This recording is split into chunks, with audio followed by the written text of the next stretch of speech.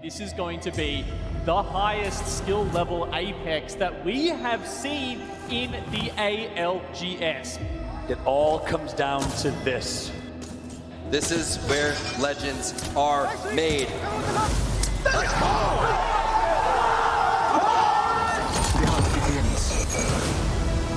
Many players here from many countries and much on the line. It is do or die. It is win or go home. Oh my god, he's shredding them! 3, 2, 1, shoot. Let's go, let's go! Let's go!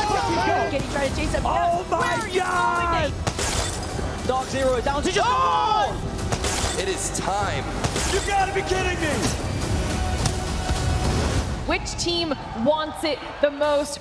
This is where the great separate themselves from the rest. This is what's scary about this lobby is anyone can suddenly pop off. It's time to step up or go home.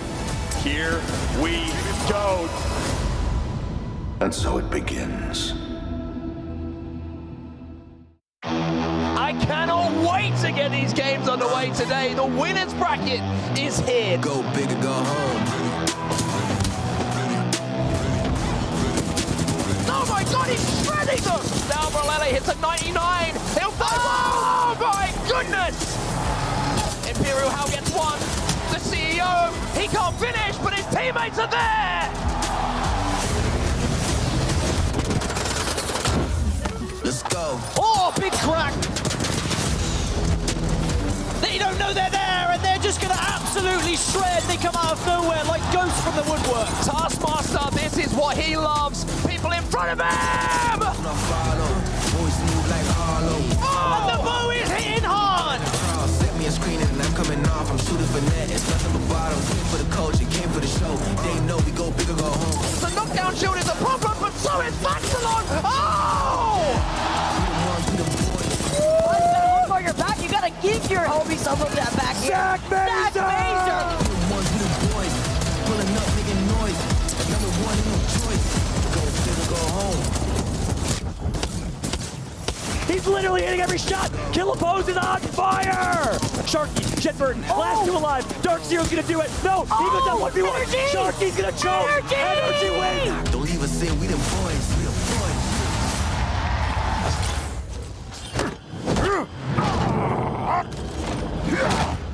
Let's go. Go big or go home. Let's go. Go big or go home. Yeah. Big dog. Go big or go home. Go big or go home. Pulling up like Tahoe. Go big or go home. Ice in my vintage gelato. Back to that defensive wall. Vaxlon into play and watch here, maybe not. Maybe it is. Go big or go home. Go home. Let's go.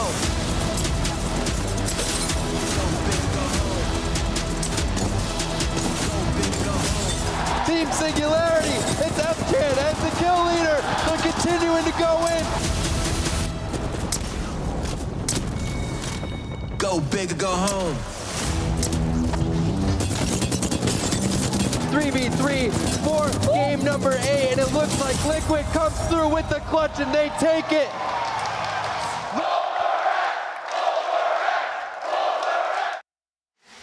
Welcome to the biggest day in Apex Legends esports history at the PNC Arena in Raleigh, North Carolina. If you're in the stands, make some noise, get hype, and let them know what Apex esports is all about. We got fans from around the world. We have teams from every part of the globe coming in to represent their country, their name, and their year of sacrifice, hard work, and determination to make it to the last day of the year of our ALGS Year 2 season 2022 in this championship day, and to do their country, their name, their brand, and their families proud. We are so happy to have you here at the PNC Arena in Raleigh. My name is Rain Day, and of course I am joined by none other than Tom, Telestrator Taylor, T-Squared, my man, and of course Lauren, Glitter Explosion. It's so great to have you two here. What a moment we are experiencing. The biggest moment in Apex Legends esports history. Heck, it could be the biggest moment in Apex Legends history since the game launched. I am like electric with energy. The crowd is fantastic. We haven't even started. Yeah. The games are going to be incredible. The amount of competition, the competitive level that's here right now, it's unmatched. This moment is unrivaled, that's for sure. For all of us here in the arena and for all of you at home. We miss you, we love you. I know if you couldn't make it here this time, we expect to see you next time because it is an unforgettable time that we are all having here. But of course, yesterday we have had a lot happen already to get here. Day 3 was a big set of storylines that almost surprised the world for a few teams that couldn't make it in. Yeah, I've been battling it out since Thursday, right? You had to go through group stage, you had to go through bracket stage. We saw an insane set of games last night. These players are now duking out on a completely different format now when it comes to match point, but we have by far the best 20 teams in the world right behind us. Lauren, going into finals, the teams are set. We have seen the ones who have proven they can be here on Championship Sunday. What's standing out to you as one of the biggest stories to mention amongst so many? Oh my God, it's so hard to choose so many recognizable names. Obviously, the teams that came in through the winners bracket going to be starting off with those additional points. That's going to be huge for us to be paying attention to throughout the entire finals. But even more surprising was some of the names that we saw down in that losers bracket yesterday. Yeah. Not something we expected to be really kind of biting our nails. Was TSM going to make it in? Something, right. Like, that's not what we thought was going to happen. There's just so much talent here. Yeah, an underdog squad, you know, TSM, nobody's right. heard too much about the Apex scene. They barely squeaked in. Of course, a little sarcasm there to start out. One of the biggest names almost didn't make it, but you look at Alliance, you talk about a team that's got almost a redemption story, split one playoffs, feel like it was stolen from them in many ways, but that was by Ascend, who played phenomenally. They're in here to prove it wasn't stolen. We deserved that win, even though we were on game 11, game 12, and we've got that elusive match point, which we know how dangerous it can be if you let a team like Optic Gaming get in the mix in those final circles, or Dark Zero are winners of the Sweden playoffs. I could go on, and I won't. I'll save you the time for our casters. We'll talk about it a little bit later. But what are they all playing for today? It's the biggest prize pool that we have seen. $500,000 to the first place team today. We will be giving that away, Tom. Insane, $500,000. Everybody that made it here, all 40 teams are gonna be walking away with prize money, but everybody wants that first place prize and that amazing trophy. The best part about it too is that everyone that's here in top 20 still going home with bare minimum of 18K. They've put in the work all weekend to get themselves to that final stage, going home with some well-deserved cash. So well-deserved. And if you're watching and supporting, we couldn't do it without your support at home. And so we're giving back a little bit today. For something we like to call Twitch drops. That's right, of course. When you sign on and you're watching today, even if you're in the crowd, feel free to have your phone going. I don't know what the internet service plans are for your, you know, whether Verizon or AT&T's got it going on. But if you can, watch, because you will earn these skins for free. And this is the only place you can get them, Tom. The low-key flex. Hey, if you don't end up winning the trophy, you can always get that trophy right there. What's your favorite one, Glitter? I mean, I'm not gonna lie, I'm a huge fan of the Hollow Spray, but that Revenant is looking really clean. All right, well, Apex Mobile is also available for you if you want to download it, or if you're on your phone watching, make sure to tune over to that. It is an incredible game, and you know what? We're not just gonna stop there. They've got a new battle pass. They've got a new character coming out very soon, and we're going to show you a little teaser of that in between some of the games today. So keep your eyes on the screen. You're going to get some cool content from us today on Championship Sunday. Nothing better like that. And of course, if you know that you have a player that you're supporting, maybe it's Imperial Hal, the CEO. Maybe we got some sweet dreams. Okay, there it is, the CEO. He's got a lot of votes. You know, it might be Sweet Dreams, who pulled off one of the best 1v2s we've seen yesterday. Or maybe the Furia man, his Watson, who was coming in with some plays that I'm sure Liquid was not happy about, forced them to do a lot there. You can vote for them in the ALGS Monster. Just to throw out a couple other names, Vaxlon with the most damage overall. You got Mandy, who's also second in damage just by 1 point. So all of these players deserve a vote no matter what. So here's how you actually do this. You are going to be able to choose yourself who gets the MVP. You have to include hashtag ALGS Monster Energy MVP, but you can do this on YouTube, Twitter chat. You can do it on Twitch chat as well, as long as you include ALGS Monster Energy MVP, as well as the hashtag of the player you are voting for. We will be giving out a special interview and a special trophy at the end of the day for who you decide. And so that's really what I think is very, very cool about this experience. There's such an interaction between the fans, not only here in the arena, but obviously here and at home watching as well. We are getting ready to kick this off. The games are very close to starting up, but before we do so, in this stacked lobby of 20, we've got a few that stand out.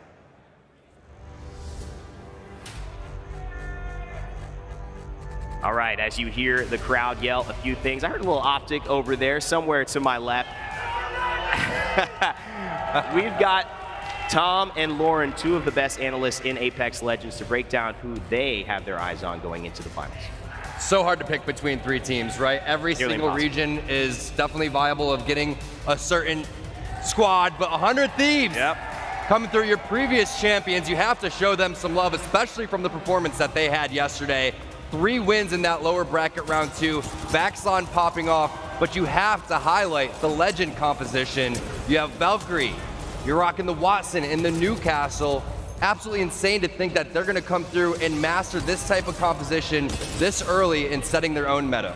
All right, then next up on the list, we have EXO. Now, we need to talk about them, okay? Not only are they coming into the finals with 7 points, so that's going to be pretty huge for them, but they're a squad that's wildly flexible. They can either be super, super aggro, or they can find a spot, hold it down, and kind of bunker. They have 2 of their players, Dexter and Killapaz, both in the top 20 with their average kills. And talking about those international squads, Tom, huge Thailand fan base. They've got to do it for the fans.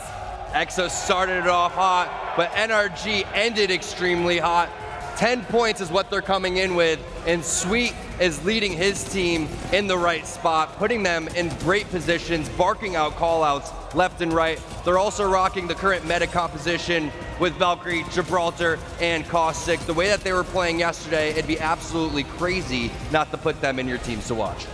Well, those are the teams that we gave the spotlight, but if they're going to take it today, they're going to have to earn it. We'll see what happens. Keep watching. All right, thank you so much to Lenovo. These teams to watch are always a great thing for us to put together to kick off the day. But again, we talk about match point. We talk about the format that I think in esports has kind of taken this world by storm. You got to win to hoist the trophy and get the prize pool in first place, Tom. And any team in this top 20 can win. And you think about a team like behind NRG, Furia, for example. Yes, they were the #1 point getters overall. They even got second coming out of the winners bracket, but they've only won 2 out of 26 games. So you have to get that match point and you have to get that big dub. I mean, it's going to be interesting to see how they decide to handle that, because they have been one of those big slayers, but then when we're talking about the consistency, that could really work in their favor for match point. I mean, I'm thinking NRG, I'm thinking 100 Thieves. After the performances we saw just yesterday, it's going to be hard to top that. And we haven't said the names Cloud9. We haven't said Dark Zero. Yeah. You know, Albrelelli coming in with a story that I think Zach back with a redemption arc, and he was joined us on the desk just a moment yesterday as well. So there's so many things to talk about, but this is an interconnected space. We've got most of the community here, and even some more, I think, iconic members of the community you might recognize are standing over on stage with James Banks. It is Championship Sunday, Rally! 40 teams are now down to 20 on our Championship Sunday, all looking for a piece more of that $2 million prize pool. This beautiful trophy to the side of me that they want to put their hands on and they want to lift at the end of the day. They have worked so hard. It has been a global fight with the best teams from around the world. And only one team will walk away as true legends of this tournament. So shall we bring on the teams? Starting with 100 Thieves.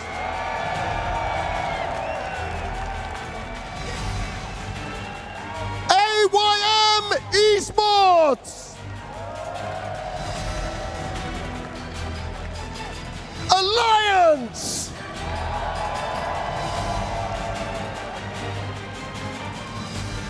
Fnatic!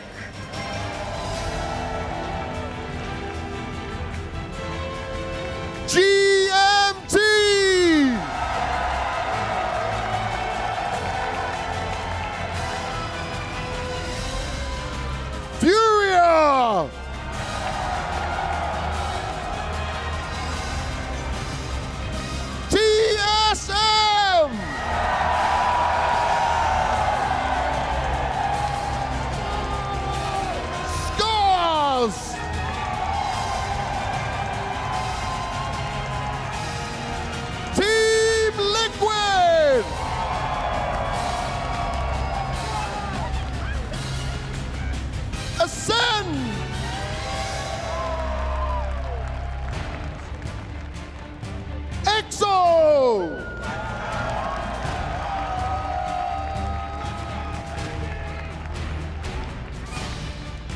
Space Station Gaming.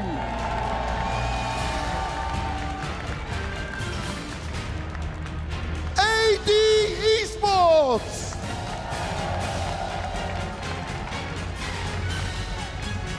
Dark Zero.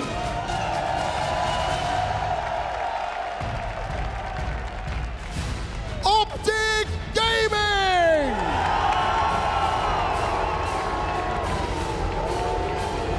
Team Burger.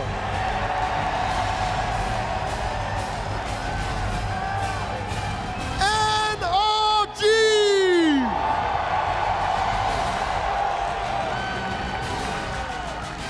IG International. Cloud9. And last but certainly not least, Zeta Division.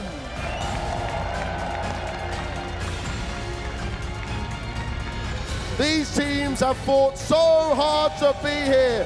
Whether you're the thousands in this arena or the millions watching at home, you should be giving it up for these legendary players.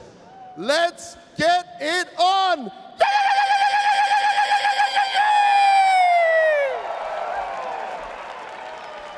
Oh man, James Banks bringing it in. Oh, we are so glad to have him as a part of this community, and we're never letting him go, that's for sure. Just some great moments there. You saw Jim Burton getting up. Papa Jim Burton is in the stands today, by the way. See if you could spot him out. He'll be talking about Jim Burton a lot if you didn't have any problems trying to find him. But I think, Tom, when we look at this, the stories are endless. And some of the maybe the fairy tale stories, you looked at Rambo getting up for GMT, the fans excited about what he was able to do. A kid from a small beach town living a dream. We have a chance to see if that dream will become a reality today. And if you get an opportunity to watch how they've progressed from where this tournament started to where they're at now, you would think maybe they wouldn't have made it this far, but the fact that they got more games under the belt, they've been vibing the entire time. Their listen-ins are my favorite. Well, you know what? My favorite thing is when we have a chance to break Apex down. And, you know, there's almost nobody better to do it. He had to fly a long way to be here with us for this event, and so we got to highlight what Genome is going to help us figure out for the drop spots in Apex Legends heading into our finals. There's always a big question in Apex Legends. Where are they dropping? And we've set up a little graphic for you guys here. Now, are they bloodthirsty teams? Are they teams that like to keep it in the zone and rotate nice and fast? Okay, there's big differences here. We've got teams like Furia. These are one of the most aggressive teams. They've been playing Fuse, you know, all these aggressive characters to get right up in their faces. But you know, they're surrounded by other teams like GMT, 100 Thieves, Alliance, all very fast rotate teams. So on a day like today, these guys, if we get, say, another one of those fish farm zones, where are they going to look for the kills? They're going to have to go down here. These teams are going to be rotating faster than them. So many things to think about. And we move across to something like World's Edge, and it's going to be you know, a different question again. You've got Team Burger, Dark Zero, all these teams that are, again, very fast at rotating.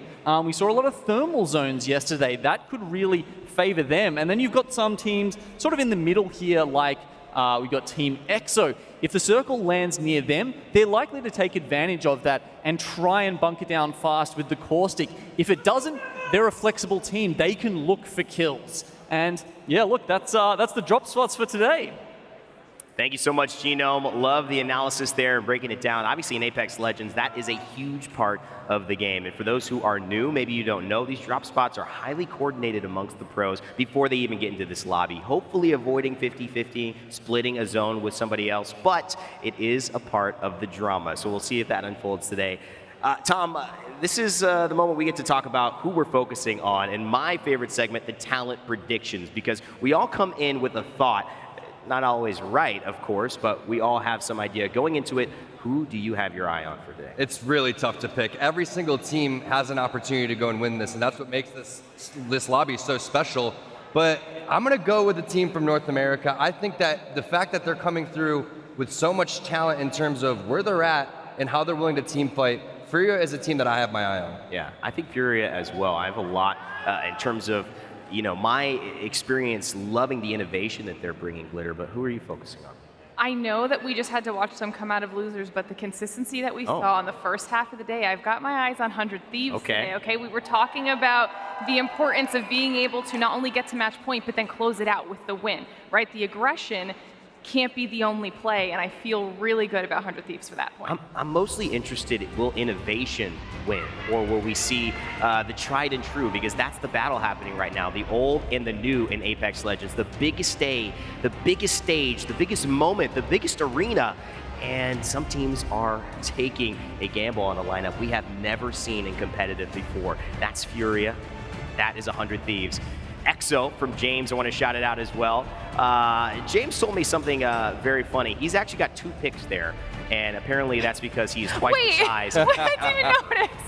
Good thing they only put one up there because that's the cast. Cheating's not allowed here. Yeah, well, he's right there. No, he's twice. He's got Liquid and EXO. He just didn't see. Oh, they just put his face twice. Yeah, double vision. I want 2 picks. I like 2 Bardoffs though. 2 Bardoffs is better than 1. It is, certainly. Too much height for this crowd. It's like a combined 13 feet on the desk. I don't think we need all of that right now. Of course, it is all about to unfold. For those just joining us, you are catching us at the perfect moment. These teams are getting ready for our exclusive, our elusive, and our exciting match point format. That means you've got to win or it's not over, and we keep on going. I know the crowd at PNC Arena is hyped for that action. I know our casters are hyped for that action, and it is no longer time to wait. It is time to go. It is the ALGS Championship Finals Day of 2022. Make some noise, and let's get it on.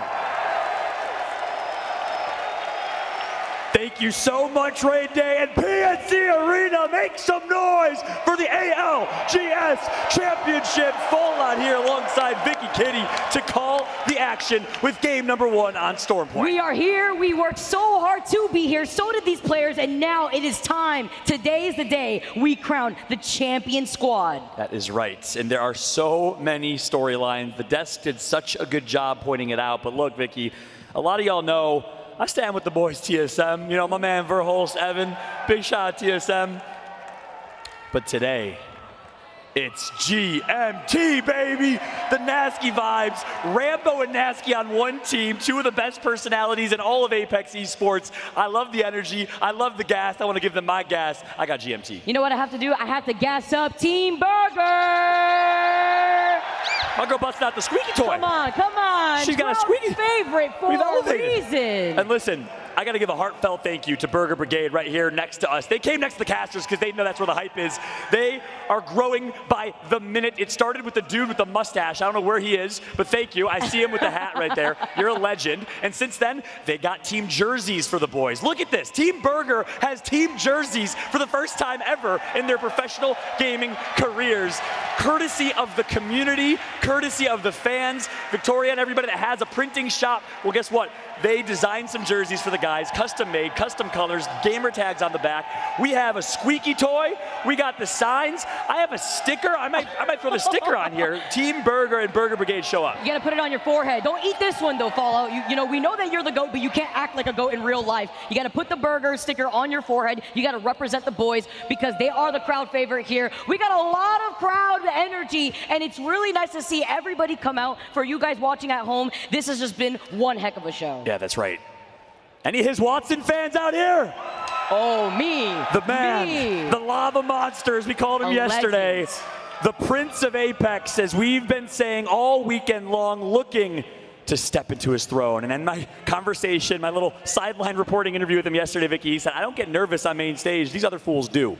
My man threw shade. My man is here to play. And speaking of people that have been here for a minute, it's the oldest pro player, I think, in Apex Legends. My man Hockey's holding it down. Big shout out to Hockey. He's 26, 27 years old, team captain for Alliance, the IGL for this team, former military in Sweden. So respectable. I have so much respect for him. And not only that, he's still fragging out. Take a look at his stats, Vicky. I mean, you have to respect your elders. You have to understand why this man's got the accolades that he's got here on this team. But NRG is a team that this arena is looking forward to seeing.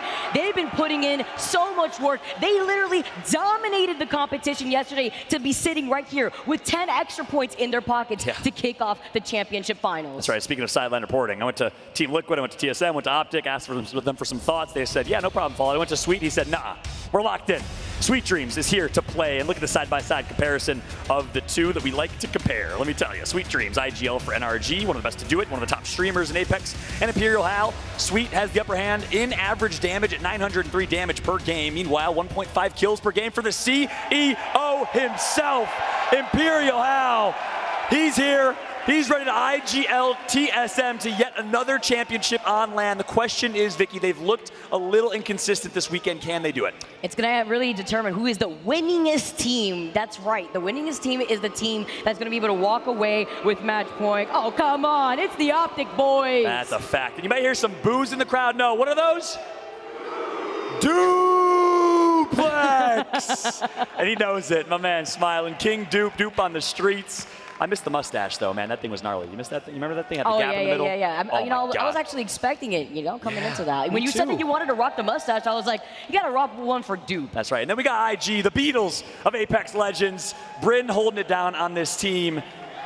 And then you have the European multinational squad hailing from Denmark. Mandy playing for his dad, watching at home. Mr. Hype Man himself. RPR from Croatia. Tai Sheen from Germany. They are here. They are ready to play. Can we give a shout out to the esports parents that come and support watching these players do what they love, do what they do best? It's such a beautiful sight. And speaking of which, I got to give some love and a shout out if we come back to show. Oh my God, look at this. You got to be kidding me. That's the dude from Toy Story. Is that really what his Watson looks like? That's the best meme I have seen all day. There have been some top tier memes and signs. His Watson sign has to take the cake 1,000% as we show some of our teams hailing from APAC North. We know what they're capable of. AD, formerly known as AD Raccoon. It's Obley, it's Parka, and it's Kanpu. They've been playing so well. We have not been giving enough respect and credit to this team. Obley, arguably the best mechanical player in the game. You know who we have to give respect to, though? The people who made it into this finals bracket. It's going to be Team Liquid, who won the final game that last game. We got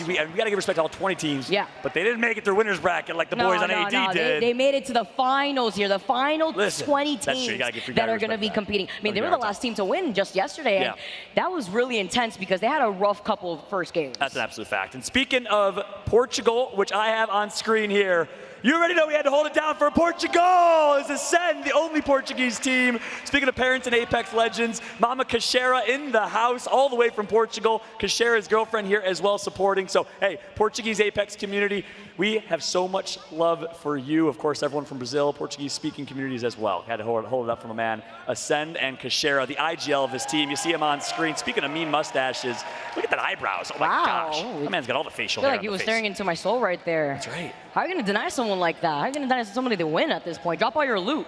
That's a fact. That's a fact. And hey, look, game number one around the corner. Apologies all for the slight delay here as we, of course, have to build up the hype for game one. EXO, if you've missed it, if you're just tuning into the ALGS here today, first off, you missed out. Second, welcome to the competitive Apex community, the most hype esport in the world. It's because of teams like this.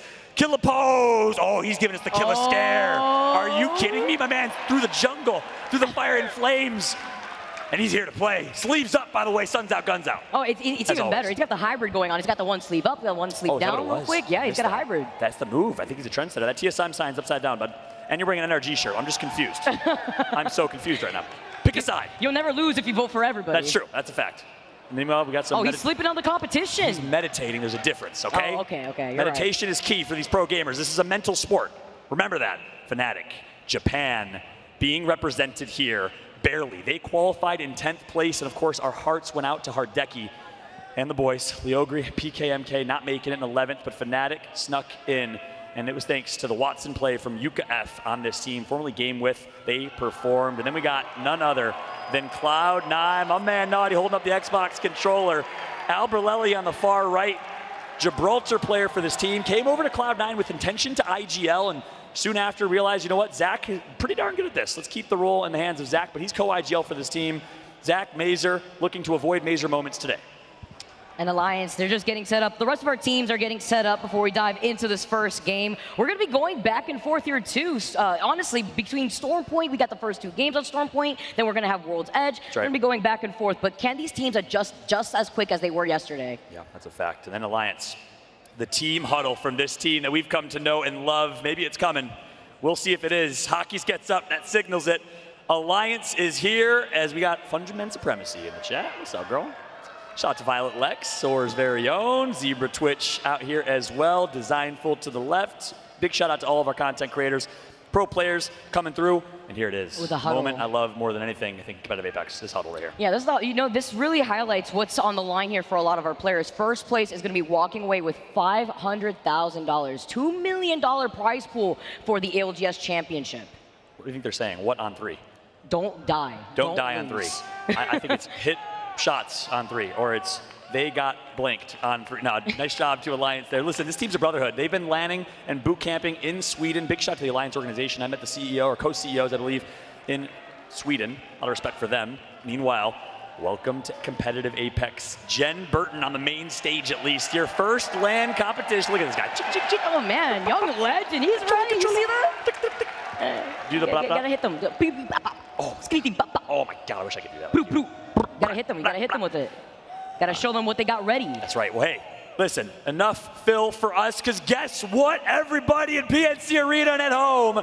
Game number 1 is here. The ALGS Championship for $2 million. The inaugural championship on LAN to crown 1 winner. Not 5, but 1 global champion. Who will rise to the occasion here, live in front of an audience of thousands? Let's find out here. Everybody's here to rep their team. They're excited to see some good Apex, and that's something that we all share in this arena, that we love Apex Legends. Absolute fact. There's nothing like walking into an audience and having thousands of people who share the passion that you do for the game you love. I met Light and so many others in the crowd who came by themselves and said, I came by myself because I knew I'd meet family here. I'd be leaving with family, and they did.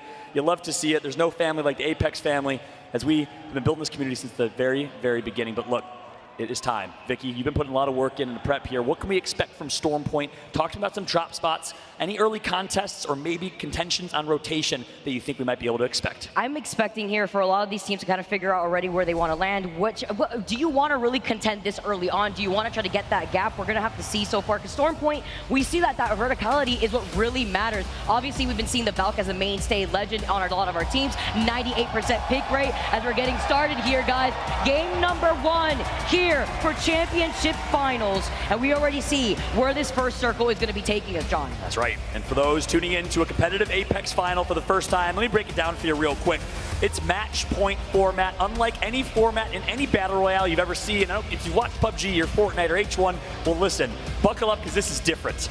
No longer will it be a 6 or 8 game series where you know which team's going to win after 7 games because they're winning by a mile like 100 Thieves was yesterday. Instead, you have to get to 50 points to unlock what's called match point. Yeah. Once you unlock match point, you need to win another game to then end it and be called the champion. So with that said, expect some crazy moments. In Poland, we had an 11-game final that just kept going and going. We had 12 teams on match point. You think it's going to happen here? I don't think so. You know why? I know we love Apex. I know we love Apex, but we have to talk about what's different between Poland and what we saw in Sweden and today. As we take a look at the circle, anonymous mode is on. Yep. These teams need to be aware, because we saw what happened in Sweden when a lot of our teams were able to pinch that squad here, and we're going to see if that's going to happen again. We have to get to match point. You have to win that next game afterwards to be crowned the champion, like you mentioned. It's consistency that's the key, and that's why we were talking about earlier. It's the most winningest team, that consistency. It's going to be able to crown that winner. Yeah, as a result of that, from a team composition perspective, you might see comps like this. Zach Mazer on Seer. I know you like the aggression from Zach and C9 early, but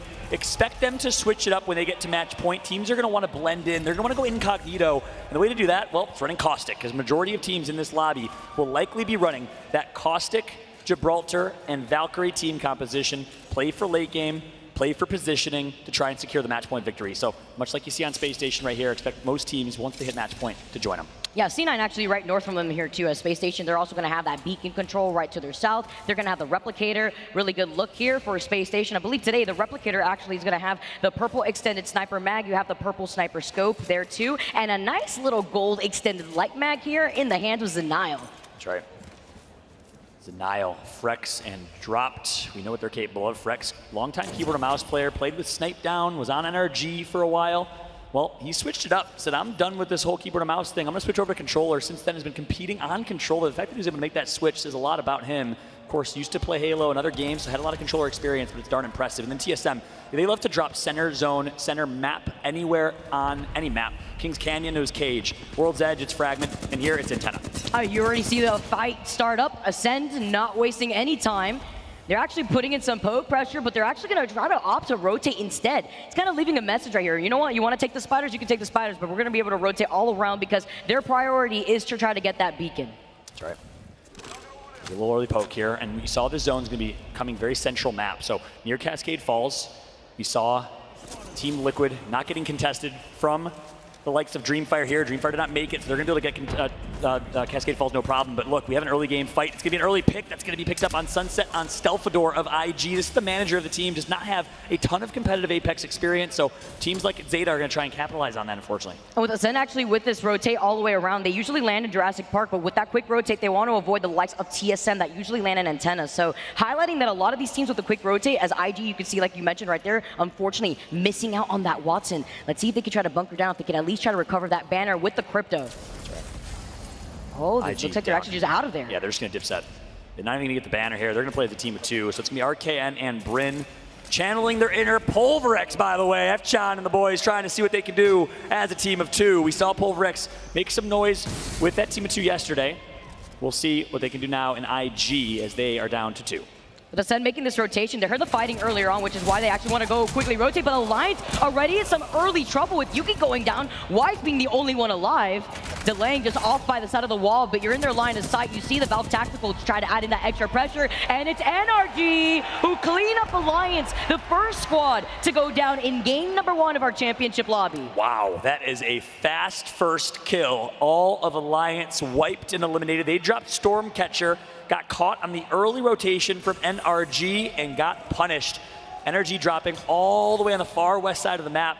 Nice shot from them to take out Alliance on the rotate and get some early positioning here as we jump on board with Scars, a team we need to be highlighting a lot today. But look at this, our dominant team from yesterday, 100 Thieves under some duress. This team won 3 games in a row. The Arcs are getting sent out, but they've lost out on Scurry. Amu getting hit as well. Is he going to drop down? He's got the PK in his hand. You see Vaxlon has a purple shotgun bolt. It's looking nice, but they're getting shot off to the side. 100 Thieves now in a lot of trouble as Team Liquid are the ones infiltrating the inside of this building, but the third party's moving in. That's right, Fun Knock going to get revived here. 2 members down for 100 Thieves, so they have time to reset, and they got to be careful because this is third party central. Skittle Cakes, we know how nasty is these close quarter combat situations. Fast sensitivity, super high DPI, just switched over to keyboard and mouse a year and a half ago. He's been insane. He's got to go big with his duo Duplex now. Gilderson's such a talented controller player. They're going to sit, reset. Nice shot hitting reset here. Nice nades come through as well. But is this fight worth fighting right now? You are in the middle of a lot of the action. TSM is moving in on this fight. Zeta Division is moving in on this fight. Energy is too busy actually infiltrating a building to hold on for that final circle positioning, as Optic Gaming may be in some trouble if they don't set up some of these caustic traps. And the question is, what do the 100 Thieves do in this scenario? I mean, they've been obviously happy watching Optic come in and buy them some time. I think they have to be still alive. Anmu's going to get knocked, actually, to the hands of Missile Swarm coming through from Knocked on Valkyrie. So, 100 Thieves still alive, but damaged as it currently stands, and it's an Oreo cookie. 3-stacked sandwich here for Team Liquid. Optic Gaming, 100 Thieves underneath. And look at this, TL obviously running Loba for now. But who's the milk? Who's going to get the double dip here as Team Liquid is stuck on the high ground? They note that Optic Gaming is right behind them, right underneath this building. More squads with this building in their line of sight. They have to play this safely. They don't need to overcommit for loot because, like you mentioned, they've been rocking the Loba. This is where they found that success. Oh my goodness. Knocked Pete for 1 second and lost his shield. Wow. Scurry. They have his banner, but look at the damage. The defensive bombardment's going to come through, and it's going to put Vaxlon down to 40. Anmu. Watson. Used to be such a great Ashe player, completely altered his playstyle for his team, playing Watson instead. But look at this, Team Liquid versus Optic Gaming, pound for pound 3v3 fight. They may have gotten the lower hand against Dreamfire yesterday, but for now, they're looking great. But guess what? Skittlecake's still alive, like he always seems to be as Caustic in these scenarios, and there's no Caustic on Team Liquid. Exactly why they can't even try to push, but they're still in the line of sight of Team Liquid as they're going to be able to get Fun right back in this fight. Nocturner trying to go for the reset. Optic Gaming need to go for the reset themselves. That's right, TSM enters the fray. Team Liquid backs against the wall, need to go big. Let's jump into a listen-in with Team Liquid last alive. Okay. All right, good block. Everyone wants these. Sure as me.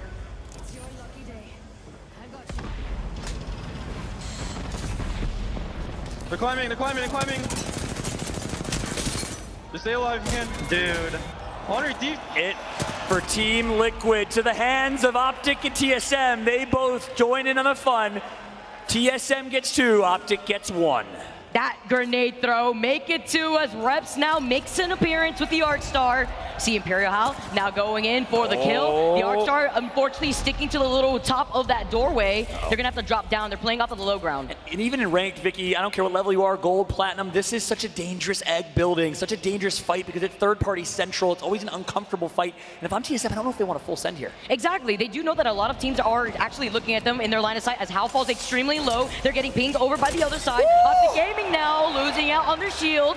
Between Reps being alive, they still have the dome, but they've already used it. Vicky, Reps is in demon mode this tournament. He's been playing so incredibly well. I looked at him yesterday, talked to him after they're barely squeaking in, and he said, I'm not losing Fallout. He's playing like he's here to win. Dupe looks like he's gone out for the count. TSM note that there's Duo right now playing from inside of this building, but can they push through this Caustic Trap as Nux gets taken out, leaving Skittles the last one alive from Team Optic. And the smoke screen of the caustic gas is gonna blind Reps there. Hal's gonna take out Skittle, and TSM gets the win over their rivals in Optic Gaming. Who wants some more here? TSM are gonna be able to restabilize. They could see that they're in the circle, but with a lot of teams already rotating into where they're predicting where the circle is going to be ending, they're going to have to look out for the squads that have already infiltrated those buildings. So now some of the slower rotating squads, Space Station Gaming, Furia, AD, EXO, Ascend, a lot of these teams are going to be now playing around the edge of this circle. That's right, 3 squads eliminated right now. I would love, I don't believe one of them is AD. I'd love to check in with AD, see how their rotation is. They dropped downed Beast, far west side of the map. We know AD, coming from APAC North, Korean team, multi-champions, one of the greats in that region, has been so dominant. And they have Obley on their team, and I mentioned it earlier, but in my opinion, Obley, so talented mechanically. Parka, Karanpu, all nearby. I like this positioning from them. And they don't have a lot of damage to their name yet, but they do have 2 kills. Looks like this is going to be one of those Cascade Outskirts Falls circles. So with AD now, going to be able to overlook what was the action going on with TSM. A lot of these teams already in Cascade Falls, so they're going to be able to have that slow rotate into that next circle, wherever it's going to push. But I'm expecting it to pull more towards the left side of Cascade Falls. Yep, we just showed that overhead map a little bit ago. In case you missed it, AD currently on the far southwest side of this circle, no one nearby. Every team is predicting a northern pull here, and that's why you see the northern side of this ring stacked with Fnatic, Dark Zero, NRG, AIM, and many, many more. As AD works their way in, they know exactly where the zone's going. They've seen it before in scrims, and they'll have a pretty clear route until they actually potentially run into Dark Zero here. Take a look at this map. They will actually run right into DZ and TSM nearby. Wondering here how Dark Zero is looking because they have a really good spot. If they're inside one of those buildings, Energy inside underneath of the high ground where you usually have that zip line too, on the outskirts of Cascade Falls is also a really good spot. That's right. And then we have to look all the way south at EXO. This cheeky strategy from them playing hard zone. I believe they have all 3 alive. Yes, they do. So EXO is opting to avoid any noise. IG got a res on their 3rd, and they are going to be also playing hard edge right now, slowly working their way in, but it's going to be a tough rotation. Valkult's going to have to be good. And you're going to have to look at 100 Thieves basically taking a page out of their book too. They are quite literally the definition of slow rotating, taking their time over by wall. They're on the wall still. Better late than never. You know how that's kind of how I show up to the parties too. Exactly. Yeah, fashionably late. Always. You know. Come on. Got to clean up whatever's left behind. It's a Greek thing, a Cuban thing. You know? Yeah, absolutely. We have to stay true to the brand here. That's exactly right. 100 Thieves kind of understanding that. Right, EXO. Talked about them. What a story they have had. If you're not familiar with this team, if you're just tuning in for the first time today, let me get you caught up real quick. Thailand team coming all the way from the Southern Hemisphere. They've looked so strong. They showed a lot of life in the APAC South Pro League and throughout, but have turned up this weekend. But right now, it's VJ having to go big for Morocco. Where do you go, though? Is this Seer ult 2? You're stuck in a little crevice right now. You can't even heal because of the Seer.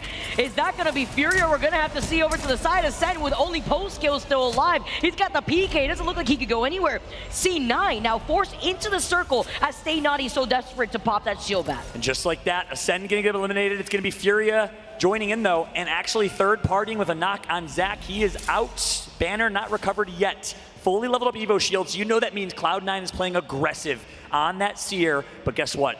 The king of all Seers is here, and it's his Watson. He's been performing, kill leader for the weekend, ranked warrior, didn't have any interest in competing until he realized, wait, I can make money doing this? The flex? Why not put your skills to use out here? And that's what his Watson has been doing all weekend long. You saw the respect from C9. They immediately dipped out of that situation. They lost a trade at the start of the fight, and now Fury are going to be able to have the rotate up ahead. Speaking of kill leaders, one thing we have not talked enough about, though, we've hyped up Watson, obviously Hal, a few others, but when you see this page flip one more time, Mandy from Scars, tied with his Watson for the kill leader. Such a popular name. Scars, multi-champs. They won the previous ALGS championship in Europe, that is, looking to prove that they're the best in the world. Obviously cannot compete with Mandy in Sweden, so the fact that he's back and the fact that he's performing like this, what a return performance from the king. Actually insane. As C9 are going to be able to try to rotate right back and forth. They were able to finally get that beacon. It's going to be Zach here. They're going to have to actually get the res outside of the circle. But with so many squads playing outside the circle, I'm expecting maybe the next few games to be much slower pace here with, a lot of our squads to kind of figure out the foundation that they want to play. That's right. All right, Cloud9 now getting a res on Zach. Zach will be back. Let's see what Zach Bell can do. Save the bell. Zach will be back and he will attack, huh? Yeah, exactly. Well, that was pretty good. Gotta hit him with the... Yeah, exactly. 1, 2, 3. VC, IG, I'm right there with you, girl. We drop bars. IG getting the res on Stealth, their coach. Obviously, big storyline today.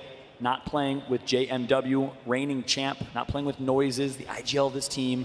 But one thing that's been true, and we got to pay respect to, is Noises has been still contributing. He's been in his hotel room, watching every single VOD, sending notes, studying, coaching our RKN on how to IGL this team to perfection, and they've gotten better and better over time.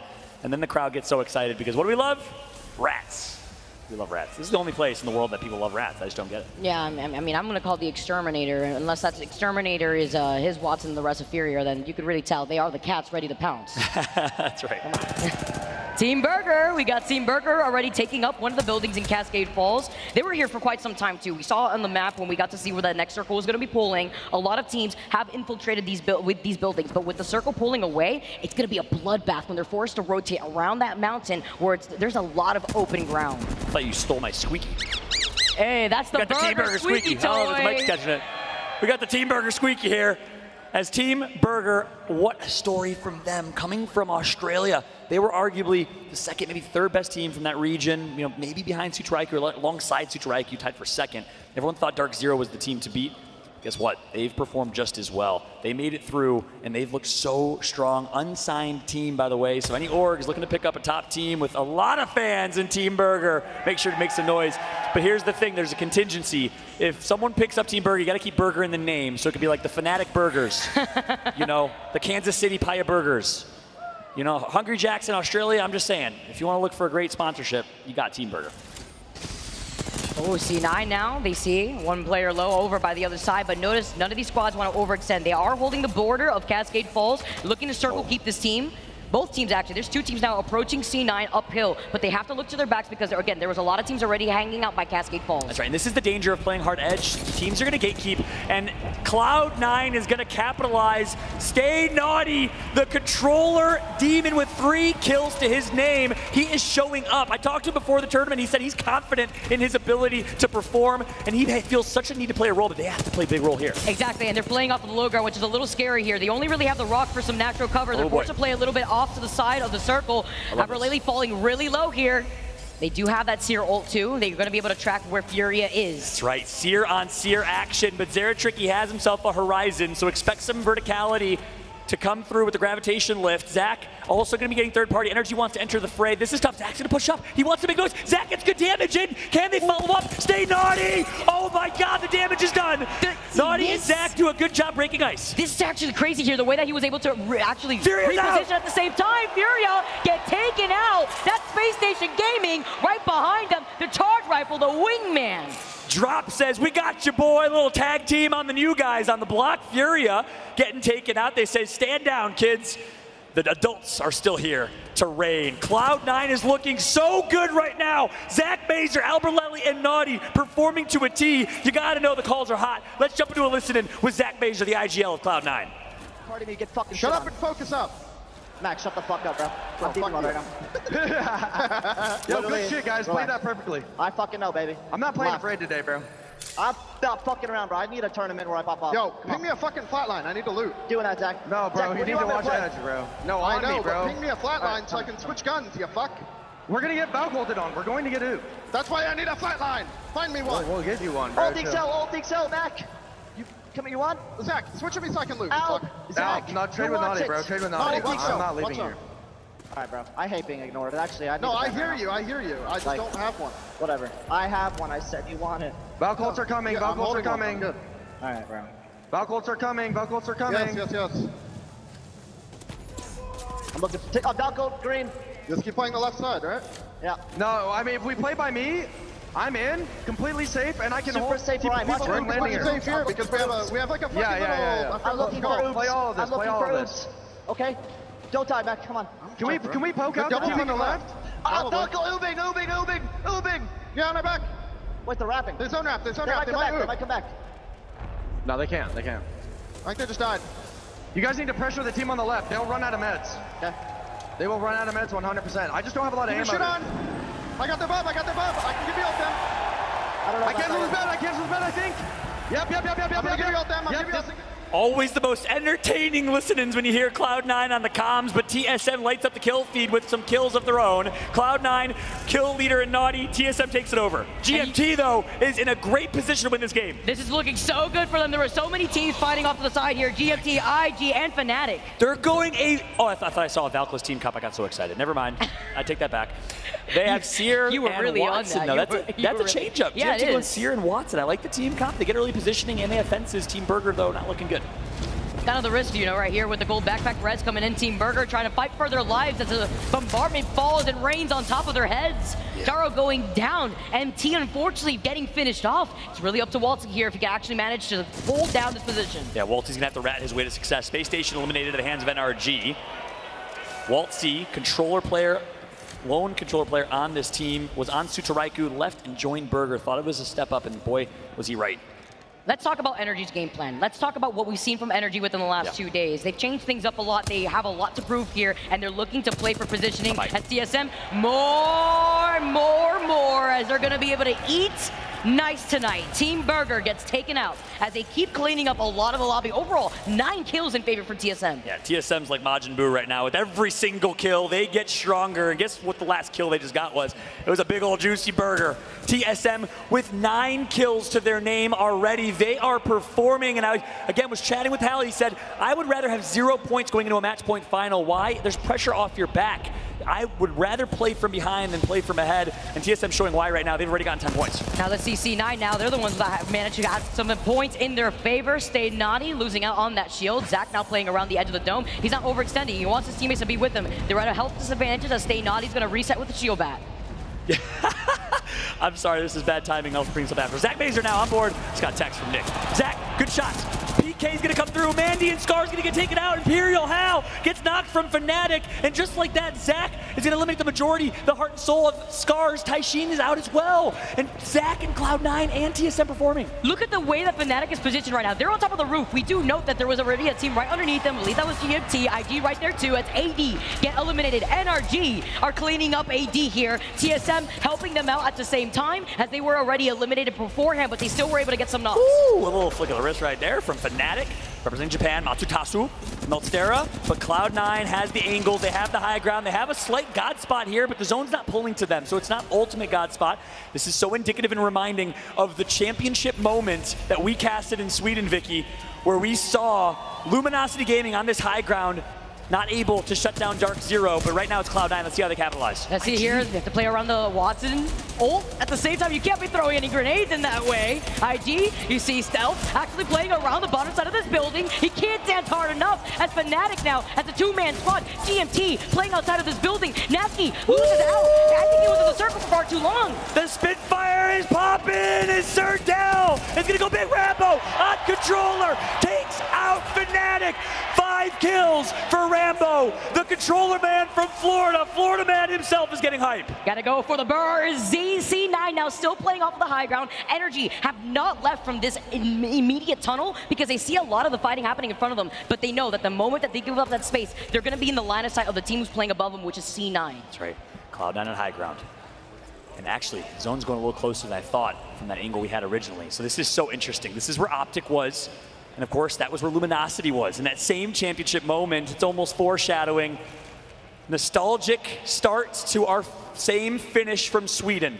And that's how we're going to kick off match point. We know how insane that final was. 3 squads remain. The defensive bombardment's going to come through. That's going to force Cloud9 to have to use their bubble most likely. No, they're just going to eat it. Stay naughty. He's going to stay up. Oh my God. He has 1 HP. You could breathe on him and flick him in the wrist, and he would get knocked. I love that decision to not use their bubble there. Yeah, they have to wait this out. He even goes for the quick shield swap, so that way with that gold Evo, he could heal up a lot quicker. That's right. Circle slowly closing in, inching, as GMT are the ones that are going to engage first. That's right. So GMT will force to fight on RG. I think Cloud9 has the win condition here. 2 Seers as well, so they can cancel heals. This is huge. Look at the angles. They're ready to beam, and the team fire is going to come through. The Valkyrie was a little bit far placed, but not going to connect for damage, I don't think. So they're going to have their Valkyrie Q, Miss Barrage for a little while. Sweet, playing patient. The calm before the storm. Look how quick they 3-2-1 Nasky. Oh my goodness. Wow. We blinked and he was gone. Yep. He's just a death box right now. As Energy are playing around the little corner, you can see the caustic trap set up as the bombardment gets set down. C9 now, stay naughty, dancing around the bombardment, but they're going to be forced to drop soon. And I love that they've defended against these bombardments without popping bubble. They're going to have bubble late here. Here comes the drop from Cloud9. It all comes down to this. NRG, Cloud9. You see Sweet right now with the Volt in his hand. He connects for 80, but he's down to 1 HP. He gets knocked. Cloud9 performing, but Rambo is alive. Rambo is going to queue his way up and find a way to survive, and Rambo wins! Rambo is a monster! GMT take game number 1 as their sub comes through for GMT, taking a page out of NRG Sweet's book after they were able to win a game similar to that just yesterday. Can you believe the performance from Rambo? He doesn't do it once, he does it twice, clutches up against Fnatic to keep his team alive, and some way, somehow, the team of 2 beats the Titans in NRG and Cloud9, and Rambo's the one who did it. The USA controller player, boys, and you see the synchronized flex from GMT. Tell me now, Fallout, do you have the script? Do you have the script on the team, Preds? You had GMT on your sides. Why don't you just flash that jersey, because they deserve it after taking game number 1. GMT! That's a fact. I was just going to throw my headset. I don't think it's going to. We're not doing that. That's not going to work. No one saw that. Thank goodness. I do know. Listen, when you believe, you believe. And when you believe in that man right there with that luscious hair, it's Rambo. You got to know he's going to show up. Energy's contagious. These teams have the most ultimate, immaculate vibes, and I can't believe GMT performed that way. What a start from the GMT boys. Look at this. Hold on. We got to flash it up a little bit here. You know what? This is beautiful. Ooh, I'm sure a little too much. It's beautiful. Come on. You flash that, I'll hide this a little bit. This wow. is Look so at that. nice. Big respect. So nice. I believe from Azerbaijan is the GMT organization. Young man starting this org and picking up this team. It's amazing to see. 21 points each for Cloud9 and GMT. They show up, NRG with an 8-kill game. But look at TSM with 9 kills, 12 points for them. That's going to put them in 4th in the overall leaderboards here. But keep in mind, Cloud9, NRG all start with a few points because they came in from the winner's bracket. NRG in particular started with 10, so that'll put NRG in 25 points, just 25 points away from match point. And game number 1, that's really what it matters here, because they held down that positioning from the very beginning of the game. They knew that there was a lot of fighting happening in front of them, but with that extra 10 points, they knew that they could be pretty lax. That's right, and flip side. Quiet start from the boys who dominated yesterday in 100 Thieves. Dark Zero, the former champions from our last LAN tournament, only 1 point. Quiet from them as well. So we'll see what they can do. Keep in mind, they are coming in with a few points. I'm excited to see the overall leaderboards here in a moment. But your thoughts in this one as we take a look at the damage done. Walk us through it, Vicky. What I'm really excited for is to see how Rambo went ape crazy here. 2,000 damage, 2.2K already in that game 1. What does that mean in terms of momentum for GMT? Because you know that they ride on that confidence. You know that even if they don't take the dub, there's still that 2nd place, 3rd place winner to go in and say, we still did it. Yeah. We still are out here. You see the thumbs up. He's got nothing but smiles right now from Rambo. You know his mom's watching at home. So proud of this young man and the professional he's become. Player for Torrent, joined the Torrent roster, and in my opinion, helped them elevate, but it wasn't enough. They weren't able to qualify to be here. Came in as a substitute, ended up subbing for Mady, and you know, in my opinion, and I actually got this confirmed from them, that's a great substitute because they picked up a dominant controller player. They now have 2 great keyboard and mouse players in Nasky and Dell. Dell is one of the most underrated players in the world, by the way. Picking up a controller demon like Rambo is huge. Let's take a look. And this is absolutely huge. Wow. I know we highlighted Energy starting off with points, but so did C9, who are only behind them by 2 points. GMT, with that victory, skyrocket in 3rd place with 21 points. Slowly, Fallout, that gap is starting to evolve. That's a fact. TSM started with 0, but earned 12 with 9 kills. That'll put them in the top 5.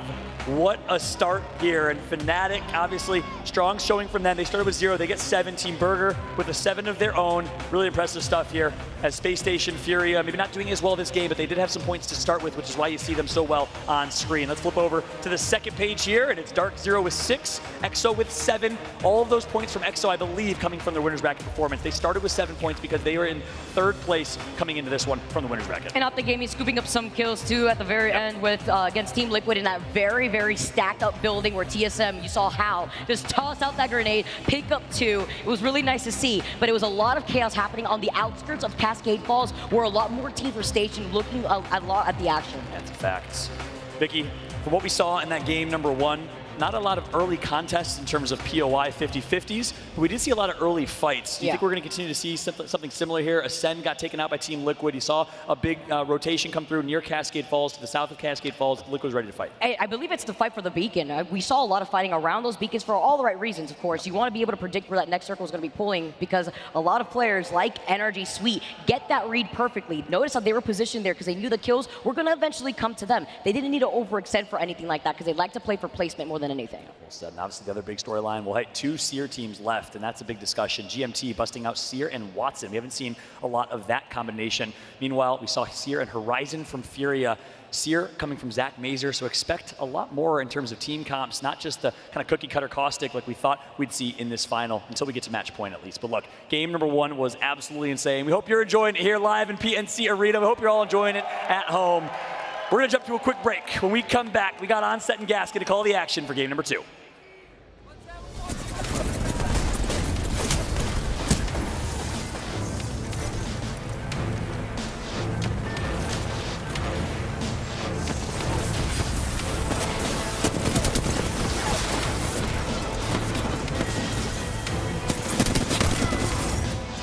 Monster Energy, the official energy drink of the Apex Legends Global Series.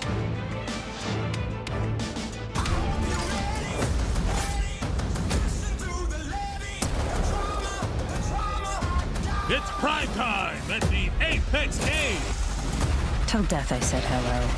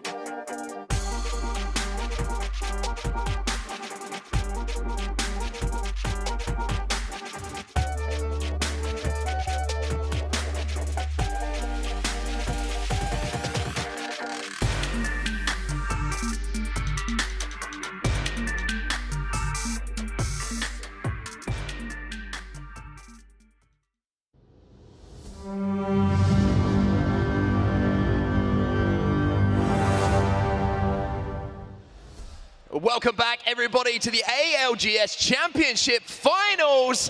And what a start to the day we have had here. GMT coming out of the blocks hottest on Storm Point with a huge win on map number 1. And GMT, one of the few teams who hadn't actually got a victory all tournament long coming into these finals. That is so important to break that duck, because it gives you that belief that, okay, as we go into match point format, once we reach match point, we can get a victory.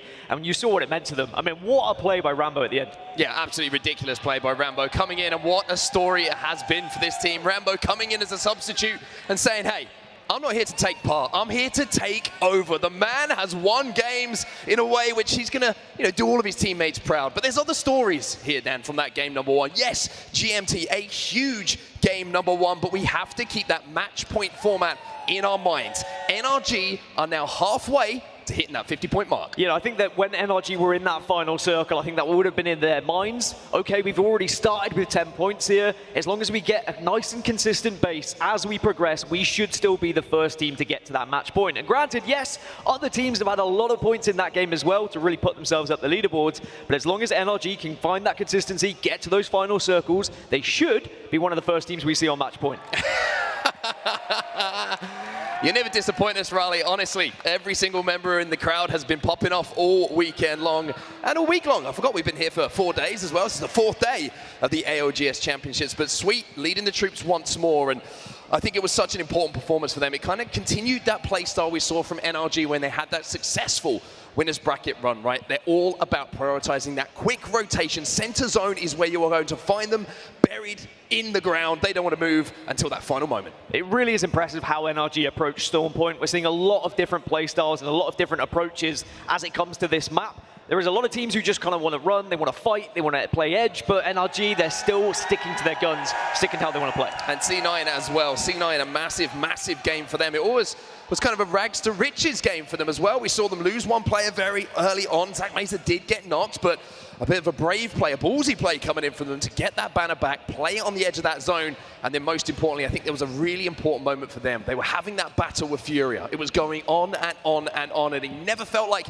anyone really had the upper hand until Space Station came and cleared the way for C9. And I do think that Cloud9 are a team who are finding more success on Storm Point rather than World's Edge. So as we go into match number 2, and it is Storm Point again, this is when you need to be picking up your points before you go over to arguably one of your weaker maps. Well, let's talk about Storm Point a little bit. We've been the Storm Point specialists for the majority of this tournament, but talk about the Storm Point specialists from a stats perspective and who we've got on this main stage. Well, TSM have been far better at Storm Point. They really have found their victories there, their points have been there, and they look like a different squad. They look a little bit lost on World's Edge, so arguably you want to see them get their points here on Storm Point as well. You're also looking at teams like Team Liquid, Optic Gaming, Alliance have all been better statistically on this map. So if you are one of those teams, if you know that you've been stronger here on the map, you have to make it count here, because otherwise you go into match number 3, match number 4, and you can really fall behind the pack. And also, I feel like if you get those points on the board early here, a strong start on Storm Point puts you in a position where you go over to World's Edge, you have playable areas, you have more predictable kind of final zones, which a lot of these players would have been playing for years and years now on World's Edge, where you can kind of hunker down and look to lock down a first place finish. I feel like this starting off on Storm Point is massive for the context of these games. Yeah, when you talk about momentum and you talk about being able to bring that into like the next matches, it's so important because you can play your play style going into World's Edge. You don't have to think about changing composition. You don't have to think about chasing a pack. And when match point comes into it, you don't have to think about or worry about other teams that are going to be in the equation. Instead, you just focus on your game. And there is the Team Burger faithful. They have been making noise all week long here in Raleigh. Look at these guys. They are loving every moment of Finals Day. They would love a Team Burger victory, I tell you that. But Team Burger are one of the few teams who still haven't found a victory yet this tournament. But I'm sure maybe they're saving it. They're saving it, I think, for it's today. a good time to save it. It's a good time to peak. We've always said Apex Legends is about peaking at the right moment. Speaking of which, this man on your screen that we just saw very momentarily there, here's Watson. He has brought some slaying prowess to every single lobby that we've seen him involved in, and that's been one of the reasons that Furia have been so dominant in the kills department. I mean, Furia have outslayed this entire tournament by an incredible margin. They were tweeting about it yesterday saying, like, dude, we are so far ahead of everyone else, it's unreal. But is that still going to work in this Grand Finals lobby? This is arguably one of the biggest and best lobbies we've ever seen in Apex Legends. I mean, just going through some of the signs that we're seeing here, it's great to see different teams being supported, different players being supported, and most importantly, the Apex Legends Global Series being supported in such a strong way. Team EXO as well. I mean, what a performance has been from them. Scars also, a great run from them. I mean, the losers bracket run from all of these teams yesterday, it was a marathon for them to even get to Sunday. I just wonder how much it took out of them. And as we briefly touch on Scars, because they were on our screens, it's another team who hasn't found a victory in this tournament yet. But when they do get rolling, when they are on match point, they're still a dangerous team because they are a championship winning team. They've done it before, and you know full well that trophy could very easily be lifted by that squad. And that trophy that you're seeing right there, yes, it's a new one for this year, but both Scars, like you mentioned, and 100 Thieves both have possession of their respective regions' ALGS Championship from the online competition that we had last year. So in this lobby, we have two former champions, alongside, of course, playoff champions, Pro League champions. It really is just a star-studded lineup here. And let me tell you, the games are just going to get more and more intense as we roll through finals day here. You can see on your screens, if you're in the arena or if you're sat at home, the game number 2 is loading here. We're back into Storm Point. And Storm Point means aggression. It means the likes of Fury are going to be looking for kills. It means the likes of C9 are going to be looking to pick up those pieces when they can third party. So many squads have found far more success here on this map. And you need to get the points now because we are already going to be edging closer to match point. Remember, NRG starting this game 25 points. They are halfway towards match point already. Well, the dropship, as you can see, is taking its path over. The teams are on their way down, and we're going to get a first look at where that circle is going to be pulling very, very soon. And it looks like we're going out towards the western side, sort of central western here, Dan. Very, very interesting to see. Yeah, this could potentially pull over towards the mill, or we could see something somewhat similar of what we saw previously. You could see it bang in the center of that circle. You see that watery area in the middle. And we have seen a few teams find success with a circle like that already, but it is going to pull a little bit further towards mill. And you could argue this is perfect for the likes of Optic Gaming, who do drop in mill. They could set up, but at the same time, Optic sometimes do like to play edge. They do like to kind of rotate in late. So it's whether they will leave this or whether they are going to set up, hunker down, and prepare for a potential victory. Just looking at some of the other teams in the vicinity of where there's beacon information, where the circle will be pulling as well. You have IG inside of there. Victus Gaming, a strong performance from them in game number 1 as well. And NRG not too far away over at checkpoint as well. NRG may already be making their move as well. When you think about what NRG have done and how they've succeeded so far in this tournament, it has been those early rotations. It has been getting into those prime positions as soon as possible. And if they do have the beacon information, you better believe they are going to be transitioning very quickly over towards mill. But you don't really want to be taking a fight. You know that Optic Gaming are landing there. You know how good Optic Gaming are in those 3v3s. And what fights we had in match number 1, may I add. The Optic Gaming versus TSM scuffle was incredible. Yeah, there's going to be some stories for sure as these games develop and even the 3v3 fights develop. So many players are going to have to hit those clutch shots when it really matters. Space Station Gaming, I mean, as crazy as it sounds, how we haven't even had the opportunity to mention Space Station, apart from them getting involved in that Furia versus C9 scuffle we saw a little bit earlier on. They picked up a couple of wins yesterday here on Storm Point. And Space Station have been a solid, consistent team across the board of both maps. When we look at how teams are playing on World's Edge, how they're playing on Storm Point, Space Station are pretty even across both. And I think that's very impressive. Yeah, that can be shown in their performance. When we were in that winner's bracket, I've spoken to a lot of the pros, and they were saying that winner's bracket lobby was the toughest competitive Apex Legends lobby anyone had been involved with. Space Station, if you're looking at them and saying consistent, they came 3rd in that lobby, which shows how good they were. And the toughest lobby until now. Like, it's just become even more difficult now. We've got to the grand final, and suddenly now your share of $2 million is also on the line. Remember, first place takes home $500K. This is life-changing money for a lot of these players on the stage, if not all of them. Liquid already looking to try and make a little bit of a rotation here. And they're going to get the knock as well. You got to be careful. That missile swarm can hit hard, and Nathan has already gone down. Yeah, Nathan down here for NRG, and what a topsy-turvy day it was for Team Liquid yesterday. Storm Point was not good for them. 3 games where they were contested, and 3 games where they got no points on the board. But for now, they're looking a little bit more solid. The same cannot be said here for NRG, as Nathan has fallen. Sweet's having his shield cells broken as well, or having to use the shield cells to get the shields back up, I should say. And Rocket's just trying to get anywhere near him to get this game back on track. How desperate do Liquid get for these kills? And who else has been able to hear this commotion to potentially pick up the third party? But NRG just doing what they can to stay alive at the moment. But Sweet goes down, and NRG, this looks like the beginning of the end here in match number 2. One player alive for NRG.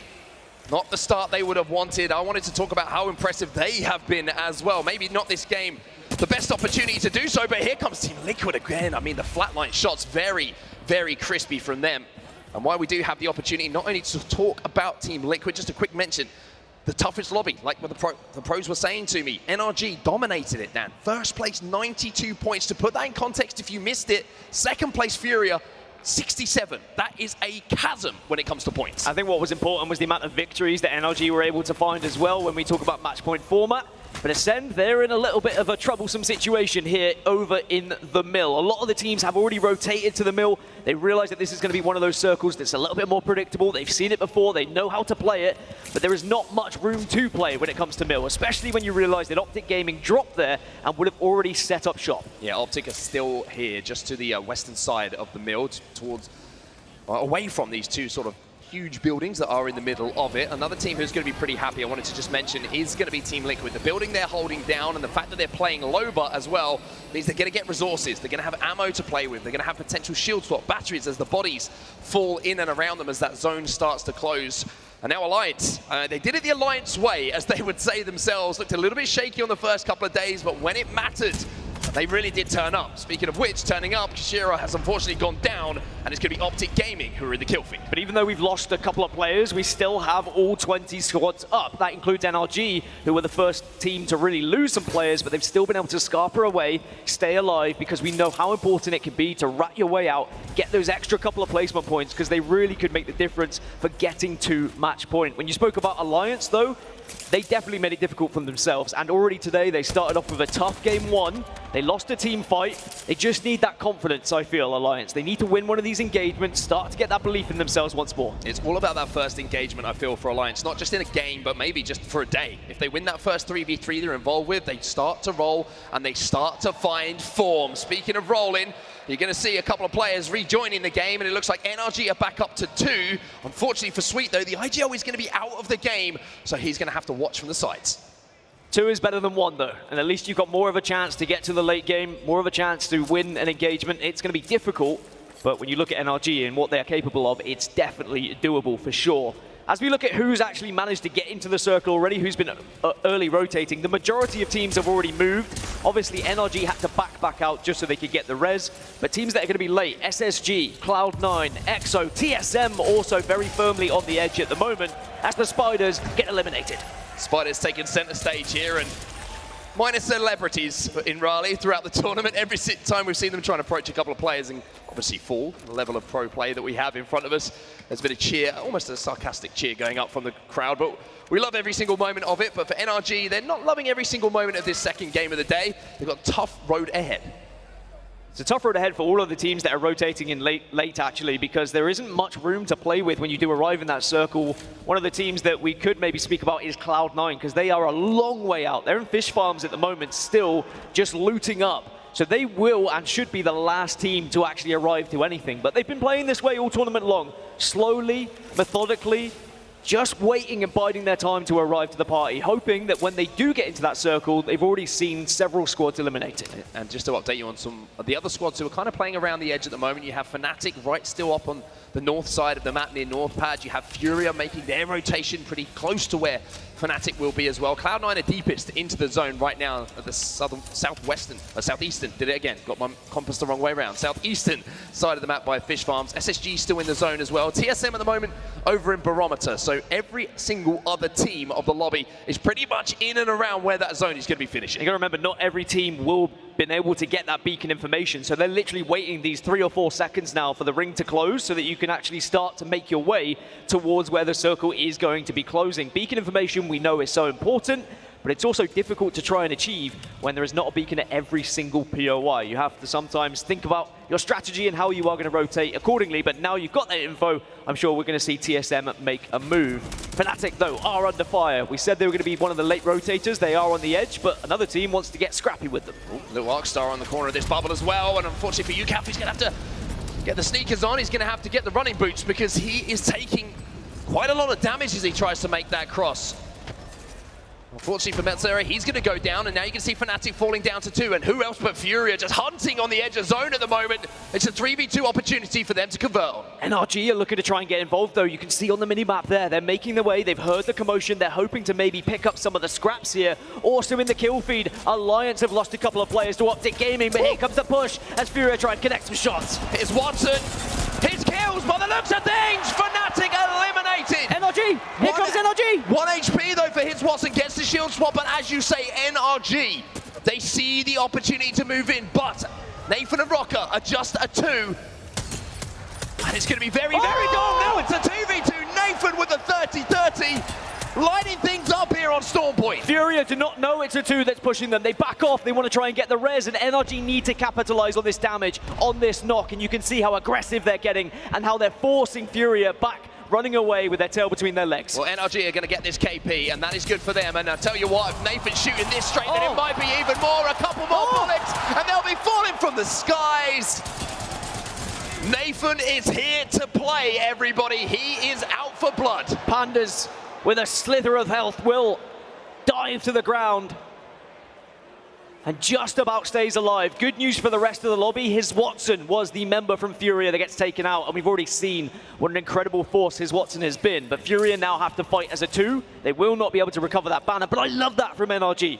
They hear that there's going to be a fight going down. They know they could potentially capitalize on damage that other teams have been able to do. They made themselves big. They made themselves look like a 3. They also hit some incredible shots as well. Well, the interesting thing here for NRG is that Sweet, obviously, out of this game, he will be able to IGL and watch the screens for sure, but not enough of the light has been shined on these 2. We always talk about Sweet, the IGL, the micro decisions he's making in the end game. You need 2 players who bring the brawn as well, and that's going to be Nathan and Rocker. These guys, you get a bubble down, you have a fight, you have to win. It's very, very rare that these 2 will not be doing the damage to clean things up. And it's not going to be the easiest way into the circle for these 2 now without the Valkyrie, of course, but because they've eliminated those 2 teams that were close to them on the edge of that circle, they should have a fairly comfortable walk in as long as Furia don't come back and try and bite them from behind. Well, for now, it's going to be a little bit of a lonely walk for NRG. They've not really got anyone in the vicinity that's going to cause them any problems, like you mentioned. Just having a look over at our map as well, 100 Thieves slowly making their way in. And I mentioned Team Liquid in that building early on, right? That's exactly where this zone is going to be ending. So Team Liquid, a team, I mentioned their trials and tribulations yesterday.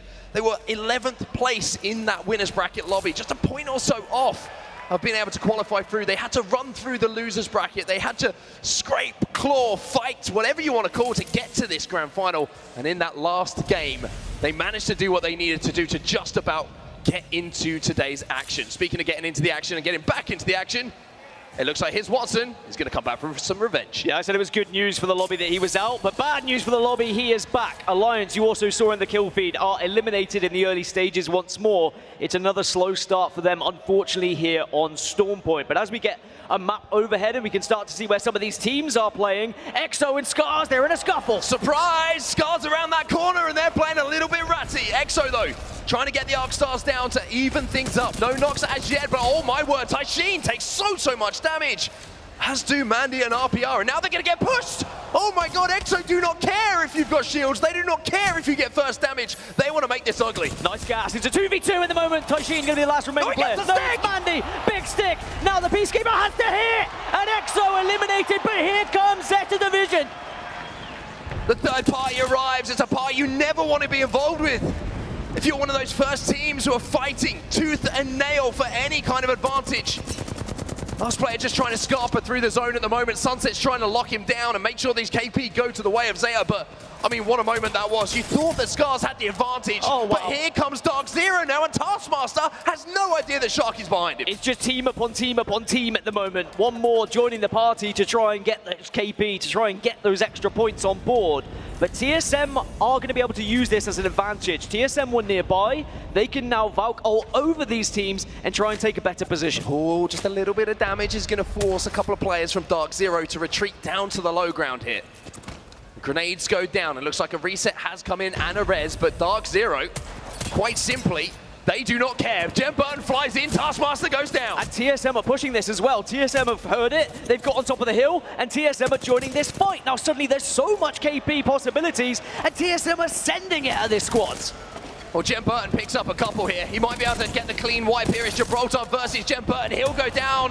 Sharky has to finish this off, but as we know, just around the corner is going to be TSM. But can they capitalize? It looks like they'll finish a couple of the knocks, but it looks like the KP might have just escaped them. But TSM are not going to be the last team to this party. C9 are coming, Burger are coming. Everyone wants to get in on this action. Everyone is hearing this commotion and thinks they can do something. But Scar's still alive. Somehow or other, RPR is still fighting here. And it seems like he's going to elongate the game for just a few more moments. Team Burger still overlooking all of this action. Scars eliminated. RPR did what he could, but Vaxilon was there with that 30-30, that darn 30-30 to pick up yet another kill. Because TSM gave up this high ground, Burger have been able to take it right off them. C9 are now trying to escape from the fight, but 100 Thieves are in the vicinity. They've also heard what's happening. It seems like all these teams playing Edge, playing late rotations, feel like this is their chance to pick up some KP. 13 squads now left. We lost a lot in those last few moments in that fight in this southwest area. And now all these teams are starting to think about zones, starting to think about trying to rotate in. I think everybody who's approached this lobby today has tried to approach it without fear. And sometimes that means we're going to get a little bit of crazy fighting that go down in these early stages. The adrenaline is flowing. The triple take not quite connecting for now, but as the shots don't connect, let's see if the comms do. We're jumping into a listening now with Team Burger. Team Burger. I don't know how safe it is if Dog's coming here. I think they're going to fight. They might. We just got to play like down here. We got heaps in. Yeah, I agree. 100% I agree, dude. Okay, really good play. They're fighting here, I think. I'm going to walk in now. Yep. Yeah, we're good. I'm going now. Okay. Somebody else I'm staying up a little bit. Shoot these guys! 50! Force these guys to fight. Land it here. Yeah, look to bully.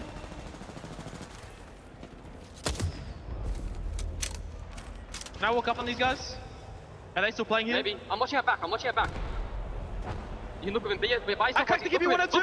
Look with him. Look with Walty. I'm almost gonna kill. Look with me. I'm looking with you. These guys are in shambles here. I'm ulting them. No, don't. I'm not gonna be ulting. Get to ulti. Get to ulti. I might send you ulting. Almost track the kill. No, we're good. Just. I'm backing up. He died. One died. In the gas. Back one. In the gas, space. Do not let us get wrapped, boys. I'm turning around. Yeah, turn. They're wrapping us. Keep ulting them. Yeah, give you up. All 3. Are they backing up? Swing left. I bubbled up on the crates to take space. I don't know where they are. Any tags? They slid back. Okay, they're gone. We're good. Fuck, boys, we need to be more fucking aware. Cannot be giving up our backs like that. It's fine. We need to loot. Did you guys get a kill? I'm holding them. Hold it back. I'm holding them. Yeah. Alright, I'm walking up. I'm holding them. Wait, give me still knocked here. Yeah, you have to finish. I don't know where the third is. That's a little bit worrying. That's him? I'm switching to a wingman. It's bugging out. Well, as we jump back into the action here, Team Burger surviving and they're picking up a couple of KP alongside it as well. We see the team in front of them. That is TSM. We also saw Cloud9 in a lot of trouble. They may have been eliminated while all those scuffles were going down. NRG were also eliminated during that listening as well. They got pushed by Furia of all teams back to a full 3 as Furia are still alive on the edge at the moment. On the other side of TSM, by the way, is Ascend. And Ascend are trying to get an angle on them. Ascend are trying to hold out TSM. You can see it on the minimap there. So really, if TSM are going to get in, they have to either go through Ascend or over them. Well, Verholst has got that gold armor, which means a couple of shield cells are going to be able to quickly get his shields back, but Verholst's not quick enough! That's post-kill! is going to step up here for Ascend, and now How and Reps have got decisions to make. They cannot afford to wait and go for Verholst res. Instead, they have to push in because the circle is going to tank too much damage. Reps is taking a lot, but Imperial Hell has been able to at least get away. Team Liquid get eliminated in 11th spot. Well, Hal says I've had enough of this. I'm out of here. I'm going to try and survive. Reps, best of luck, my friend. I'm going to survey the area, see if I can find you somewhere to play, and it looks like Reps might have been able to survive as well. So TSM slightly separated from each other as we've seen Burger also make their move onto the top of one of these buildings. And who's dead center? Of course, Optic Gaming. They landed here, and now they wait as GMT are winners of game number 1. They've also found a building. Space Station get eliminated in 9th place. TSM Imperial Hell's just been taken down as 100 Thieves join the party. And now it's all up to Reps. The Kraber is the difference maker. And Reps says, leave it to me, gents. 100 Thieves still inside of that zone. You can see them. Onmu is going to be a danger. He has that Kraber still in his hands. AD also in a great position here on the high ground, overlooking all of this. Flash damage isn't enough to turn into a knock, though. And with our 8 squads, Optic Gaming are the only team within the next circle at the moment. AD are very close, though. They're just wary of stepping in case another team is waiting for them, as 100 Thieves maybe look to try and take this position away from their opposition. As Team Burger have just lost one, Furia are still causing havoc in this lobby. Their positioning has been excellent. They Valkolted in quite late, but they really found room to play inside the mill. You can never forget about Furia. They will come back, and they will take the fight when it's needed. For now, though, Reps still alive. TSM are still kicking. 100 Thieves are out of here. They make their play with the Valkol. And that's good news for Reps. He can definitely try and avoid things now. It's going to be flesh damage for GMT. On to 100 Thieves. But 100 Thieves, where do they land is the real question. Looks like they're going to try and play the northern side of the circle, perhaps. But Team Burger now eliminated. 7 squads left remaining. And Pandas has just become kill leader. Furia are doing what they did yesterday. They're doing what they've done all tournament long, and it's absolutely dominate when it comes to those kills. Well, 80 still have a great position here, up on that high ground, just communicating with each other about where all of these teams are. Reps might not be long for this world, though, because AIM are chasing him down. TSM will be eliminated, but I want to touch on 100 Thieves as 119 pops up in the feed, because they have got the Newcastle wall down. They also have the Watson gen down. This is a fortress here for 100 Thieves. And this is why in match point format, 100 Thieves is a very exciting team, because they won't have to change their composition. This is the perfect way to try and win a game, as GMT are going to have to return to the battle, and they might be able to return above a team and behind a team here. Natsuki from the top rope. He's got an arc star and a diving elbow. Might be enough. Natsuki! Damage done. But GMT need to do more. He will fall. It's all up to Rambo once more. Rambo's done so much already in the previous game. He's still alive, and he's still going unnoticed at the moment. He should be able to stay alive for quite some time, as there's still 6 squads. Onmu once again in the kill feed with that Kraber, though, for 100 Thieves. Rambo in this position before. He's thinking, I'm good with this. I did it last game. I can clutch up when it matters for GMT. But look at AD. They have been dominating the height in these situations for so long.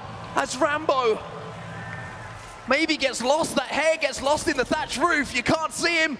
Maybe Onmu's going to find someone, though, poking up with that Kraber. Optic Gaming were eliminated. They do drop mill, but they weren't able to get to that final positions into that top 3. Surely Rambo can't do it again. Surely we can't see another clutch from the GMT newest member. But AD also in a very commandable position, but oh my goodness, Carapace somehow just stays alive. Someone get that man a band-aid. He's going to need it. Oh my goodness. I'm nervous. Nobody say anything. Nobody say anything. Rambo's laughing. The rest of the lobby won't be in a minute. I'm pretty sure last time I saw those kind of moves, it was Nicki Minaj on the screen, not Rambo.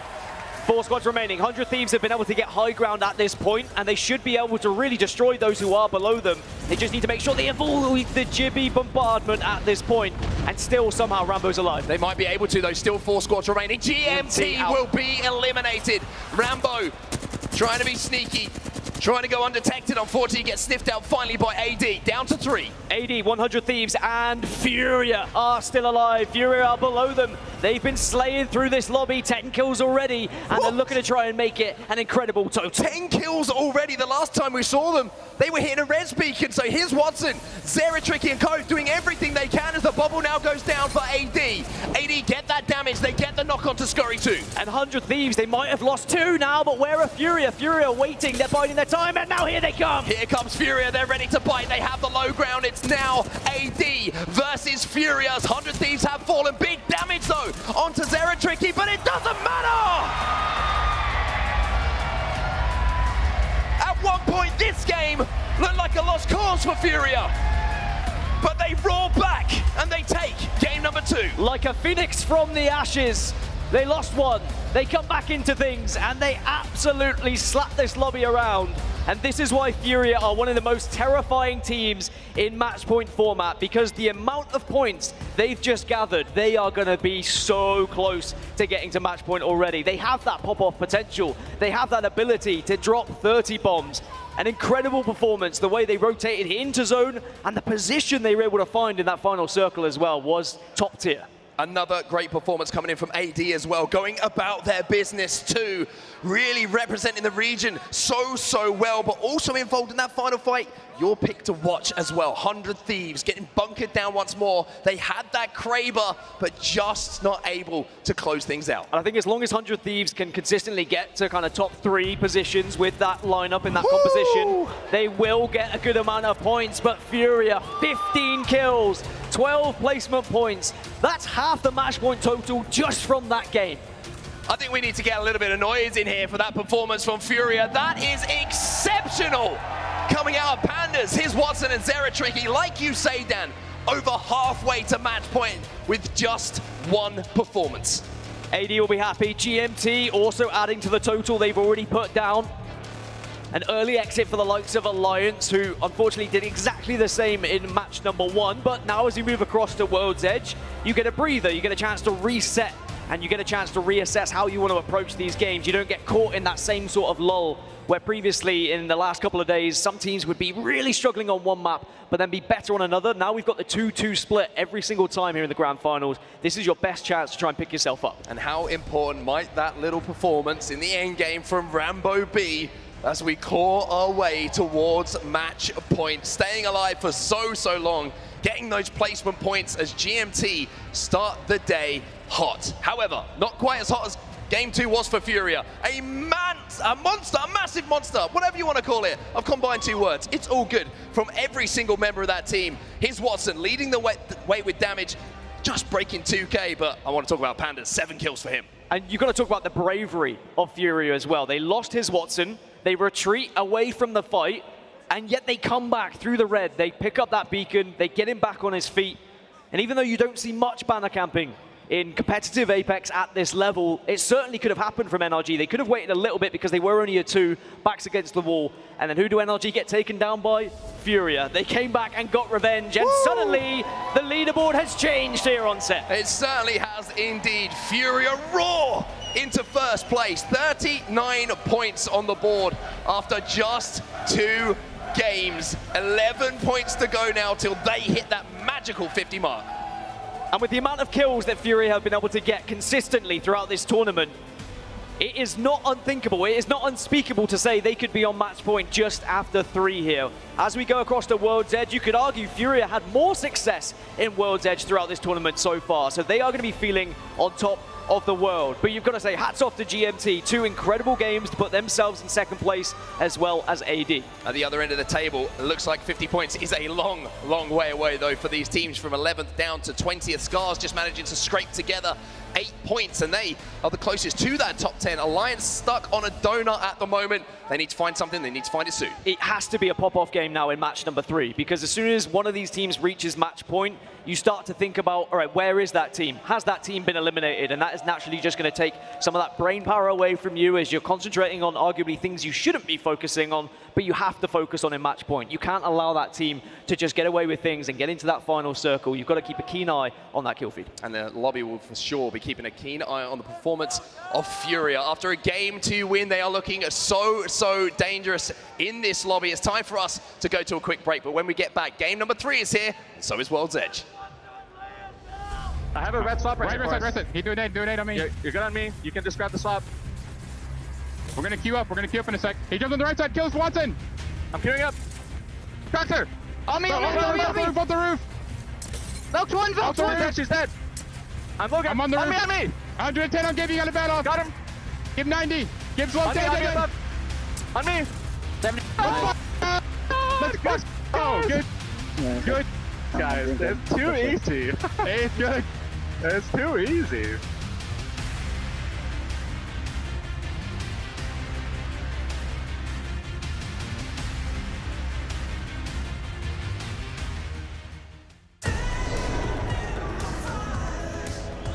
I've got everyone's back.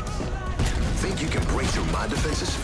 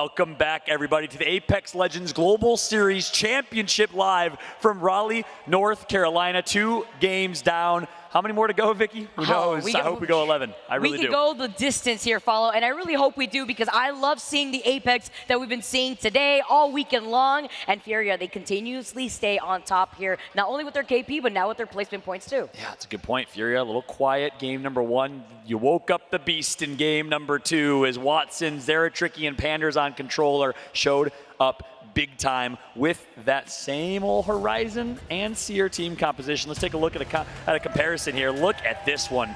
The top 2 of the tournament. Mandy, his Watson, Europe, North America, neck and neck stats. Mandy's got him in damage. Watson's got him in kills. Almost 4K. Can we talk about this in one of the hardest lobbies that you got to compete in? I mean, this is insane here. On the Gibby, of course, you got the arm shield, but it's really nice that you're going to be able to basically get the 4K badge here at the ALGS. Can you imagine?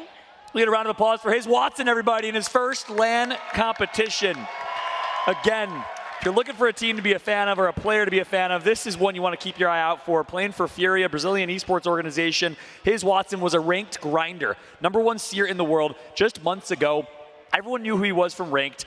People thought maybe he'll start competing one day. Furia said, you know what, we need to shake things up. Things aren't working with our current roster. Big shout out to Tech, who I know is in the house here. I know Tech's going to be back and competing again. They took a risk. They took a gamble. They picked up Watson, and they have dominated and skyrocketed to the top. I think that was a suggestion of C-Line there too, so that's really nice to be able to notice that talent as we get ready on World's Edge. I'm excited here. We moved away from Store Point just for right now. Squeeze it, Fallout, because you know already with the burger in your hand, you got to get the squeaky toy, because it's Team Burger and their fans in the crowd that are the loudest out here. That's right. Listen, Vicky, I ate a piece of paper yesterday. Plastic might kill me, but if they win a game, I might consider it. Yeah, don't do it, please. Don't do it. Don't do it. Yeah, you're right. Yeah, we'll avoid the plastic at all costs. Can we get a real burger? I don't know the Heimlich method. Can we get a real burger, please? I'll be the happiest person alive. Ooh. Speaking of burgers, we got the Burger Brigade here again.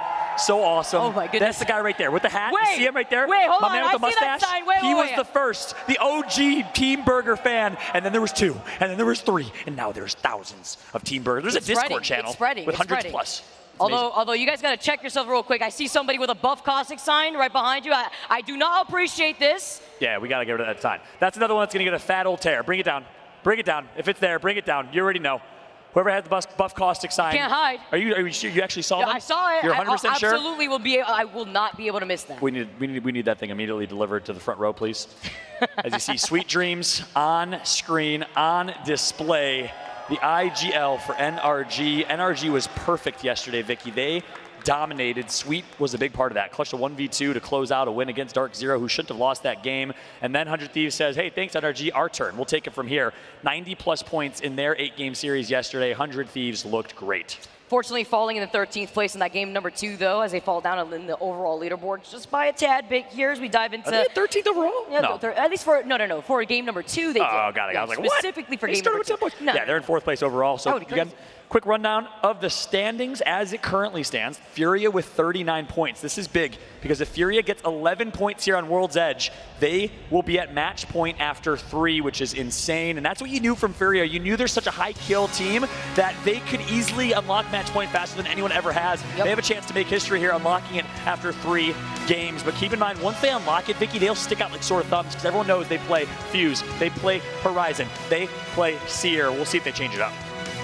That's an amazing point, Fallout. Very similar to actually how Team Liquid had to mix things up because the only squad to be able to bring out the Loba, you have to bring things and kind of change things up when you are sitting at that match point. But let's get started. First game that we have right now on World Edge for the day, but this is going to be game number 3, guys, as we get right into it. That's right. Our first game of World's Edge. Any World's Edge fans here? Any fans of the OG competitive Apex map after Kings Canyon, of course? Alliance dropping thermal station, and once again, we're going to have a southwest zone. Looks like this one will not be pulling far southwest, in my opinion. I think we'll see more of a northern pull here, and NRG likes to play that choke. Do we curse these circles, Fallout? I feel like every single time we get to World's Edge, always we see these thermal station looking circles, but it actually is looking like it's going to be pulling more to the south of thermal station. We sometimes see it end up by that choke point, close to the tree. I'm looking at Team Burger, who are going to have that information because they're going to have that beacon right south of them. So So Alliance here currently, you could see Yuki actually kind of lingering on the outskirts. As we tune into Furia here, Zero Tricky on the fuse. This is the tried and true composition that they really love to run here on World's Edge. That's right. They want kills, Vicky. They only need 11 points to unlock match point. This team comp works so well for them. You saw Zero Tricky hailing grenades across the map with Fuse's passive. Oh, man. And we know he was able to put in work yesterday on Fuse. Watson on Seer, Panders on Valkyrie, Gibulus team comp, Caustic-less team comp. You think they are required? You need the big boys? No big boys, no big legends in this one. No, you would see that the Fuse main sometimes can be a little unhinged. You saw over, 4 Thermites in his inventory for all the right reasons, tossing them 1, 2, 3, and finding some of those knocks. As Furia already going to go for the quick rotate. Love the gold Evo shield that we're already rocking off the rip. Yep, so keep in mind, Space Station Gaming drops nearby, GMT right below them in Landslide, NRG right below them in Staging. Team Liquid and 100 Thieves, always known to split Skyhook. Don't expect that to be a 50-50. They have a little bit of a gentleman's agreement that they're not going to contest one another. They will take their loot. Team Liquid gets trials, and they will live to fight another day. So that's kind of the northwest side of the map that we're seeing right now. Landslide rotations coming through, but you know GMT likes to rotate early, especially with this Watson team comp. Nasky's been doing it since the very early days of dominating the ALGS EMEA region with Nasky, Strafey, and Dell. Can we also talk about Panders real quick, who has also been able to match his Watson in terms of kills, basically? I mean, he's right behind him with the amount of KP that they've been able to tack on, as we get to see GMT Esports with a quick rotate themselves, already taking some shots over by far. This is the rotate we talked about. GMT dropping Landslide and already past Staging.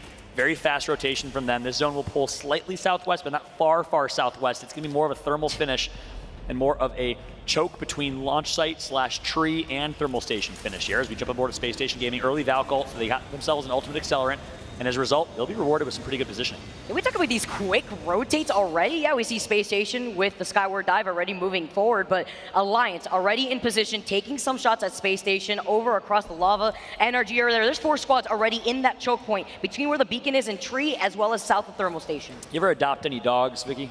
I do. Her name is Cookie. Cookie the dog. Look, you know when there's a whole litter of dogs and you get your pick of all of them? You know, a bunch of little cute Samoyeds. You want all of them. Yapping away. You do want all of them, but Alliance gets their pick of the litter right now because they drop thermal station. They get the easiest and best position. That's the benefit of these southwest zones. You got to think Alliance, NRG, the 2 teams that drop the furthest southwest have a good advantage here in terms of early rotates and positioning. What's surprising here is that NRG's kind of on that cusp, seeing a lot of the squads already making this rotate, so it shows you how quick a lot of these teams were with their own rotation as Space Station take that Pride Rock that we were highlighting before, where Energy had an insane game. And taking a look at these side-by-side stats here, Fallout, it's interesting. You know, we had the dupe chance coming in through the crowd. You get to see dropped on the other side as Space Station are going to be hugging the inside of this corner on the outskirts of Thermal. You're a duplex Shepherd of Optic Gaming. 745 damage dealt, 1 kill a game, 5 match wins on the tournament for Optic. Started really strong on Thursday, Friday, slower yesterday, and chatting with them, I posted a video on Twitter, some pre-match thoughts from them. They were really disappointed with their performance yesterday. They know they cannot play like that today if they want a championship, their first ever major championship, as they've never won a major online tournament. Obviously, no lands have been had really outside of Sweden, but nonetheless, they dominated Pro League first place, Season 1, Season 2, but could not get it done in the playoffs. We'll see if they can get it done here. Our opportunity, it's what a lot of these teams have in their sights as Optic Gaming with the Skyward Dive. Are going to be able to take a look at Ascent. See the Watson fence is already set up on that choke point, but there's a squad that they're landing on right now. They're forced to land on the outskirts of this building. They like to bully these fights, but it's going to be a Caustic versus Caustic fight. Is Dark Zero just like Caustic? No, Crypto's going to come through. I don't know if that's Dark Zero playing Crypto, but nonetheless, we do have ourselves 3v3. That's going to be Kashira actually with the EMP. He was quick with it. We saw the Crypto actually on the outskirts as Dark Zero playing from the inside. You can see no Crypto here, but they have the Caustic. They're actually looking to find the opportunity to close in that gap. Nice dome here as we see the PK shots landing, getting that knock onto Noct. That's huge. Sharky started the tournament slow. His teammates were a little bit disappointed in his initial performance, but he's turned things around. He's looked great, and that's going to be a really, really good tip of the spear. Ice-breaking moment for him. Jen Barton's going to get the knock on Duplex with the defensive bombardment, and just like that, 1 kill, 2 kills comes through. Hot potato. And you're going to see, too, Dark Zero trying to maybe see if they have the opportunity. If it wasn't the defensive bombardment that did it, they were going to try to see if they could finish it themselves, but there's a squad on the other side of tree that are already taking some shots. That's right. It was a send that honestly helped big time for Dark Zero and really shattered the shields of Optic. They weren't able to obviously shield drop quick enough, and that was enough damage to be done to get the first and early knock on Noct. Duplex followed with the defensive bombardment, but ultimately it was this play from Sharky with the Peacekeeper that made the difference. Another crypto play coming through from IG. So we got 2 European teams rocking crypto. We know APAC North likes to do the same thing. Obviously a change up here on World's Edge. You see different legends. What are the differences you can expect here from Stormpoint to World's Edge, Vicky? I feel like we're going to see a lot more of these compositions kind of go for the bunkering down inside of a lot of these buildings. It's much more slower space too. Space Station, as you said, being the first squad to actually get out of this lobby. Yeah, that's big. Good call there, Vicky. But yeah, Space Station out to the hands of GMT. That fight was in Thermal Station most likely. As we know, Space Station and GMT early rotated from Landslide and from Lava Fissure. So with that said, Space Station Gaming, one team that came and has to rack up some points in the overall scheme of things. 14 overall, got some points early, not necessarily putting on a lot to start, but GMT certainly is in second place right now with 31 points coming into this one. As we take a look at 100 Thieves. 100 Thieves playing off the high ground of this rock here. They have to watch their back sometimes too with those rotations that they actually knock his Watson. That's massive. They got a kill, full kill on his Watson. That is huge. But keep in mind, his Watson, I believe, got taken out at the beginning of that last game, was able to get res, and they ended up winning that game. So with that said, certainly down but not out is Furia. But if you're the rest of the lobby, you're on top of the world right now. If you're a fan of any other team but Furia, you want Furia to get taken out. But look at these shots from Scurry cross map. I've been so impressed by his play. 30-30 makes your eyes water from afar like that here too. Scurry landing those shots. He's got the nice 2x4, my personal favorite sight, as 100 Thieves are going to be able to kind of drift off to the right, see where the other squads are. Furia going to be able to get that banner, going to see if they're going to have the opportunity to deliver that banner to beacon, because it doesn't look like they were able to access a replicator here anytime shortly because they don't have the mobile respawn. That's right. I don't see a Moby in the hands of Panders. Likely not. Zeratrick, a little dead zone controller action for Panders here. We've all been there as controller players as he just drifts into space. Meanwhile, you do have 100 Thieves getting the damage in, getting an early kill point in. I was chatting with Scurry, trying to get some intel from him. He wouldn't budge, but I said, look, everyone's going to know who you are if you guys get match point. You're the only team that runs Newcastle. Are you going to switch it up? He said, maybe. Winky face. That's going to be nice to note. 100 Thieves has been putting in so much work with a dominating performance just yesterday, getting 3 in a row. That's right. Can you believe he hit me with the maybe winky face, though? I mean, you know, that really shows you that he means business out here. That's true. Maybe expecting that Thief fallout may reveal some of his plans. Scurry's actually a troll, though. When I leaked pre-ALGS Snap chat as a joke, he was like, don't do that, bro. What the heck? I was like, are you actually mad? I'll delete it. He's like, no, are you kidding me? I'm a giant troll. Man, Scurry is always hilarious. Shout out to him. His story is obviously great. As we take a look at Optic Gaming, he got both of the reses. That's huge. And a Kraber in the hands of Skittle Cakes. They were in shambles. My man Skittle was the mayor of Shambles-Town, and slowly, brick by brick, they're building up this city. He's got a Kraber. He's going to miss that one. How does he do it, though? How does Skittle Cakes always end up doing this? Always the clutch factor in this team. You know, he manages to make chicken soup out of chicken other stuff. I'm on board right now with Skittle Cakes. Making lemonade out of lemons. There you go. We'll go with that one instead. Skittle Cakes, the Kraber. Misses the first 2. Noct and Duplex just need to loot. They got to find something. They are in a pretty tough spot overall here as he's going to get some ticks from his barrel, and he wants to push in a little bit.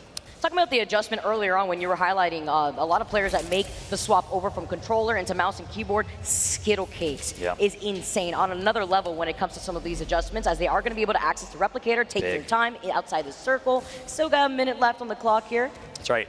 That is massive. So 2 teams eliminated. We know one of them is SSG. Did not see the other one on my screen, so we'll try and get the confirmation if we can. But on board now with Cloud9, Zach Baser finds one, still playing Seer. They want to play aggressive, and it fits their play style. I like that decision. Good shot. Oh, now he's going to get the knock. Long range. Killapose goes down. Put your sleeves back up, bro. You got to go big if you get rezzed right here. See if they have the opportunity to even get that res. Wondering if the Caustic's still alive here as Cloud9 are going to move in. The PK shots forcing EXO to run with their tails tucked between their legs. Sun's out, lights out for Killapose. The middle man on the EXO team that we've seen flexing them all day long. We got to do an F-Chan for the one time later on, by the way. We'll do that a little later. Shout out to F-Chan with his pose. Killapose, though, trying to redefine it. As we're now on board of State Audio, Albertelli's going to take some damage, but gets the knock on Zicky, and just like that, EXO is out to the hands of Cloud9. They're racking them up. 18th place here for this game. Game number 3 as C9 move into this building. They're going to have to start moving soon, though, because they're playing up the cusp with the circle. Yeah, that's right. So C9 working their way over to Tree. Very hard edge team. They love these south zones because it gives them a chance to take these fights. Sharky with a knock on Hockeys. That's big. So we'll keep an eye on that fight. If we could switch over and see if Alliance is able to recover, that would be great. But Cloud9 coming all the way from Climatizer as we jump on board and check out the action here for TSM. All 3 alive, all 3 able to rotate from Fragment East, and also still rocking Caustic. A lot of teams playing on the edge of the circle. And I'm wondering if Optic Gaming are going to be able to come right back after playing outside of the circle for so long, like the likes of C9 playing on the edge as we take a look at TSM, or overlooking some of the action happening from afar. Team Liquid now trying to take some shots. There it is. Here's Watson, he can't catch a break. Whoop! Imagine you hit this toenail right there. Twinkle toes. Yeah.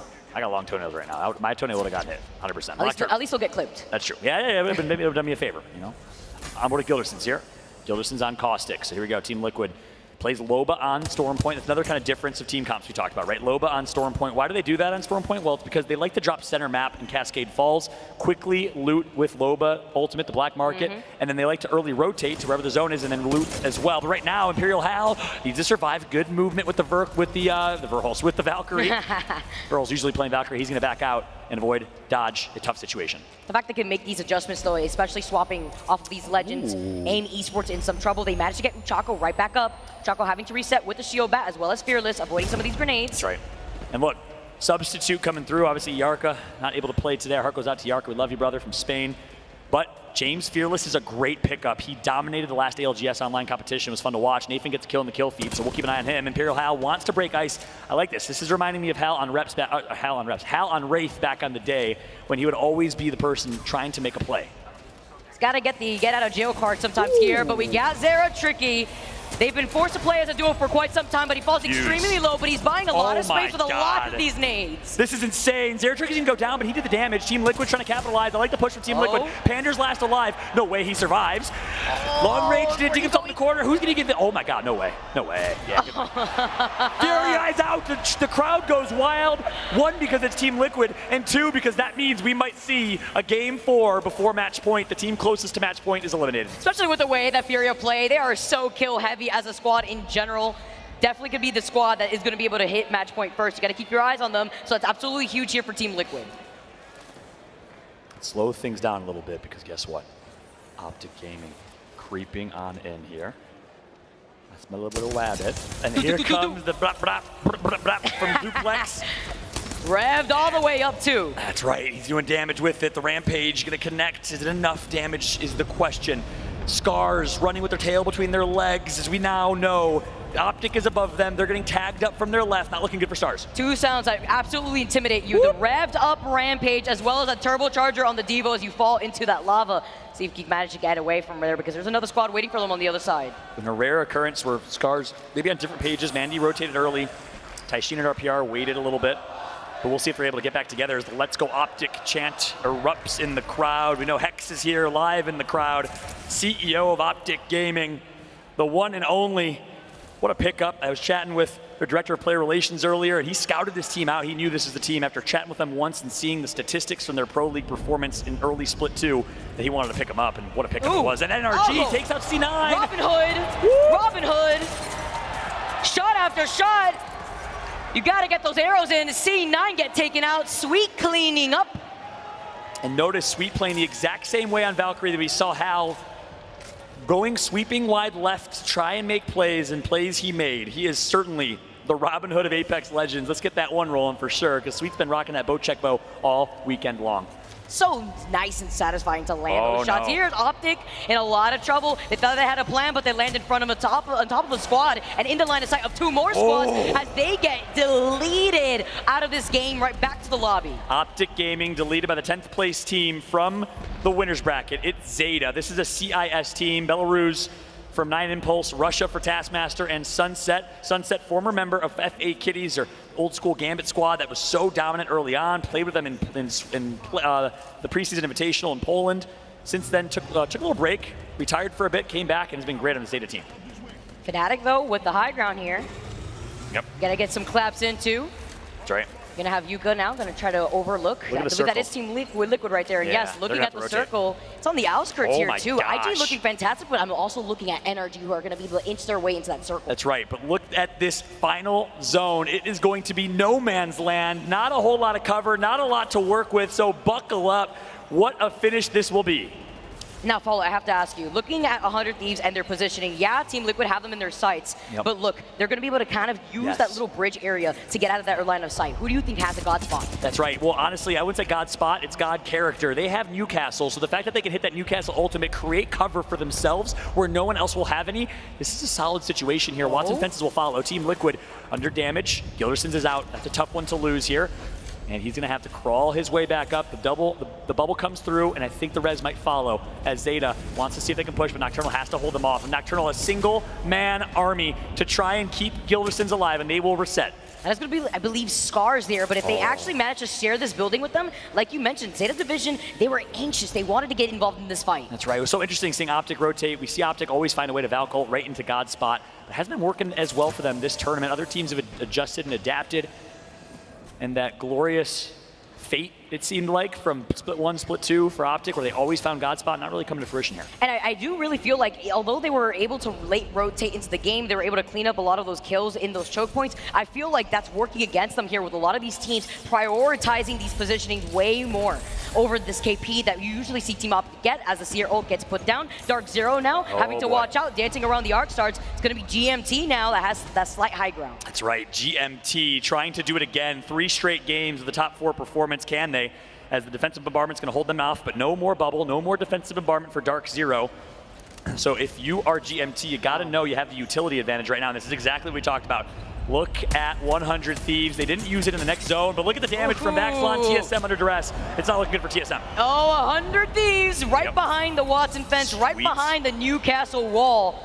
And talk about that CC stun. Sweet is still putting that bow check bow to work right now. That's 4 kills for Sweet with the bow check. Legolas kind of looks like him, showing up big time. The revive is going to come through, and just like that, TSM will maybe reset. Nope. Oh, no. Oh, the Sky Nade. Zeta Division now. See Sunset trying to creep his way forward, getting tagged by that Thermite though, as he's going to be able to back up. TSM get taken out. Was it a Sky Nade? I think that was a Sky Nade that may have done that. He tossed it up? He tossed it up. I think he got a triple kill with the Sky Nade. If we can get a replay of that, that'd be sick. But right now, 13 squads left, so it's anyone's game. GMT needs to perform here. They do have themselves a pylon from Watson, can avoid all types of throwables. Now what's really good here is IG, a little sliver of a corner of this building is inside this next circle. So GMT are getting pinged off to the side. They're still outside the circle, but they're right behind that rock. And you asked me who has God spot, and obviously I said 100 Thieves is the God character in this situation, but NRG probably has the best positioning in my eyes. Expect a big game from NRG here. Jen Burton stuck in a corner, literally. Not looking good. Look at Sweet. They're hanging out here, but they do know that there is that squad over to the right as they're lined up. It's a shish kebab here for the boat check for Sweet. Dark Zero get taken out. Nathan is cleaning up while Sweet is doing so much damage right now. Wow. And I wonder what team that is. Team Burger loved to play that crevice yesterday. I don't know if that's Team Burger in that crevice. Look at the wide right angles from Rambo. He wanted to make a play, the controller player, as he always does. But keep that pylon's gonna actually deflect his own Verholst, or his own Valkyrie. So Bandy with the bow as well. Head-to-head shot on Parka, and AD is eliminated. See Scars now. Gonna be able to actually replicate what we've been seeing from Sweet as GMT with this skyward dive, dancing around the circle. Where are they gonna land? And this is a nice coast from Rambo. You always want to coast at this late rotate. They're going to drop right on top of this building here. It's in zone. That's a good spot. This is kind of God spot. GMT has an opportunity but can't capitalize. The shots come through. Rambo! It's actually Rambo. Sylvester Stallone is here in the venue. Oh, he's trying. He's going to climb right on top of the roof right now. They lose out on Nasky. The EMP now coming in, losing out on the dome. Scars now having to dance around. You talked about it before. There's little to no cover here. That's right. This is why this is no man's land. And this is why 100 Thieves has the advantage. Nice job from On with the IGL of this team. NRG and Sweet were the ones that got dropped on and shouldn't have done that, to be honest. But GMT's still alive. Dell is ratting. And I think Rambo's alive as well. They're trying to get back to each other. Alliance is in it as well. Oh my God. What is NRG going to do? They know that IG's right on top of them. GMT, like you mentioned, I can't believe they're alive, but they're actually going to fully send it onto them with the dome. They have their backs covered. IG, are they going to try to push him for this? Nasky's out, but Dell's alive. And they might be able to third party this. IG doesn't have their full roster here, so doesn't have the firepower necessarily to win this 3v3, but it might open up the door for GMT to come through and 3P. Wow. Alliance, good spot. 100 Thieves, 100% has the win condition in my eyes. We talked about it before. You said it's not about the God spot. It's about the God comp here. And they have all the cover that they can make shift. Alliance, they're making up their own cover. They got the G7. They're claiming here, they're claiming some of that damage. It's IG, take down 2 here from NRG. GMT get wiped out. Sweet wanted to clean up that KP. He's still alive. That's big for RKN, IGL for Torrent. Here comes the ultimate from Newcastle. I don't know if they had an ult excel, but they're able to hit it That again. looks so cool. That looks awesome. I love that animation shot to the respawn animation team as we got IG Stealth with Aldor, the substitute manager of this team. All 3 of them alive. Can you believe what IG's doing right now? No noises, no problem. Wow. GMW, noises, so much love for y'all watching from home here as Alliance is doing a really good job at the long range distance. Hockey's managing to get that knock with the Kraber, 100 Thieves, like you were talking about. They had a nice rotation in. They have nice shots being landed. The Rampage doing what the Rampage does best. And look at this. You have the pylon. That's huge. They also have Watson fences and natural cover. 100 Thieves surely has to win this one. Has to have the win condition. Alliance, though, has to do something. IG, Alliance, the 2 Europeans, Swedish and the Brits. Yuki, the British-Chinese, absolute dominant player. Used to play with Nasky on that squad right before joining Alliance. What's going to be huge here? Oh, beam, though. They lose out on RKN. This is it. Anmu actually committed to that on purpose. Now Alliance trying to go in. You have to worry about those Watson ult, though. I love that Watson fence on the box, but Yuki swings wide left. Alliance is going to do it. 2 members of 100 Thieves down and out as Alliance and Hockeys are going to win it. Are you kidding me? There's 1 left. There's a rat somewhere as IG's out, but 100 Thieves is running right now with their tail between their legs as Alliance hunts them down and wins this one. Wow. Alliance take the first game that we have here on World's Edge. What an intense situation. We know that IG were rocking the crypto. Imagine if the EMP came out to delete all those fences. Wow. A lot was on the line right there, but Alliance splitting their attention made sure that they were able to go in for that third party at the perfect time. That's right. In so many ways, IG just griefed 100 Thieves, and obviously they did what they thought was the best play in that moment, and 100 Thieves couldn't defend, but that opened the door wide open for Yuki to swing wide left and be the playmaker. That was all Yuki all day. I love that play from him. 100 Thieves with a 2nd place finish. Good showing from them, and look at the hype from this team. One of the most hyped teams in the game. I talked about Hockeys earlier. I said one of the oldest or the oldest pro player in ALGS, and Nick Merckx texted me and said, hey, what bro, I'm 32 years old, all right? Well, man, Nick is still holding it down for the 32 years old. Shout out to Nick, everyone at home that's watch partying right now, Shiv, and everyone else. We love you guys. As we're taking a look here at IG with the substitute gets top 3. Really nice to see from this squad here. They held down a really nice position. The sliver of their building in the little corner was in that last circle. So they held that down. They gave a lot of trouble to NRG, even though Sweet was the last one alive. They still were able to clean up GMT to maintain that KP. That's right. And you saw behind him, Chef Pontus, the GM, the chef of this team. He plays 2 roles. He cooks for them, and he manages them. Big shot to Chef Pontus. That's right. That's right. No coach for Alliance. They opt instead to let Hockeys do it all. 21 points for Alliance. That is big. We've wondered, will a European team step up this tournament? They were quiet in Sweden. They showed up here on international soil. And before this game, Alliance was actually overall all the way at the bottom of the overall leaderboards. They were in 20th. So this is going to be able to skyrocket them in the overall leaderboards, not only with this dub, but with 9 kills in their pocket. And they had 0 points at that. Yeah. So 21 points for Alliance. That'll put them in the top 10, certainly, but a nice job here from GMT. Another 10 for them. That puts them at 31. NRG had 27. They get 10. That'll put them at 37. So with that said, 41 points for GMT, 37 for NRG. We're getting closer and closer. We got 2, 3, maybe 4 teams inching towards that 50 match point threshold. And keep in mind, for those that are watching from home and maybe newer to competitive Apex, this is the most brilliant BR finals format you can imagine. You gotta unlock match point. You gotta get to 50 points before you unlock what's called match point. After that, you gotta win a game to close it out. So it's not a set game series. You avoid those kind of awkward moments where you know who's gonna win.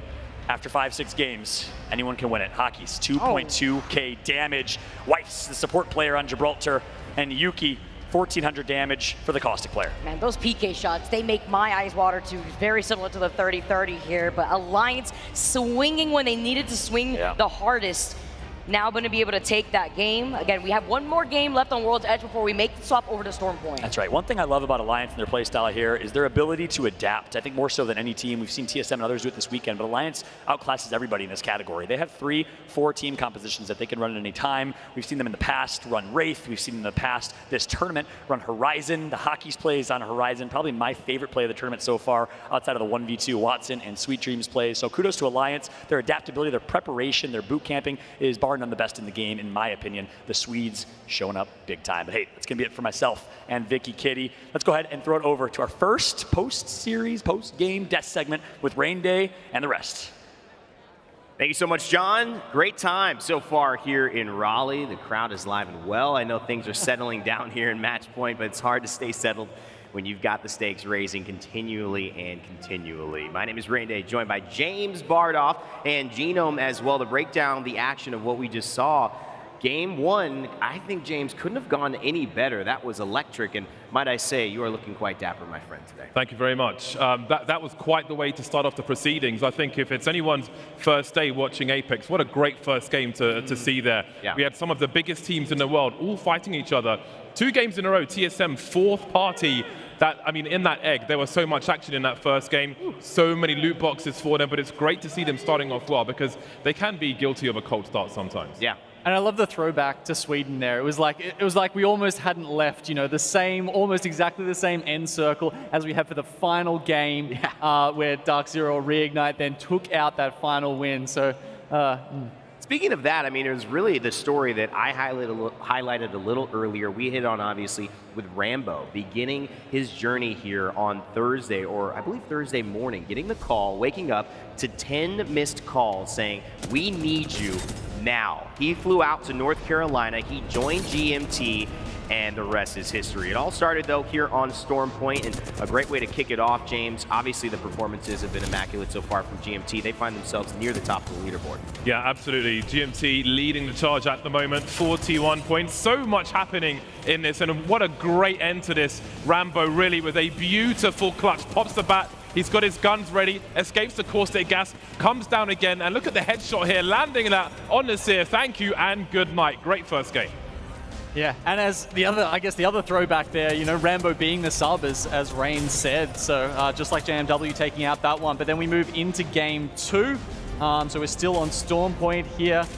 We see TSM, they're trying to play edge. At certain times, they just get crunched in the middle. Another time where TSM really struggling, but then Furia in this endgame managing to take down AD. They had so much space and kept out everyone else for the longest time, but Furia, they just can't be stopped sometimes. Let's not forget Rambo's ratting as well to make it to 4th place. Amazing scenes, edging forward on top of the mill, hiding in plain sight. When you don't want anyone to see you, you don't move. The caustic basically glanced at him, didn't move a muscle, was basically invisible. I love the Nicki Minaj shout out Onset did when watching that as well. The moves were worthy of a music video as well.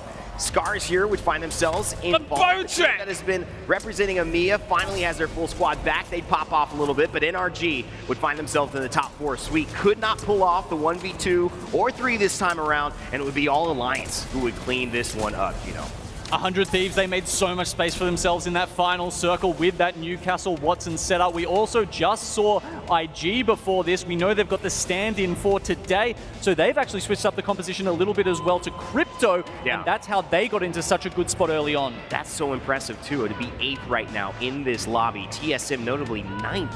18 points, still a lot of work for them to do and find that rhythm. Cloud9 started off really strong. I think their comms, too, were something we took note of. Saying a lot, but didn't quite end up as successful as they would have hoped. The most Cloud9 comms that you can expect. They were really fun to watch. As we saw in that first game, they were playing around the edge, but EXO were playing around the edge just as much and basically gifted Cloud9 a bunch of early frags in that first rotation, which really caused some problems. But yeah, Cloud9 now amongst a number of teams who could quickly get to match point in the next game. Yeah, and to contrast that with the other listen-in we had with Furia, their clean comms was so much better, and that got them to a win. Dark Zero, our winners in Sweden, the last big LAN, still some work to do, Genome. What's going on with them?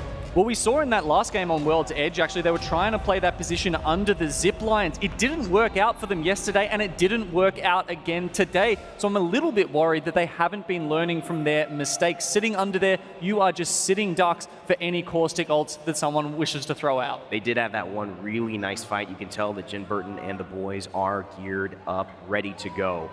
And if you think that you know who is going to be the biggest impact player of the day, and you want to share your thoughts with us as well, you can vote with our Monster ALGS MVP. You can hashtag whether it's Verhulst and his brothers walking around here, coerce you, or I guess give you a little bit of a nudge the right way to vote for him, or maybe it's Nathan, the incredible aim god who does all of that work that Sweet so delicately allows them to focus on doing.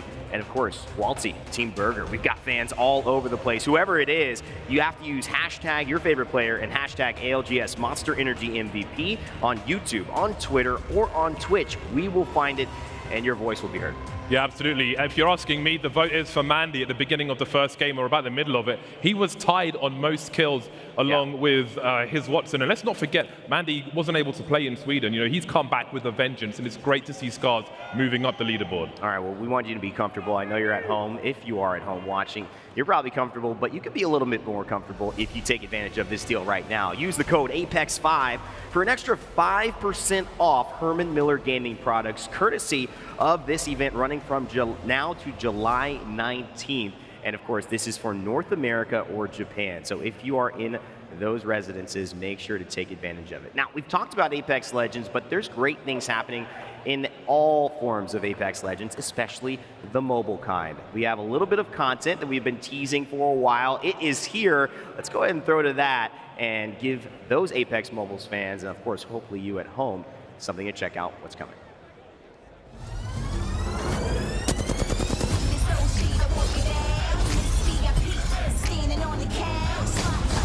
You ready to go?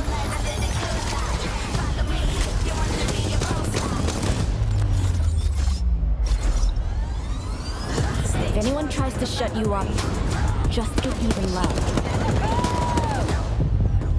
Someone give me a mic to drop.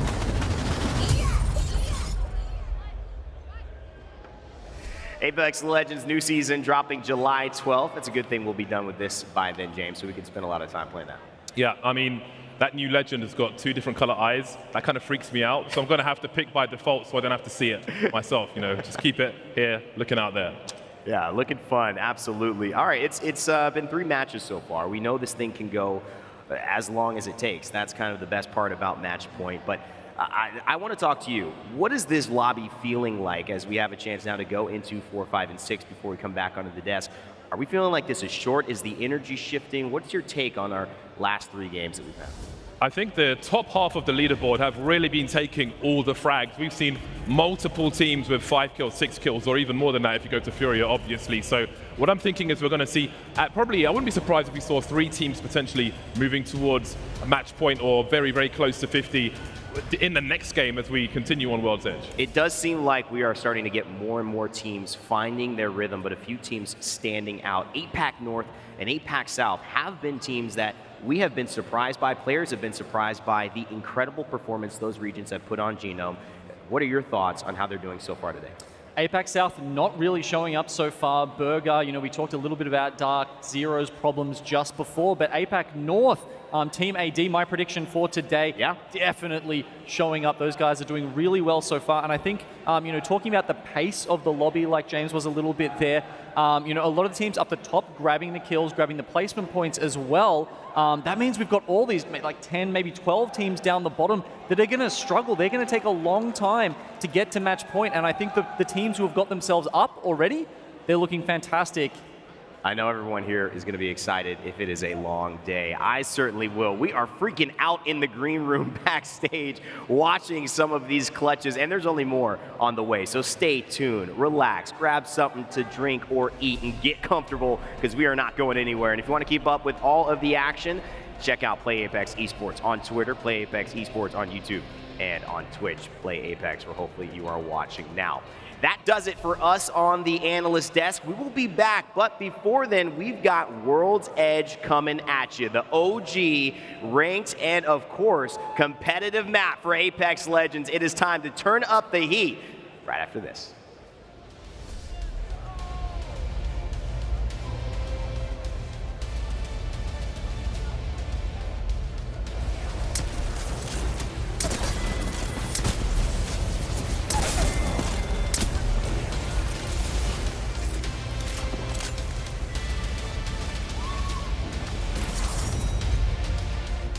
Herman Miller, the official chair partner of the Apex Legends Global Series.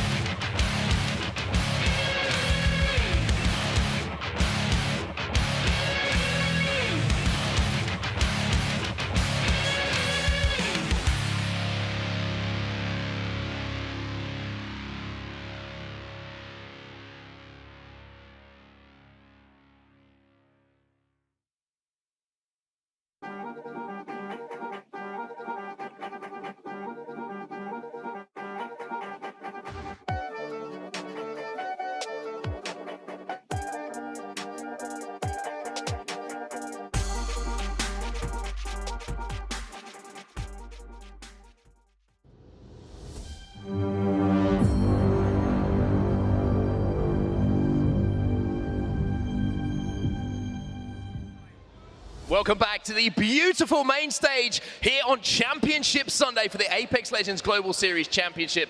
3 games already in the books. 3 teams certainly dominating the leaderboard at the moment, but it's all about match point. We're about to head into game number 4 now. On World's Edge, 50 points is looking pretty close for some of these teams. Still not quite there. Yeah, I thought maybe match 3, distance, we though, might have started to see it. Furia were close, but unfortunately they went out a little bit too early for their likings. GMT now the favorites to get there on this one. I mean, 9 points. Surely that's doable, isn't it? But every time I think I've ever said that, a team gets knocked out straight away. But GMT have had such an amazing start to this tournament. Coming into this final, they hadn't won a single game all tournament, but they seem to have hit their peak at just the right time. Well, let's have a look at the team comparison between our 2 teams who are right up there at the top of the leaderboard. You have GMT leading the way at the moment. They are sat there on 41 points. Just 9 points, like you say, required for them to hit match point. NRG in 3rd place at the moment. They are sat on 37 points, and the meat in the sandwich, well, that's going to be Furia. They're sat on 39. Can we talk about just what an amazing time GMT have been having? Nasky tweeted yesterday, I was like, Nasky, you are having the best time. I've never seen a human happier than what you are on that main stage. And he was like, dude, I just can't wait to get home because I want to grind. I want to be back here. I never want to miss an event with the crowd again. That man is defining vibing right now. 2 very different stories then when we pan across and we look at NRG. It is very much all serious, all business. Speaking of serious business, Team Burger in the house. The Burger Brigade are very loud. I was going to say, you said serious, and then I looked up to my right and I was like, these dudes, I mean, really? Come on, look at them. They are bringing the hype, though. They are absolutely bringing the hype, and quite rightly, give these guys some screen time because they have been, I've got to say, the noisiest of all the fans so far, and certainly the most consistent. Relentless at this point. They're spreading like wildfire as well. I'm sure we'll see more Burger signs as the tournament goes on, but you've got to remember, we've still got to get to match point, and a team that could do so still is Furia. They have been one of the most aggressive and powerful teams in this lobby. Well, the question is pretty simple at this point, Dan. Are you ready? I think I'm ready. I think I'm ready. Raleigh, are we ready for game number 4? That's what we love to hear. And now we are inching closer, point by point, to finding out some of our first teams who are going to strike match point. GMT, Furia, NRG, AD, and even 100 Thieves are all in touching distance and could achieve match point here in match number 4. But we cannot win the tournament on World's Edge right now. We will have to go to Storm Point. So if you are a World's Edge team, if you are one of those who've had more success, get it done now. Get those points while you still can. There's our first eyes on the circle. We are going to be going west of World's Edge. Perhaps could be ending somewhere around Landslide. Maybe some teams might bank on Lava Fissure. There you go. And we are going to be heading over towards SSG's drop spot. How crazy is this, by the way? We mentioned, right, 1st place GMT, 2nd place Furia, 3rd place NRG. Take SSG out of that. All of them are inside of where that zone is going to be going. So they have a massive, massive chance now to get the points they require to hit that magical, glorious, glowing 50 and find themselves on the precipice of becoming champs. Well, a team who might not be close to match point just yet, but could very quickly get there is Alliance. After that victory in the previous game, they do find themselves on 21 points. It was a slow start, but that is the danger of this squad. When they get into those circles that they know and love, where they can just judge things correctly, they do manage to have those pop-off games. As GMT already looking to try and take advantage of maybe some strays here. And the crazy thing is here, this is GMT versus NRG, and Sweet will go down. Nasky with the frag grenade, and Nasky looking to finish off Sweet. Sweet! You're a death box, my friend! And we talk about our 2 teams who can maybe on match point. What a huge elimination this could be! As NRG lose one more, GMT have come to play here on Sunday. GMT want to get the job done. What a story this would be! NRG down to just 1. Delvo on his back for now. It looks like Nasky will be able to just scarper back to his down teammate and get him back on his feet. But for Rocker, he's probably thinking, what the hell has just happened? Sheer aggression and just catching NRG on their rotation did GMT, and it was a great grenade that was able to do so as well. Burger also in a little bit of trouble. They're on the low ground and they know that they can't just afford to keep peeking and keep giving too much information and too much shield here to Dark Zero, but Dark Zero might try and take an angle. They might try and take this fight, because once you realize that KP is up for grabs and how close some of these teams are to match point, suddenly these games get a little bit more antsy. Well, Team Burger looking to make a quick rotate here. They're going to take to the skies and see if they can get in towards where that zone is going to be. Lava Fissure looking like likely final destination, as maybe his countdown as well. A little bit of a fight going down towards the northern side of World's Edge at the moment, and you can see EXO on your screen at the moment. A little bit of a slow start for them. They're right down in 19th position at the moment, so every KP, every placement point for them is absolutely valuable. We're seeing a lot of action in the early stages, which is something throughout the tournament on World's Edge has not been apparent for the most part. It's been quite slow, a lot of respect being shown, everyone kind of rotating accordingly unless someone crossed their path. But it seems like a lot of teams are choosing the more aggressive playstyle on this one, as Rocker, unfortunately, unable to get any of his teammates, so it is just going to be the sole remaining player here for NRG for the rest of this game. I need to get my internal compass worked on, by the way, because I said northern side. No, did I say northern side? Yeah, I said northern side. It was southern side, launch site. Apologies, everybody. I'll get that sorted in the break, I promise you that. Zeta Division now looking to make a little bit of a move, and they're going to be safe for now. You can see how they're set up in this crevice. Not what you would call an ideal position, but being on the crypto, being able to send out that drone, they're going to get a great lay of the land here about what their next move may be. And the Lava Fissure finishes, you can kind of get the hillside over the lava, which is where a lot of teams like to play with the buildings that reside near it, and Zeta Division maybe looking to try and capitalize on some late arrivals here with the Valkyrie ultimate, but it looks like they are more than happy to stay in their current position.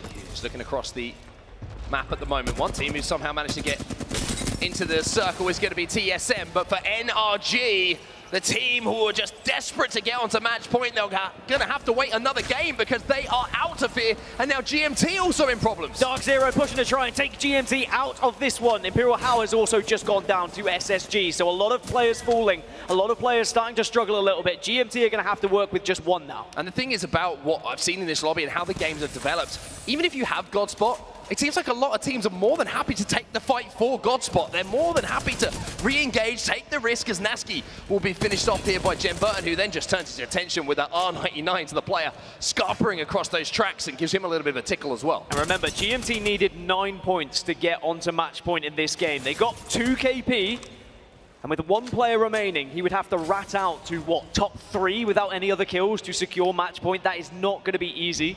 But we have seen GMT already have those incredible games where they do manage to rat their way into those later circles. So we'll see if they can survive, because they are still alive at the moment. But Dark Zero certainly made their life extremely difficult. Dark Zero in a pretty good spot at the moment, as are quite a lot of teams. If you could see the map overhead, you'd see exactly what I mean right now. Everyone is starting to stack up. The only teams who are making that late rotation, no surprise when you know how they play and you've seen how they play so far throughout this tournament. Cloud9 right at the northern side. Interestingly, 100 Thieves currently located in Skyhook. Looks like they're going to try and approach the zone from the north. Optic Gaming, they obviously have a long way to go from Big Moor to find their way over. Also, AIM and EXO trying to make their way. But C9, they're also in a pretty good position in the table at the moment. In 6th, 27 points for them, as RKN now finds himself with a white shield and alternator to work with. And we're seeing a lot of fights because out of these 19 teams remaining, 12 of them are already in this circle, 2 of them are very close by. And okay, you can try and rat out, you can try and get points, but those teams who are winning these engagements, getting this KP, getting these good positions,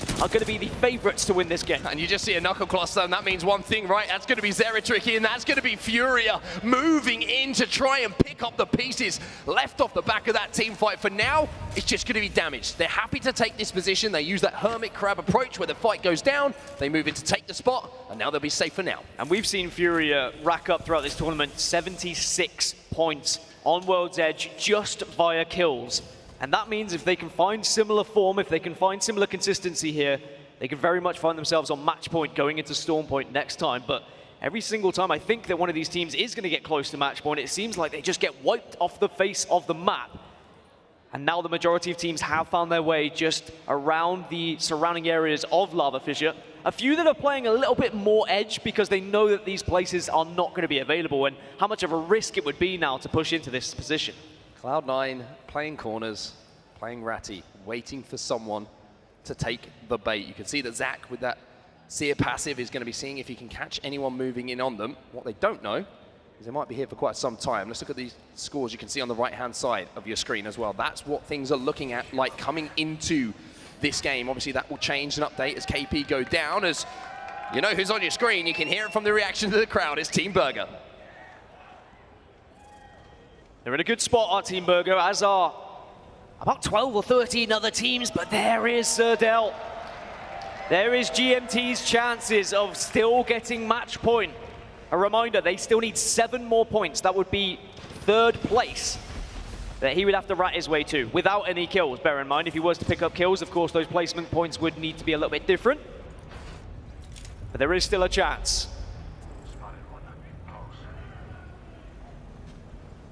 There is your map overhead, so you can see where every single team is located at the moment, trying to make their moves on World's Edge. AIM taking a really long wrap at the moment. C9 still inside of that building, although it looks like they might have made the decision to make a little bit of a change. Optic Gaming, this is an important game for them, Dan. It is a very important game, and they are going to have to find their way a little bit further south, perhaps, of where, a little bit further north, perhaps, of where they currently reside. You can see they're making their way into Circle. They are late arrivals, and now Alliance going to be involved in a fight. Vibes is going to get away. Vibes does get away as well, has to expend the bubble, but that's going to buy just enough time for his 2 teammates to get into position to not only keep him alive, but maybe do the damage as they try and chase down Vibes to get that first knock. But Exo coming under fire, and Exo will go down, but it's not going to be Alliance. It's going to be Kashera with that longbow. And you may be able to get your teammate up here. That's the good thing for Exo. Ascend just watching from a distance, really being a thorn in the side at the moment. And all of these positions that you're seeing from the likes of Ascend, the likes of Zeta Division, they played them early. They've recognized the circle may be coming to this location, and they're being rewarded for it. I could argue that Zeta Division in one of the better spots on the map right now. You saw it on your map overhead earlier. And with that circle moving, those who banked on like the northern side of Lava Fissure, they're going to be really struggling because they're going to have to move down south through a wave of teams, 10+ teams below them. Well, that means it's going to be exciting, though. It's going to be very exciting. That's the great thing about it, right? We get down to that kind of Zone 4, Zone 5, and there's just quite simply not enough room for everyone to play. And teams are forced into those engagements to try and take what's left of those priority positions. Ascend at the moment, trying to find one themselves. They're in a pretty good spot. The encampment just down at the bottom of this hill. They've got the Watson fences set up as well, and Kashera with that drone is going to be able to get so much vital information for them as well. Look at all these teams kind of set up in Lava Fissure. This is why I was talking about those who are on the northern side are going to have to try and Valk over them or just try and run through them and not really going to be successful. And I like that we were focusing on Ascend because the position they're currently playing, they're going to be able to hold out a lot of the southern teams. The likes of Optic Gaming, who will be arriving late, Exo, Alliance, they're all in a position that they could be potentially griefed by Ascend. So they have a lot of responsibility and also a lot of angles to look at. So you almost sometimes need to just hope for a little bit of a distraction before you make your move. Speaking of making your move, C9 and AIM still not within this circle, still biding their time, but plenty to work with. They've still got a whole nother minute before that circle is going to be closing. 100 Thieves then, they're a team who are within striking distance at the moment. They're sat on 29 points. Now, that might not seem a huge amount, but as we've seen from 100 Thieves, they are so consistent with their placements, and if they can pick up just a couple of KP along the way towards a top 3, top 2, maybe even a win here, then they will be in a great position to maybe strike 50. Speaking of striking, it's going to be Scars who are looking to burst out and maybe catch a few teams off surprise here as they're playing a couple of corners, maybe just having a little chat, a little powwow around the campfire. And look at the top 20 players by kills. By the way, Mandy has reclaimed his throne at the very top with 69, just overtaking his Watson of 68. Scars, they are prepared for something, and it's 100 Thieves on the other side of the door. Snakes in the grass. Omnu unfortunately gets caught out. Taisheen with the Peacekeeper and the Patience. 100 Thieves, they needed this game. They wanted this game to put the pressure on, but now you shall not pass that door. The ambush was perfect from Scars. They all crowded in a corner. They bided their time. They listened to the footsteps, and they pounced on their prey. And now because of it, 100 Thieves are going to have to try and work their way in as just a 2, and Scars are rewarded with a little bit of extra KP. Now, the circle is going to be moving a little bit towards Lava Fissure once more, and we will get that information on your screen when we see the map overhead. But Scars, are they going to be blocked in here? Look at this play from 100 Thieves. The castle wall comes down, and they say, look, we just need to stop them from being able to chase us quickly. Well, it looks like our PR was suitably suited to escape, and Mandy just boots the door down. So he's going to be a bit more aggressive. This is a little replay of what went down, and unfortunately for Onmu, that's the jump scare you do not want, especially when you're one of those teams who was thinking about match point, not Scars being playing in corners. Well, I was about to say how 100 Thieves have been one of the dominant teams on World's Edge. When you look what they did the other day, or yesterday in particular, when they had those back-to-back wins. Almost knocked out of the sky, but just about staying alive, 100 Thieves. But is their landing going to be a safe one? Touchdown, and it's okay for now. Scurry says, don't worry, Vaxlon, I've got you, brother. Pops a couple of those cells, both with gold shields, so they'll be able to get those shields up nice and quickly. Zeta in a great position towards this endgame, by the way. And I just wanted to touch upon this zone because, you know, history has a funny way of repeating itself sometimes. This zone is looking like the exact one that Scars actually won the ALGS Year championship last time that we saw them pick up that huge prize pool. So this is one that's going to have some fond memories for them. But 100 Thieves healthy for now, and not just healthy, also having Vaxlon on the squad, who has been beaming all the time that we've been here in Raleigh. I mean, Vaxlon has essentially been 2 players with the amount of damage he's done, as all the Valkyrie teams starting to jet up into the sky now, trying to take advantage of perhaps a little bit of distraction happening as they all kind of band together in Valk at the same time. Cloud9 tried to do as much damage as possible, but they're well aware there's a team behind them. Optic Gaming have just got one knocked, and it looks like there's a fight between them and SSG. Yeah, SSG have been in a great position for the majority of this game. Zanayo is going to be weak. Dropped is going to be able to get some damage down. Skill Cakes falls as well. As Frex will move in now to finish him off. Alternator is going to be good enough, and SSG start to dismantle Optic Gaming. Optic Gaming still up though, 1 player remaining. As we're seeing a lot in this lobby, Rats are alive, Rats are hiding because we know how important these placement points are going to be. There is an indication of where that circle's going. I spoke about it earlier. It's heading back up now towards Lava Fissure. So Zeta are still going to be in a spot under the tracks. IG also in a spot on the tracks where they can work with. Optic Gaming though are going to be eliminated. SSG do complete that push. And that circle, that zone, let's just remember something here. GMT still in this. So Del is still in this zone as the solo player trying to somehow or other pull off a miracle game and a miracle play for his squad. But Furia, you can see where they're set up for now. Let's take a look back on the push that came in. There was Optic Gaming who just caught off guard by Space Station, who did a great job of not allowing Optic to do what they do so well a lot of the time, which is bully people off their positions that they've held down for so long. But now we see Furia and Scars going at it. The caustic gas is going to be dangerous, but it looks like it's a 2v2 on the map. And you said this is a good circle for Scars, but they've lost Toshin and they are down to just 2. And as you said, it was Furia on the other side. Zeratricky gets the finish. And are they going to be able to stay alive here, Scars? They're trying to watch every single angle at the moment, but it's not going to be easy. Furia have also lost players. There are so many Rats in this lobby at the moment. So many teams down to just 1 or 2 players.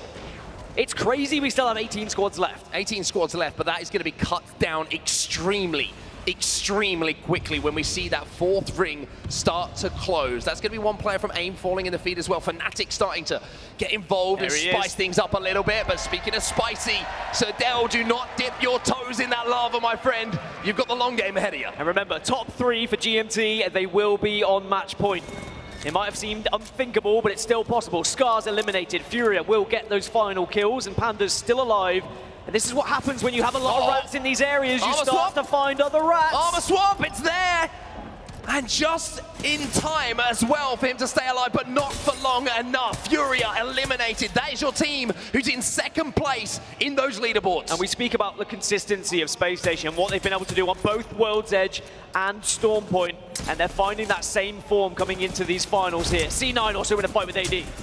And it all falls down to 1 player. That's going to be the end of them. AD eliminated. C9 win their first fight here, as now we're going to see Fnatic hot off the back of a team fight a few moments ago that they came out on the good side of, trying to take on. I think that is Cloud9 who are moving up. Got to be careful though. There are going to be other teams close to this, and there are going to be other teams who are looking to try and take this fight. So you've got to finish it quickly. Well, let's jump into a listen in with Fnatic now and see if they can close out here in the 3v3.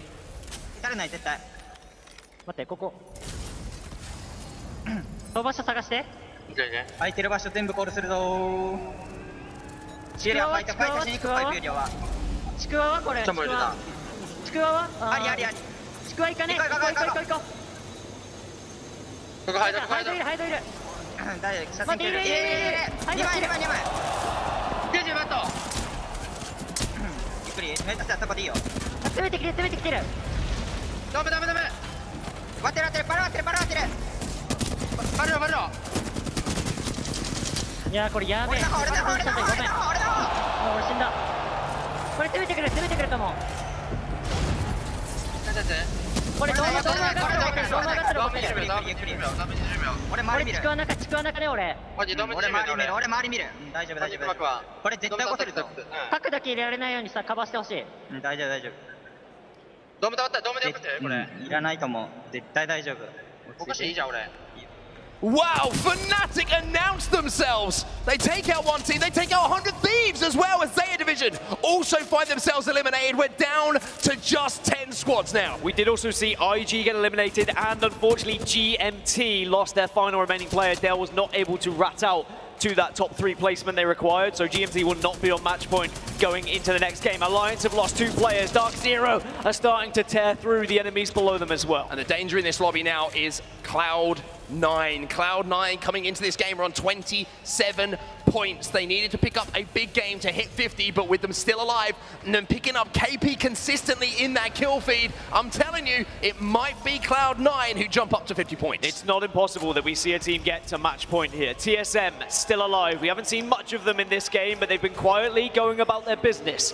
20 points right now. Vifes also gets taken down by C9, and a lot of these players on set are still losing players, but at the moment still ratting out to higher placement finish. Hackis is still alive here for Alliance as well. You can see him thinking maybe about dropping down and getting that banner. He might be able to find a mobile beacon or something to give himself a partner in crime to work with towards this end game. But Dark Zero still here, but they've got to make a move, and it's time for the move to happen now. Look at the kill feed though. Imperial Hal goes down to the hands of the Kraber, and that's going to be the shot coming in from Kashira. And Ascend have been doing this to everyone. Cloud9 eliminated as well. Burger getting the final kill onto that one. Where did Dark Zero go though? This is one of the priority positions in this circle. You get the high ground, you get rocks to work with, but there are a team inside this building. It will be Ascend. I think that was a little collateral coming in from Kashira there.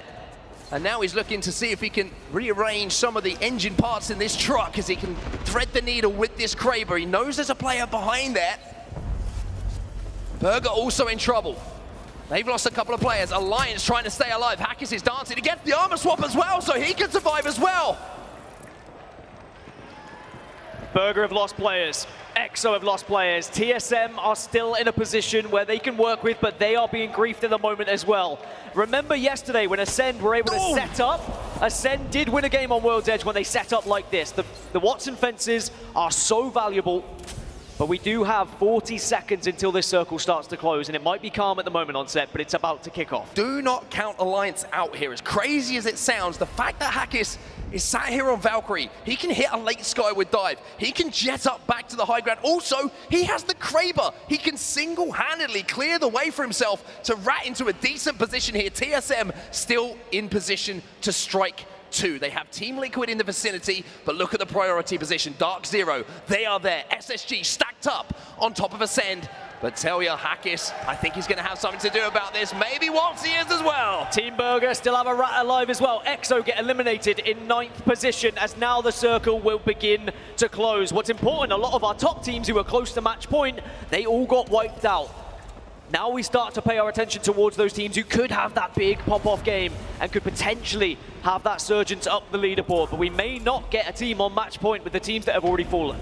Well, Hackis is trying to influence this fight, just trying to give himself a chance. Unfortunately for Team Burger, no chance to survive that as TSM seem to have woken up a little bit here in game number 4. Hackis still alive here for Alliance.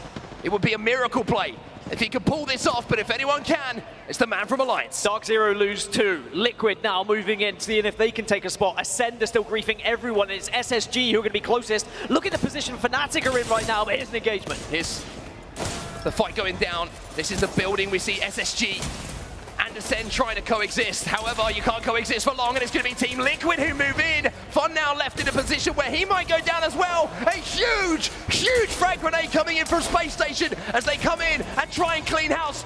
Liquid eliminated at the hands of Space Station. And they stay up as a full 3. That's what's important, but look at this position from TSM. Fnatic, TSM, Space Station, your last 3 remaining teams to try and get yourself as far up the leaderboards. Positioning, maybe favoring the likes of Fnatic. They've created so much space out here. Fnatic have the high ground. SSG will have to leave this building at some point, and it might be a little bit of a warm welcome for them as the Thermite's going to go in, the Dome's going to go down, the Arcstar is going to crack as Fnatic start to go a little bit crazy in the end game. But where are TSM? They go up into the sky. They want to join this late, and they'll arrive, and they have damage potential here. TSM falling from the skies while all of the carnage unfolds below them. Imperial House says, good morning, everyone. Maybe it's time for TSM to win a game. Instead, House going to take to the skies. Space Station have gone out. Fnatic will win.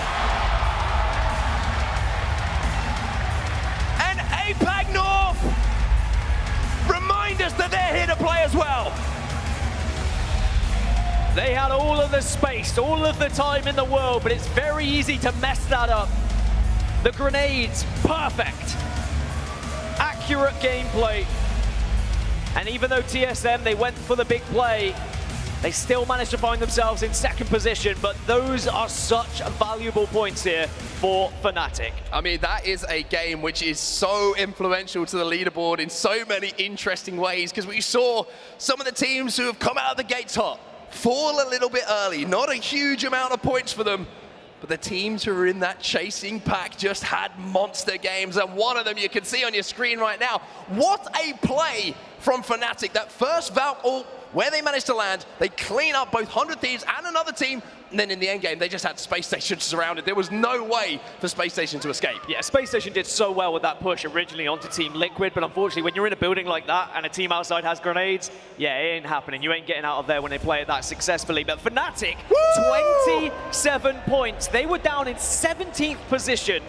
They will now find themselves on 37 points total and also start to near themselves to that match point. But if I'm doing my math correctly, we're going into a match 5 with still no one on match point. TSM also with some very, very important points, and they're quietly going about their business here. TSM, they will now be on a total of 30 points, so maybe one game away from them from joining on match point, but it's the bottom of the table which is the most interesting, right? NRG, Optic, they're the teams who were looking at. Optic needed a game to force their way into contention. NRG caught off guard almost immediately by GMT. And think about that Valkyrie ultimate that we saw from Fnatic. When they dropped, they won that engagement. It could have gone horribly wrong. It's so difficult making those plays, knowing that it is a 50-50, relying on your gun skill, relying on hitting your shots, but Fnatic did not miss. And then once they had one of the priority positions, they were flawless with their execution. I'm interested to see the damage stats as well coming in from this Fnatic lineup, because there was a few engagements that they did find themselves in. Unfortunately, we won't have it right now, but where they just seemed to be so clean in those team fights. The first one when they dropped, they only lost one player to the knock, managed to get back on his feet. And then the final moments, you saw the Thermite going in. And if you're Space Station, you're thinking, this is our only escape right now through this door. And all of a sudden, the floor is literally almost lava. It makes things a little bit horrible. I think in a lobby like that, where so many players were surviving as ones, as twos, and you've really got to stay up as a 3 whenever you can. GMT stay on top, but they are still not on match point. Fury at 42. Fnatic move up 12 positions up to 37. That is a monster jump from Fnatic. NRG dropped down one position, but it really doesn't matter too much about where you are. It's all about the number on the right-hand side. Hit 50, and you're on match point, and you could be the first team to close it out. And this is the difficulty with match point. Even though when you're close, it's like 6 to 11 points, and you think, oh, surely we can get it done. Suddenly you lose that first engagement, or you lose a player or two in the early game, and you're desperately hoping you can rat your way out to a top 3 finish. And in a lobby like this, it's such a tough thing to do, because you've got seers in the lobby, you've got so much knowledge in this lobby about where those rat spots will reside as well. They check them. These guys check their corners, they check their angles, and they make sure no one is surviving. We need to check the resolution on that one. He looks a little bit squished. Somebody grab the top of Sweet's head and just pull up and just see if we can get him back to his normal kind of size, excuse me. But I mean, at the moment, he's still in a great position. His squad is still in a great position. NRG, even though that wasn't a monster game from them, even though they fell a little bit earlier, maybe were caught off guard a bit by the play that actually came in from GMT. They are still very much within striking distance of that 50 points down. Yeah, 50 points is still the aim of the game for a lot of these teams, and now we have teams edging even closer. Surely it's going to happen in match 5. Well, maybe it will, maybe it won't. We'll find out just after this break. We're going to go back to Storm Point, where maybe we'll see one team jump onto match point.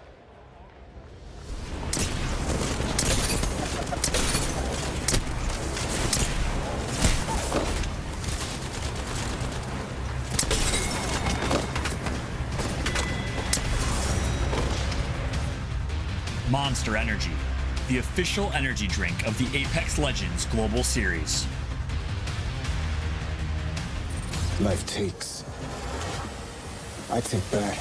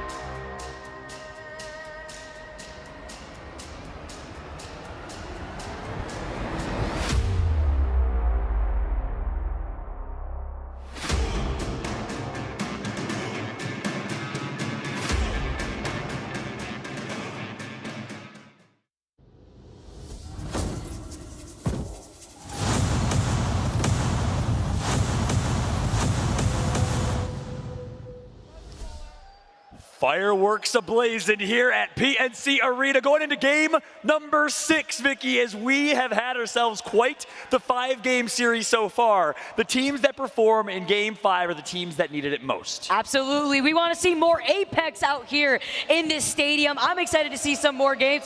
Look at this guy. Look at we got Designful and Drag carries in the... Where is he? Where is he? Little kiss cam for us, boys?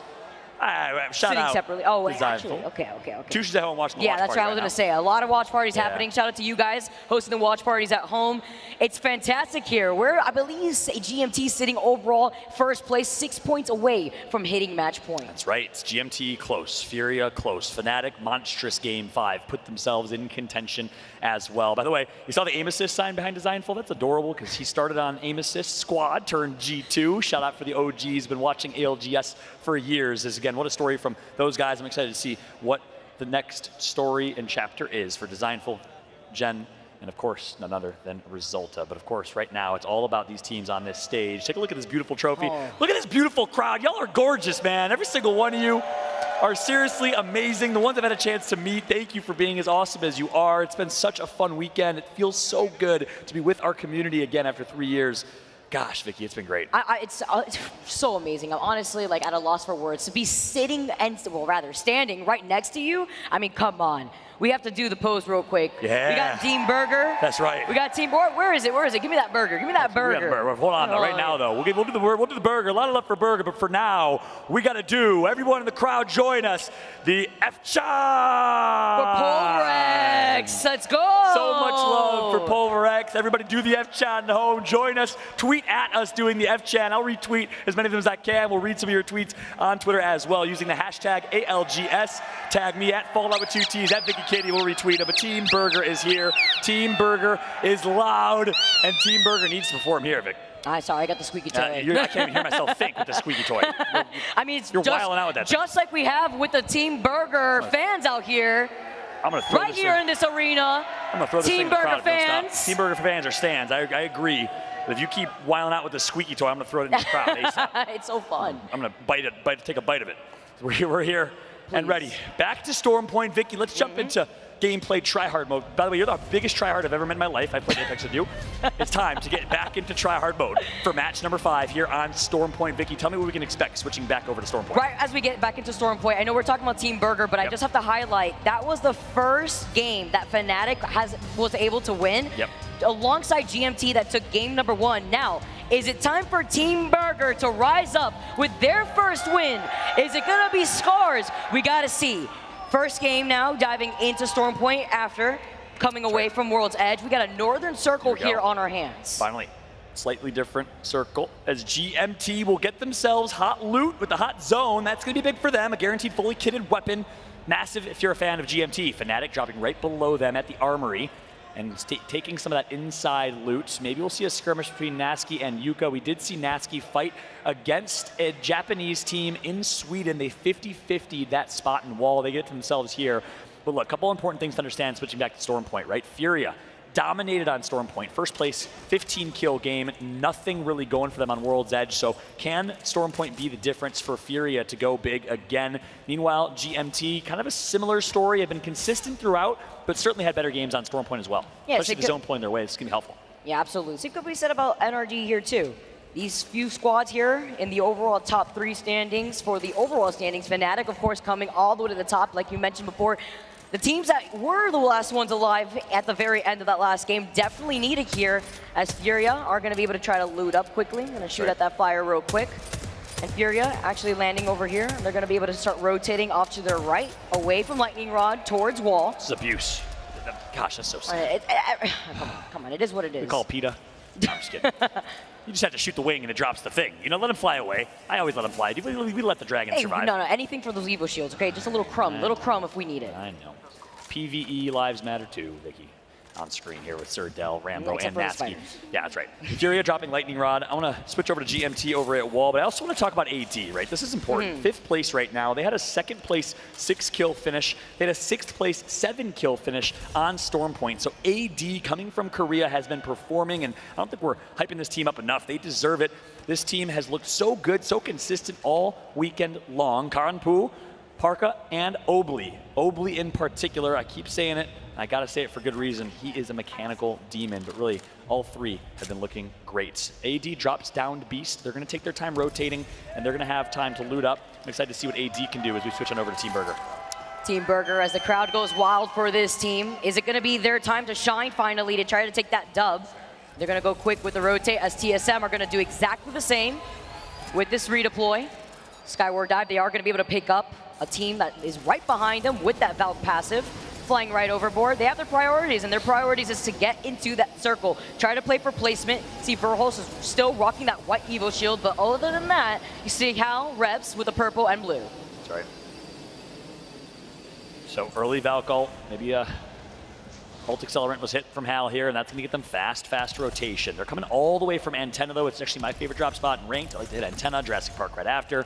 But TSM gonna avoid Jurassic Park. They're gonna rotate really quick here as they find themselves center circle. And the fact that they're rotating from Antenna that quickly and find themselves center map, pretty darn impressive as we switch on to Scars. Scars got taken out, not the best World's Edge performance, showed some life. They're gonna hit the beacon near No Name to the southeast of Mill, and they're gonna work their way far west and edge of this one. So expect them to maybe come up on IG, come up on AD, teams that play in this area. It'll be interesting, but look how fast all these teams are rotating. Yeah, look at the Fnatic already having a high ground, but you already see that black market coming out. That's gonna be Team Liquid playing from right underneath. They're trying to scoop up all that loot. NRG now trying to maybe get some information, but Sweet needs to be careful. Yeah, he's rocking the purple, but he does try to scout out a nice spot for the rest of his team to actually infiltrate. That's right. NRG drops checkpoint, so early and fast rotation for them, but look at this. It's going to be Duplex. Optic needs a big performance here. Had such high expectations coming in. A lot of people thought they were the favorites to win the whole tournament. Not performing to their expectations, but guess what? Duke and Jaro from Burger, but Sweet comes right into 3 and busts right in like the kid from Home Alone, but it's going to easily somehow sneak away. He's just as sneaky as Macaulay Culkin. I love it. I love it. That's actually one of my favorite movies out here. It's a good movie. Yeah, absolutely. Now Sweet has to play this out. He's quite literally alone right now. How do you survive that? What? It's Sweet. It's Sweet. He does the Sweet thing, but he's getting pinged from afar. Team Burger is the one that has them in their sights. They've completely bunkered down with the Cossack and the Cossack traps to help complete their corners. And he hit him with a little wiggle strafe right there. A little WASD, you know what I'm saying? My man CD in the third. Shout out to C's if he's watching. As you like the movement from Sweet on KBM, Fnatic find themselves top bridge and well positioned with Watson fences to their name, and Sweet still alive here. Gonna try and rat his way to a respawn, just kind of choked and missed that one a little bit. Now he's like, okay, hopefully they're not watching. Meanwhile, he sees a light show happening right in front of him too. That's 3 squads within his line of sight. Wondering what he's gonna do next because AIM is on the outskirts. Let's not forget, AIM actually lands in the armory right next to North Pad, so they had a lot of that time to go for those further out rotations. Like Fnatic, who lands here in North Pad, a lot of these teams with a quick rotate already have been able to take real estate inside of these buildings, like Ascend. Yeah, and a couple of these teams we've seen so far drop non-POIs, right? So again, in ranked, can you guys all please stop hot dropping Antenna or Wall? There's other places to land than the POIs that are named. Ascend drops Jurassic Park, unnamed. Burger drops just northeast of Jurassic Park outside the fences, unnamed. But right now, Cloud9 needs to find themselves health to their name. Is Zach Mazer down to 10 HP? The shots come through from Albert Lely. Oh, beautiful here. Can you get the follow-up as the Rampage ends up with that Thermite charge going away? But Albert Lely, he tosses out the dome, but he gets taken down right before. Saynati now going to be able to try to go back in, but nonetheless, it's Furia moving in. His Watson. Right. It was Panders who broke ice, and guess who finishes? Zera, Tricky, and Watson, the duo. Panders gets rezzed. Furia's making plays and going to secure match point if they can get 5 more. Remember, we were talking about the verticality that we see on this map, the horizon, the Valk, the repositioning, as well as the scouting that we see from his Watson on the Seer. Yep. Furia's back in their dojo. It's Storm Point. They love this map. They love what they can do with Horizon, the verticality, the plays they can make, and it shows as Furia is 5 points away from being our first team to unlock match point and a chance to make history here. Alliance right now getting rotated by Noct, actually going to get taken out. Hockeys needs to get this Phoenix kid off ASAP. Yuki's trying to hold everyone off if he can. Needs to go big right now. Optic Gaming is hunting. Talking about teams that have been struggling for the last 2 games, Optic Gaming need to clean up this KP here. NRG being taken out, another one of their squads that unfortunately were taken out really early in the last game now. And I don't know if this is a team of 2 or a team of 3 for Optic, so I think it might be a clean 2 versus 2 fight. I don't see the third Optic gaming member alive, so Alliance might recognize the numbers and be aware of the situation better than we are since we just tuned back into them, and they might realize, hey, this is a 2v2. We want to take this. Some nice shots from Yuki. Going to out-trade his opponent there. Oh yeah, look at this. Duplex and knock, team of 2. Zeta is nearby. That means that they are lacking Skittles on the Caustic, which means they don't really have the ability to push some of these squads that are rocking the Caustic themselves. That's right. I love this fight in trenches. This is one of my favorite POIs and locations in the game. Shout out to the level designers at Respawn because this is a fun one. That overhead view is brilliant as we take a look at Yuki. He's closing in. Hockey's wide right. Look at the teamwork. The sandwich is going to come through. You don't want to be the meat. You want to be the bread. Yuki is a whole grain himself as he's going to do so much damage, but they turn and do damage themselves. It's Alliance that are fishing here, and it was Hockey's who was the bait, but they get to get now. They notice that they were split up a little bit as Dupe capitalizes off of the situation. And then Jen Burton does the damage and comes through and says, I'm the human that eats both of you. In the sandwich. Noct and Duplex somehow find a way to channel their inner Skittle Cakes and work their way out of that bad situation. It was the Duplex bubble that did it for me, Vicky. The Dupe chance coming in, TSM with only How alive. Unfortunately cannot get the res onto Verhost. Couldn't even get the banner for reps. So this just leaves How up alive as he's forced to go with the Skyward Dive out of the circle. That's right. TSM had a big last game on World's Edge. Obviously some really smart plays. That Valk ult was brilliant. And then Hal just taken to the skies to secure a second place finish. 3 more points. Really, really big stuff from them, but they didn't get the kills they needed. They only got 3 kills last game. They have 30 points in 7th place right now. They didn't start with the 10-point advantage that they're kind of used to having here. They have work to do. They need some kills. Oh my God. Area, they're still roasting, they're burning, and they get the knock. EXO in trouble here as it's Watson now moves in, prevents the rest from coming in with that Seer Tech. Nor that Arc Star, it's all fine here. He still got the ult moving in. That's right. They're going to have all types of info, wall hacks come through, Watson and Killapose. It's cannon fodder right now, and Watson is eating. He gets one, Panders gets the other. I've been so impressed by this team. They are ranked warriors, and they say, yeah, you might Valk ult out of here. You can leave for now. We'll get you later. Nice shot from Fury. See ya. They're going to see him just sky out of there, but EXO get taken out of the skies. It's actually Space Station Gaming that are inside of the area. Yeah, that's right. Vicky, I'm going to call it.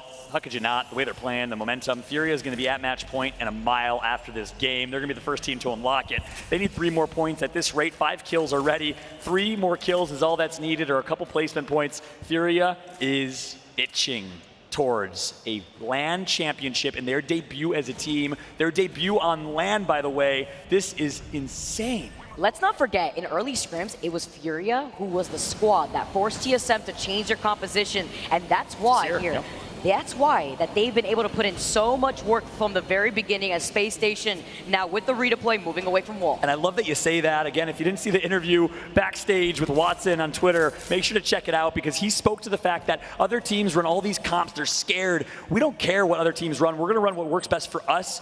And other teams try and copy them and fail. But this Furia team makes this comp work so well because they are ranked grinders. They are so good at Seer, so talented individually. They can run Horizon, they can just fly at you and play this like a game of ranked. It's great that you also highlight the Seer because the first time we get to witness something like that was during Sweden when we saw Team Empire coming in with the Mad Maggie and Seer themselves. I remember seeing his Watson, I remember seeing the Seer and the impact that he had as an individual player at Space Station. You know, be careful, Zenile taking a good amount of chunk of that damage. He's forced to actually slide down. He pops a shield bat, but that really lets them know that there's so many teams within this area. As Uchako in the feed managed to get that knock onto Bryn. That's right. Charge rifle, man. I'm checking out as things slow down here. Twitter real quick. I see Big J TV with the F-Chan watch party himself. Big shout out to Big J. Thank you for the tweet, my mans. Appreciate you, Dragonite. Thank you for the kind words. Hope, as everyone's saying, this ALGS has been incredible. I've always loved this game, but I'm a diehard fan after this. The fan service, the commentary, the engagement with the community is all unmatched. I love you, man. Thanks so much for tuning in, every single one of y'all. And let's get back to it. AD now on screen. They're going to find Zeta. It's APAC North versus Europe, and Korea wins. And look at where the circle's pulling here, too. They're hugging the outskirts here. Going to be able to deny some of those southern rotations if Space Station want to try to take this onto AD. They're actually going to be in their line of sight. You can see the pings coming in from AD as Fnatic have not moved from the spot. I mean, why would they? They had home point advantage here when they do land in North Point here. So they're going to be able to hang out on the top of this. They're going to see a lot of the action happening. And look at this. They have the Sentinel here, too. So they're going to be able to take some of those shots. That's right. Fnatic. Vicky. You think they're going back-to-back? Japan? It can do. I mean, this is NorthPad. This is NorthPad. This is their home territory right now. And so they have the high ground. Look at the painting they've painted with the Watson fences. Who's going to try to contest them? It's not going to be Alliance. We're not going to see another one of those plays. Good luck with that when you land on top of those fences. That's right. Imagine. That would be... Imagine I talk like this, Russell. Yeah, I'll give you A for effort with that confidence if they manage to do something like that. Yeah, that's right. That's a fact. Fnatic looking to do it. They need themselves 10 to 12 more points to get to match point to match Furia. You don't want Furia being the only team match point, Vicky. Something tells me if they get to match point, the wise decision is going to be they change their team comp. That's the smart decision, but they don't always make what's the textbook on paper decision. They make the decision that works for them. They get match point and stay as Seer. I'll lose my mind, but something tells me they'll go Caustic to blend in a little bit. We'll see. I'm T. Team Burger needs a big performance, but gosh, Waltzy's knocked, the only controller player. It's not looking good for them. It's not right now. They have to restabilize as well. If they want to have this advantage, they need to back up. The charge rifle now. Space Station have been on fire with these shots. MT's like, I got an Arc Star. maybe this Arc Star can get me out of this peculiar situation. Maybe not. Oh, this is so tough. He's still in the line of sight of Space Station. He manages to get away. Where does he go? He's playing around the knockdown shield. That squad is still off to his right. Yep. This team has to realize it's a team of one. Get that free KP. Go clean up. We'll see if he's able to sneak out of that one. But right now, we got to jump on board with Dropped, one of the top charge rifles, alongside Mandy and Fun and others. Team Burger outs, by the way. There's the KP coming through for SSG. What's brighter, the charge rifle shots or the spotlights that we have behind him us on the spotlights. stage? I've been blinded 19 times, but the charge rifle shots are pretty hot. Ascend, representing all of Portugal, an entire nation, the face of Portugal. Kashera, his mom and audience. Sanaski on board right now, coming from Denmark, playing alongside Rambo from Florida and Sertel from the UK. Talk about a mixture of teams here. Obviously not playing with Mady or Strafey from the Ukraine. We love you, Strafey. Standing and showing love for Ukraine right now is Fnatic under a missile barrage. You have to try and survive. But look at 100 Thieves. They have high ground. They're able to bully high ground from Fnatic, I think. Wait a minute. What? Wait a minute. What happened here? They got on top? We just talked about the fences. The fences are gone, by the way. Yeah. Maybe an EMP, something had to have happened there because all those fences are gone. I don't know if we have a replay of that, but I think maybe Fnatic moved away. They're right there. Maybe they're predicting the zone to rotate here, and that's why they maybe Valkyrie themselves or drop down. I don't know, but nonetheless, Fnatic find themselves near GMT. This is a big fight. These are two teams in the top 5. Fnatic at number 3, GMT at number 1 going into this game with 44. Melstera gets knocked by Anmu. He's going to contribute from above. They just went in for the rotation, but was it too early a little bit here? Fallout losing out on the Gibby at the same time. Yuka dropping low. Yep. And just got word, no one bullied them. They actually chose to rotate here. We'll see if it pays off. GMT with Watson, with Rambo, with Nasky, with the best comms in the game. Let's jump into Eliciden with GMT. Chill. We're gonna get their loot after. Yeah. Good shit, baby. Good shit. I don't think we can play that right now. Nice. Good shit, man. Good shit. Yep. Fucking bots, dude. Let's fucking go, baby! Let's fucking go, baby! Yeah! Yeah! Wait, the crowd is yelling. Is that because we yelled? Are you listening to us? Let's fucking go! Yo, Liquid fucked off from the red room. We can okay, there's still a team high. There's still a team high. Breaking gen. They broke gen. It's gonna break. Get ready to regen. No, I don't have it. We're just gonna have to dance. It's broken.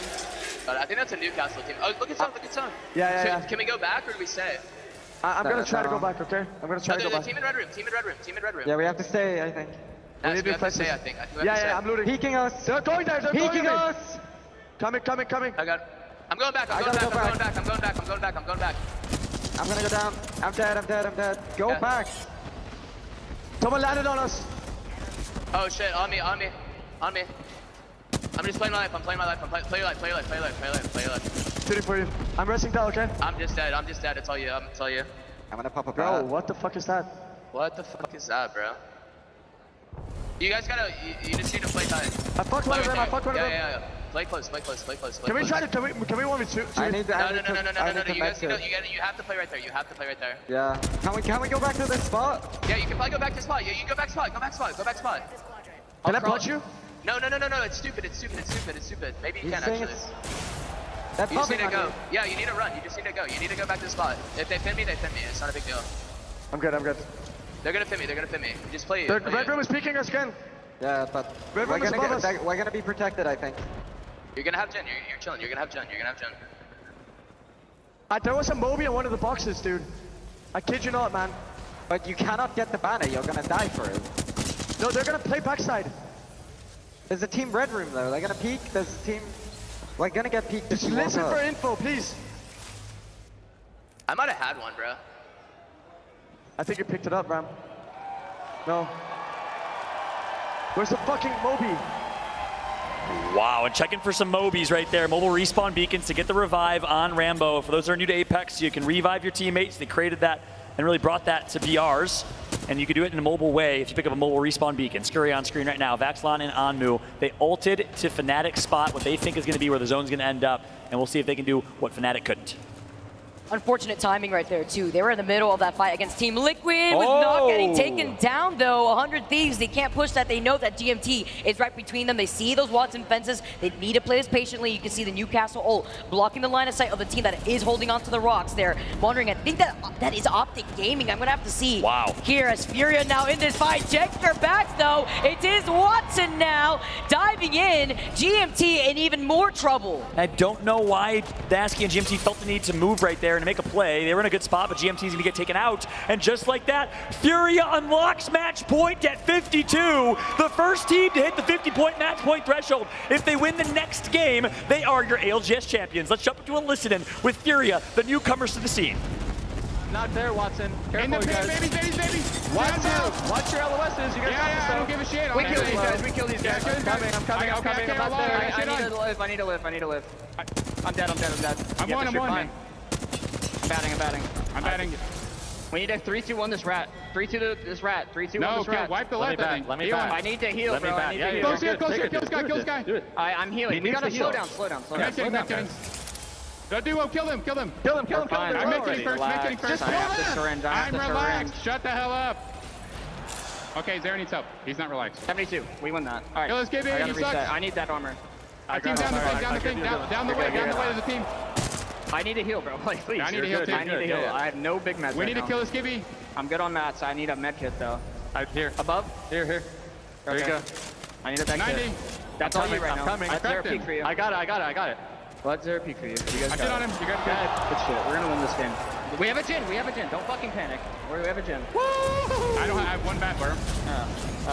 Loot, bro. We haven't looted. I got okay, never mind. Right here. I'm moving up a little bit, okay? Yeah. I don't even know what the fuck's zone. We need to kill this. We need to kill this. Swing right. There's a team behind us. Careful. Are we swinging this? Are we swinging this? You're safe on me. I think. Right here. Yeah. On this bin. We're safe on this bin. We're safe and we kill this team in front of us. Yeah. In front of me. I'm down to one bat though. What a listen-in from Furia. The hit match point. My man Watson is literally treating it like a carnival. 360 no-scopes. Oh my goodness. Watson with a display of skill. And Furia saying we're going to win this game with confidence. What year is this right now? Is how I know you like rats, everybody.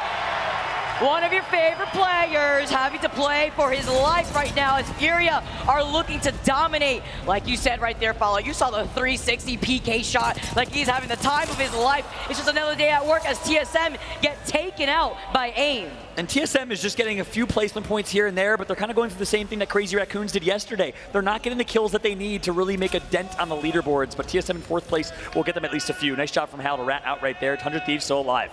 And they have cover in a bit of a no man's land type of finish. You look at this, nothing but open waters here as the sharks of the lobby smell blood. It's Furia alongside AIM and 100 Thieves. 3 squads remain. And look at their spot here too. They had the bit of the high ground. Look at this amazing path of mobile respawn beacons for some extra makeshift cover. Currently see them. You see Zero Tricky picking off the black hole.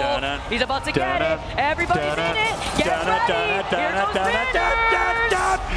Bander's on controller. He's connecting with the PK. Pop. 2 knocked. Furia going to try and take out 1, but AIM Esports has them aiming down sights. And just like that, 3 squads still remain. There's 1 rat alive. 1 member of Furia left in this one. 100 Thieves get taken out. Here we go. AIM now seeing Furia's only one left as they are the winners of game number 5. They claim their territory here on North Pad, and they claim the game. And he's wearing the Iarka jersey on screen. You see the love shown.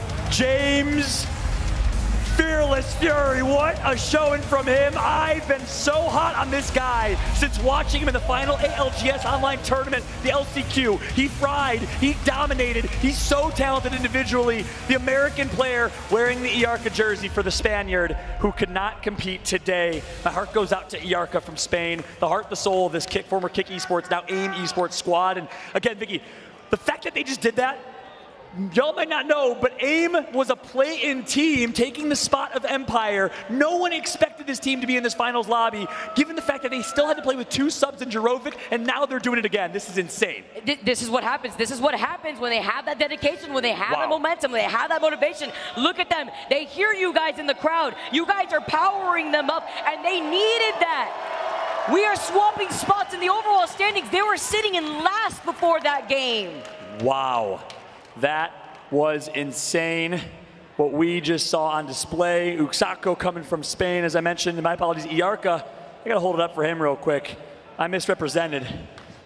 The Portuguese sensation. We talk about none other than Kashera and the boys, but none other than Iarka. Watching from home, we got love for you right now. Coming from Portugal and showing, hey, Ascend isn't the only Portuguese team here. He's also representing, as he dominated all weekend long. He played so well, but right now James Fearless is doing so well as himself. It's beautiful. I love seeing these teams rotate. I want to see some more Apex. Furia, though, are looking so good right now, sitting right now at match point. Woo!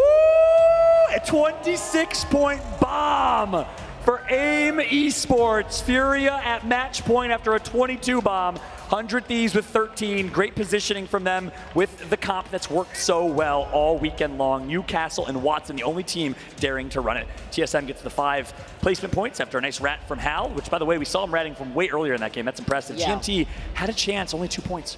Unfortunate, though. They're still sitting in second place overall, really 4 points away from match point. That just leaves Fury, by the way, being the sole team that is currently sitting at match point right now. That's right.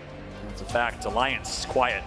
Space Station, 4 points for them. Cloud9, after a really strong start from them, we're in the top 5. Scars, 0. NRG, 0. So again, every team is sitting back and watching idly as Furia might just be stealing the show, Vicky. But you know what that means here, Fallout? That means that they cannot just play for the KP. They need to play for placement. They need to play for positioning. I know we be seeing the Schmoomik coming in here from his Watson. We see the 360 PK shots, but now it's time to take that dub if you want to be the winners of the championship. Yeah, that's an absolute fact. My man's doing the electric slide on screen, literally. Slide to the right, slide to the left, turn around, do a 360. He's doing everything. His Watson's been performing so well. So that puts them at match points. And of course, we'll show you the overall leaderboards here in a moment. I'll try and pull things up on my side as well to keep you updated. We know GMT's close. We know Furia's at 64. GMT's at 46. And I got to also look, we gave a lot of love to Iarka. We got to give a lot of love to GMT. And again, we stand with Ukraine. And of course, we stand with the boys and Strafey in Ukraine. Max Strafey on this team. He's watching from home right now, cheering on his longtime teammates in Nasky and Dell, the team that dominated the summer circuit with a championship and rose to the top from the bottom. Big love to Strafey. And of course, Artico and the rest. Yep. My favorite There it plays is. here. You can see right now the overall leaderboards updated here for you guys. Furia, the first team to hit match point, 64 points now in their pocket. GMT right behind them. GMT 4 points away, and you wonder, could that have been it? They felt this need to push into 2 teams. It was Team Liquid. I don't know if they knew that Furia was right there, but they got taken out. Team Burger, Chance are going. I don't see them on the screen, but they're cheering anyways. These people are lunatics. Burger Brigade can't be stopped. Doesn't matter what's happening, there's cheering. Fnatic in 5th with 39 AD. So look at this top page right now. We got Furia from NA, 100 Thieves from NA, GMT representing EU, AD and Fnatic from APAC North, the Koreans in AD, the Japanese in Fnatic. And we know how big Apex is in Japan. Talk us through the second page, though. Now looking at the second page, you saw Alliance now sitting at 26 points, tied though with 2 other squads to be Team Liquid and Dark Zero. Moving up a little bit, but man, this is quite a gap between this page and Furia right now, sitting at a total of 64 points, 50 points being that match point that you want to be sitting in. That's right.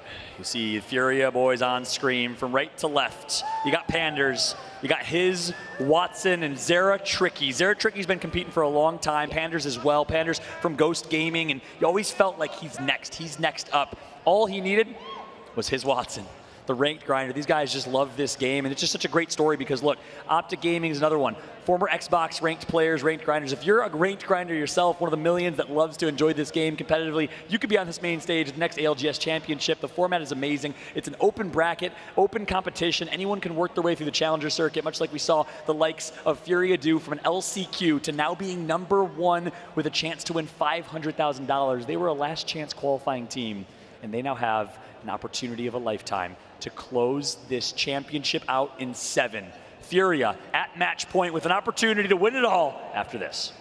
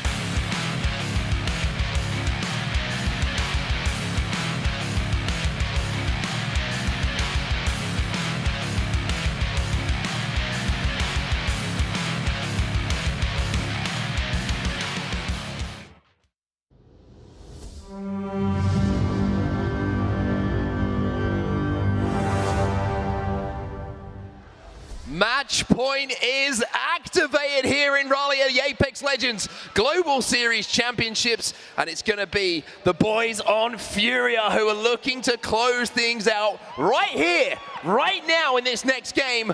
but the chasing pack, they're going to be more than aware that Furia have the chance to close it all out. And I think a lot of people would have seen this coming with how aggressive Furia have been playing all tournament, how much kills they've been able to put on the board, how many points they've been able to put on the board. But can they do it? Can they get that victory here on Storm Point to make themselves champions here at ALGS 22? It's time to get down to business, Dan. It's time to get real here. Let's get ready for this one. I want to get into the games. We're heading over to Storm Point once more. Don't worry, the shirt will stay on. But I mean, for the chasing pack, we have to kind of highlight this, right? Furia, amazing performance, dominant performance. Didn't quite get the win, but the KP and the placement was enough. But the team on your screen, EXO, they're trying to be one of those teams who can maybe have a pop-off game to chase down that 64-point total that Furia currently have. But for GMT, for 100 Thieves, for AD, Fnatic, NRG, AIM, TSM, and SSG, even Cloud9 here, a win would probably put those on match point as well. And that will be nervous times for every team that is there. But right now, Furia have a free hit. Furia have one game where they're the only team on match point. But that means there's going to be a lot of eyes on that kill feed, on those teams getting confirmed who is out. Do Furia change their composition? Do they try and hide amongst the other teams? That's what I'm going to be looking out for. I don't think they will. I think they play one way and one way only. They want to win this in their own style. They want to win this in a dominant fashion. And Raleigh, this could well be the last game here, so make some noise. Furia have the chance. Let's see if they've got the nerve. And Furia's win percentage across this entire tournament is only 9.68%. And that's including both maps. If it's Storm Point, they've only had one victory, and it was today. They weren't able to get any other Storm Point victories throughout this tournament, but it seems like they are here to play today in Raleigh. And if they can show similar consistency, maybe, just maybe, we can get this done in 6. Well, just again, to reiterate, Furia have the chance, if they win this game, to call themselves champions, to take home $500,000. But also, just to keep in context once more, Cloud9, who are down in 10th place, have 32 points on the board. So a win for them with a couple of KP, that shows how close it is. And whilst earlier I was saying that a lot of people are going to be keeping an eye on that kill feed, of course, it's anonymous to see who you've knocked. But once a team is eliminated, every team in the game will see that. So one of the players will be tasked to constantly be checking that kill feed, constantly keeping tabs. Are Furia still alive? If you get to that final circle and you know Furia is still alive, you better believe you need to know which team they are, because you need to work together to eliminate them. Otherwise, you could be seeing them crowned as champions and your chances taken away. Team Liquid, one of those teams who need a big performance, and the circle is certainly going to help them out for sure. We did see where it was going, fairly central just to the north. But AIM Esports, what a moment for them. Coming into this game, coming into this lobby, probably one of the underdogs, you'd have to say, but performing in that last game to get the win, and that is massive for them. I mean, after the change they had to make, Fearless James coming in as the substitute, what a moment it was for them, and doing it for their teammate, who unfortunately could not play today. But are they going to be able to continue their consistency into this game to try and push themselves to match point? The one team is Furia. They've got a Horizon, they've got a Seer. They're still going to be looking to make an impact and still be aggressive. GMT in second place, just behind them as well. You can see the points total just next to their name and their logo, 46. They only need 4 more points. Fnatic, they're in 5th place. They need 11. It could not be tighter. Like you said, Dan, you summed it up perfectly. For Furia, this is a free hit. And that sometimes makes you play in a different way. Because you've got to imagine Furia have been this aggressive team who have pushed fights. They've taken risks. But now suddenly match point is on the cards, and suddenly a victory here at this tournament is a big potential, a big possibility for them. Do they start to reduce those risks? Do they start to play a little bit more central zone? And how does that affect them? Are they going to be able to change that play style? Or because they have a free hit here, do they just say, screw it, let's play how we've been playing. Let's try and just continue to be aggressive, and maybe we will still be rewarded with a victory. I think the smartest thing to do here is stick with the thing that has brought you to the dance in the first place. They had a great performance in the winners bracket. They've had a great performance so far today, as have 100 Thieves. It's been a little bit of a longer road for 100 Thieves, but they're currently sat on 43 points. They need 7 to get to that 50-point mark. and give themselves a chance of being back-to-back champions. And this would be amazing for 100 Thieves if they could get to match point here and it stayed alive going into World's Edge, because 100 Thieves have been the best World's Edge team when it comes to the amount of victories they've been able to have. But of course, it still could end all here on Storm Point. Fnatic still within a shout as well, 39 points. There are so many teams here with just an average game, an okay game, and you still find yourself on match point. And I think Furia will be well aware of that, and that's why there's a lot of pressure for them to try and get it done in 6 here. I think everyone's eyes will be trying to scarper the lands and see if they can spot out that Furia squad. They know where they're going to be landing, they know where they're going to be rotating, but also you got in the back of your mind that you still need those points. You can't just concentrate on Furia's game here. Because you might ask the question, well, why doesn't someone just land on them, right? Why doesn't someone just grief them? But if you do that, you potentially throw away your chances of getting to match point. So it's a fine balance about still focusing on your game, still making sure that you get the points, but also keeping an eye on which teams are eliminated so that later on you have an idea as to whether you are going to be facing up against Furia. It's going to be an interesting circle for sure. It's going to be ending in and around Cascade Falls. So like I mentioned, kind of north-central for a lot of teams, and a lot of teams with an opportunity to make a quick rotation to it. I wonder if there's going to be a few teams who are looking to take some risks. Alliance down in 13th place at the moment. They did get that win on the board, of course, a little bit earlier, but 26 points means that they need a monster game if they want to be involved in that pack if, and I say if, we go to another game. And a nice head-to-head there with two of our biggest damage dealers in the competition right now. His Watson has been averaging an insane amount of kills. I know 2.4 kills per game doesn't seem that much, but trust me, in lobbies like this, to be averaging that amount of kills is incredible. The damage, though, from Vaxlon has been what's so impressive here for 100 Thieves. And if they can find the same form they've been showing all tournament long, 7 points should be easily achievable for them. And with the composition they have, I'm sure they'd be happy. Well, TSM won't be happy right now because SSG are on the hunt and Verholst is down. And I'm pretty sure there's another player down for TSM as well. So one player trying to escaping to keep their dreams and their hopes alive for not just their fans at home, but the TSM faithful who are here in the PNC arena as well. Space Station, though, another team, 33 points at the moment. They don't need a monster, they just need a win. Yeah, Space Station are trying to find these last two remaining players of TSM, and I think they might have found them as well. And we've already seen TSM successfully rat their way to some of these late placements to get these points needed. They are 15 points away from match point. You cannot afford to let too many teams get there before you do, because suddenly then your chance of getting your hands on that trophy gets stripped away from you for sure, and you start to worry a little bit too much about who you're fighting, who is in the late game, and it is going to be Reps as the last remaining player here for TSM. Well, I don't know how Reps has managed to do this, because you can see that EXO was on one side of Antenna, on the other, Space Station were trying to hunt him down as well, but Reps, even on Gibby, manages to just turn into a ghost and disappear. He doesn't have the banners though, so Reps, your job once again is going to be survive, get towards that end game, try and extend this series by being an influence on some of those last fights. Only 2 players knocked in the lobby at the moment, or should I say 2 players eliminated in the lobby at the moment. They are going to be both of the TSM members. So Furia now make their move north, and they'll be hoping it'll be a soft landing as well. Yeah, it looks like Furia are going to plan to go through the wall and then arrive from the circle on the northern side. The closest team to them, GMT. And GMT are going to be the team they're fighting already here, and we know how close GMT are to match point. So this could be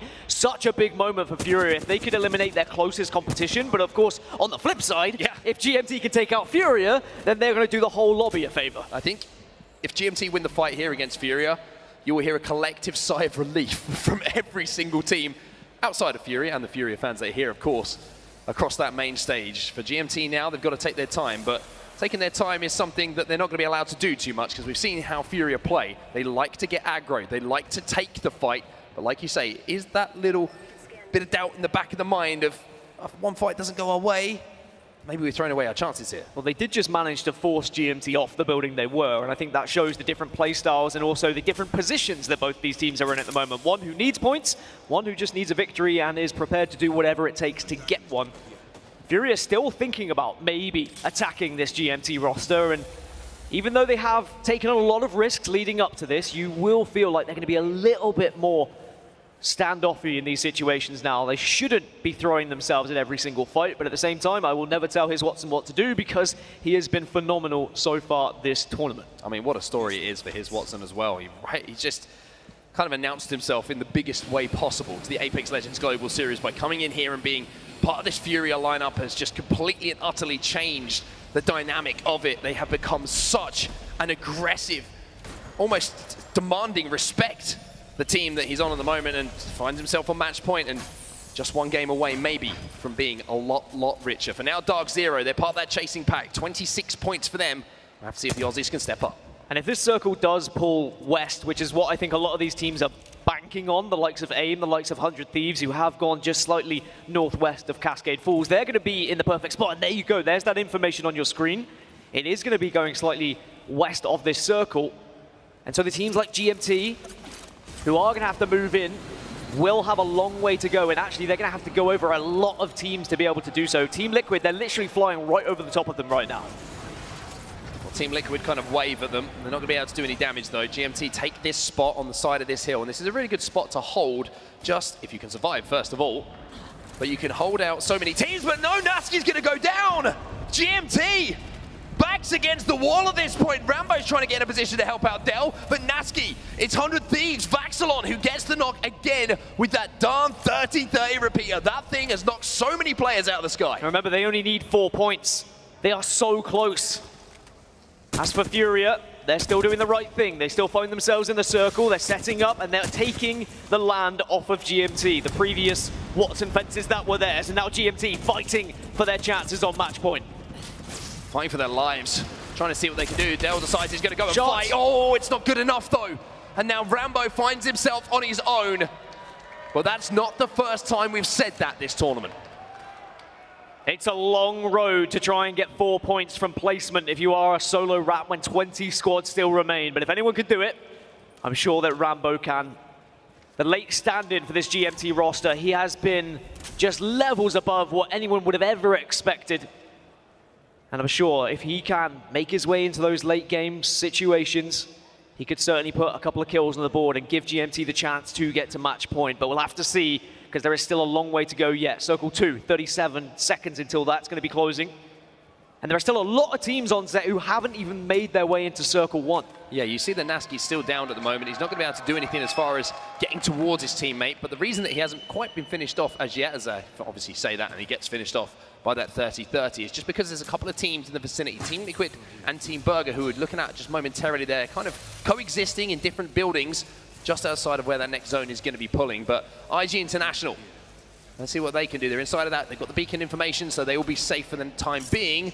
But time being is maybe looking a little bit shorter, as now they're going to have some neighbors moving in. It's Space Station who drop out of the skies. Well, IG and Scars were holding these two buildings, and Space Station are risking it all by pushing here, and they're under a lot of pressure from these both teams. Nox Gas goes down though, and that's going to do so much damage, and now Freck steps out with that car, shreds some shields, and now he's going to do some more damage. Denial has gone down though.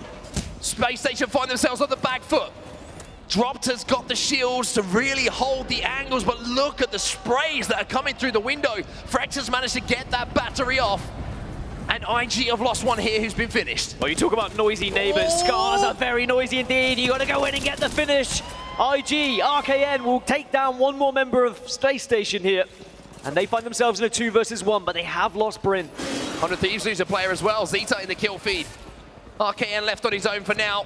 Jumps out the window, lands on the grass. But unfortunately, IG, their story here is going to finish for now. Scars move in. Scars were just able to watch all of that. They peeked through their curtains.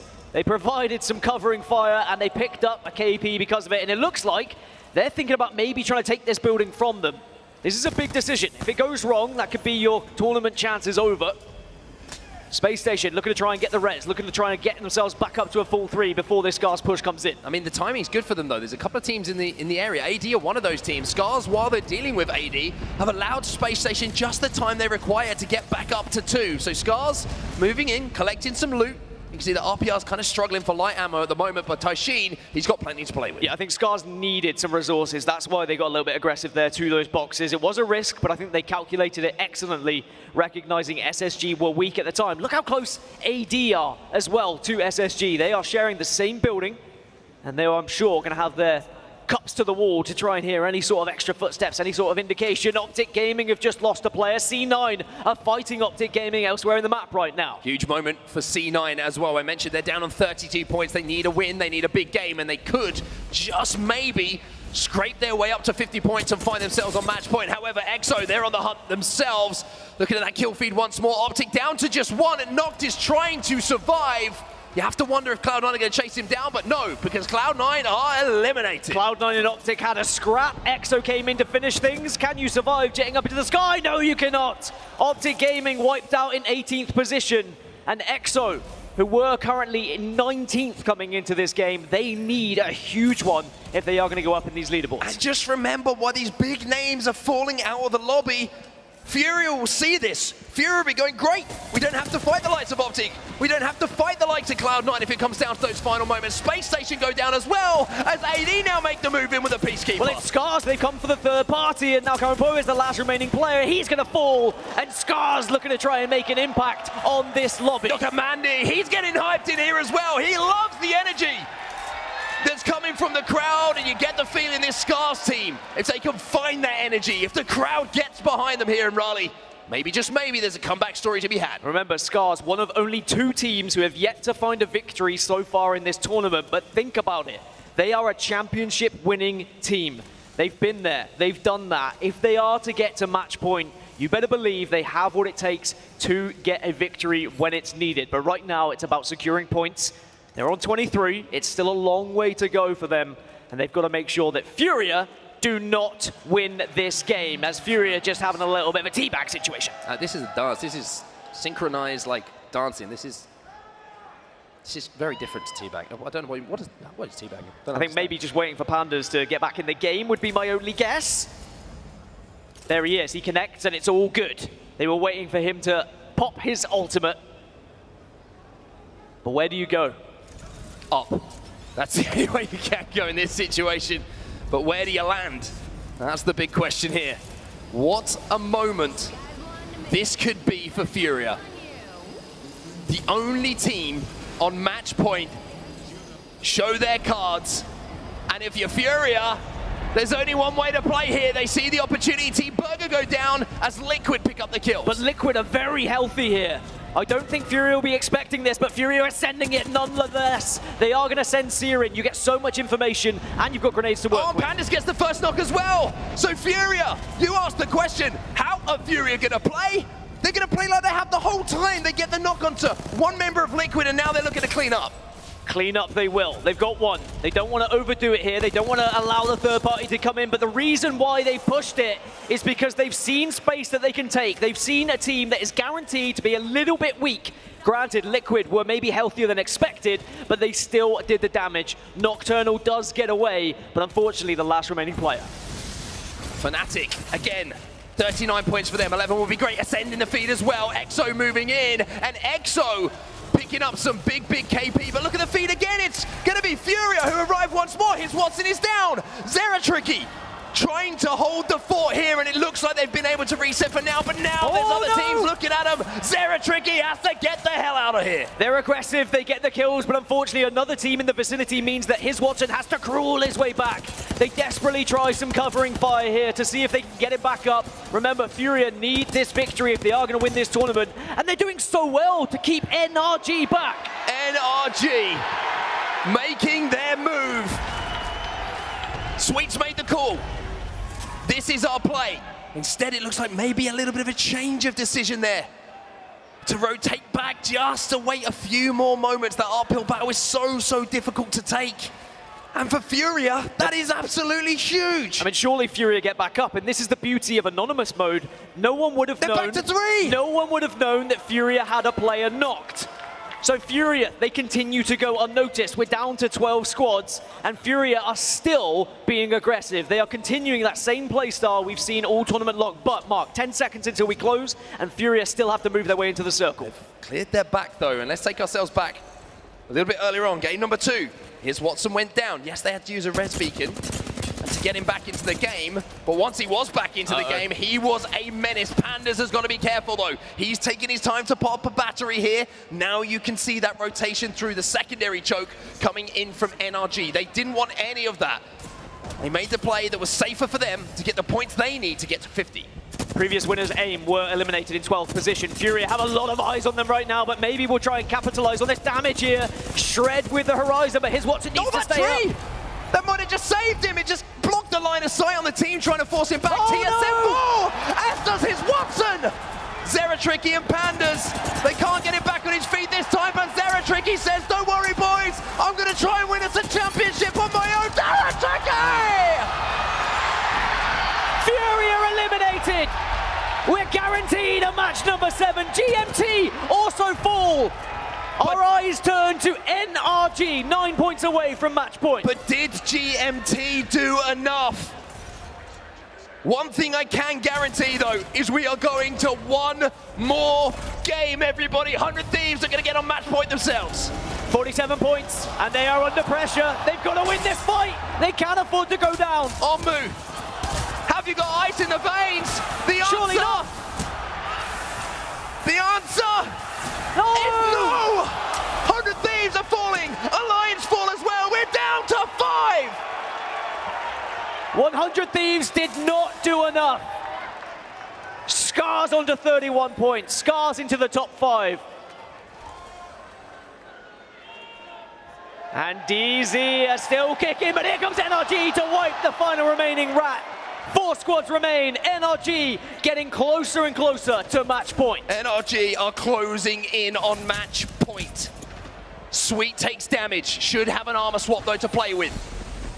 They have the north side of this zone all to themselves. They've got some natural cover as well from this rock formation. And Sweet on the Valkyrie is going to take the ultimate high ground to survey the land. 5 more points. Get yourselves into top 2. And you're there. It's as simple as that. But in a lobby like this, nothing is simple. Oh, Nocturnal's still alive. Huge moments. Defining fights, everything you could want from a finals lobby. NRG, though, at the moment seem to hold the cards. Sweet makes the call. There goes the missile swarm. They're trying to flush this team out to clear as much ground as they can in front of them. NRG, while they're taking the fight, Nocturnal takes to the skies. Could be huge here for Liquid. If they can get a top 3 placement, minimum extra points gets them closer to match point. But NRG definitely are focused. They are the closest team now to being the second onto match point.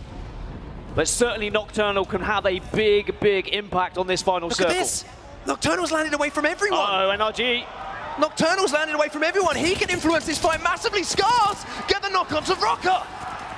If NRG fall, they will not be on match point. Scars can get aggressive here. They can make sure they get the elimination, and Scars take out NRG. Did NRG do enough? Scars. I mentioned how the crowd was getting behind them. I mentioned how they live off of the energy, and now RPR's trying to hold the fort. Taishin with the spray. Taishin and RPR still alive, but Scars cannot close things out. EXO as a 2, trying to finish this game off. Liquid will come second, but EXO will be your champions. EXO were in 19th position before that game. Previously, we saw Fnatic, who were in 17th, find their victory. The teams lower down on the leaderboard are starting to pick up the points here, but more importantly, I'm not sure anyone else reached match point. Oh, this is absolutely insane. This is why we love the ALGS. This is why we love Apex Legends, because the games will keep coming. Furia, though, they're going to look back at that one and think, maybe we had a chance. Scars are going to be looking ahead and thinking, maybe we've just created a chance. Scars, who were also down in 17th position before that game, start to really send themselves up in that leaderboard and closer to that match point total. GMT only needed 4 points. I'm not sure they got it. NRG did not get it. And 100 Thieves did not get it. That would mean that Furia will be the only team still on match point going into match number 7. We'll wait for guaranteed results. But I would suggest that's probably the situation we saw unfold.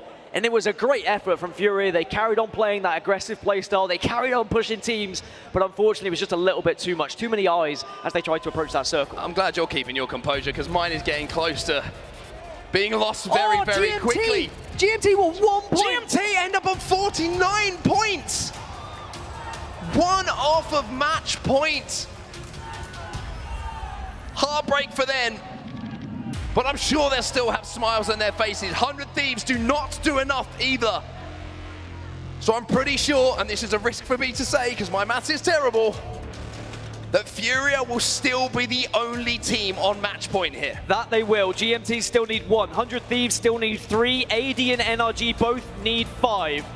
So Furia had their free hit, but because of their aggression, because how they were pushing other teams, they get another free hit. As we see the bottom half of the leaderboard, some of the biggest organizations, some of the biggest names in Apex Legends, not able to find points in that game.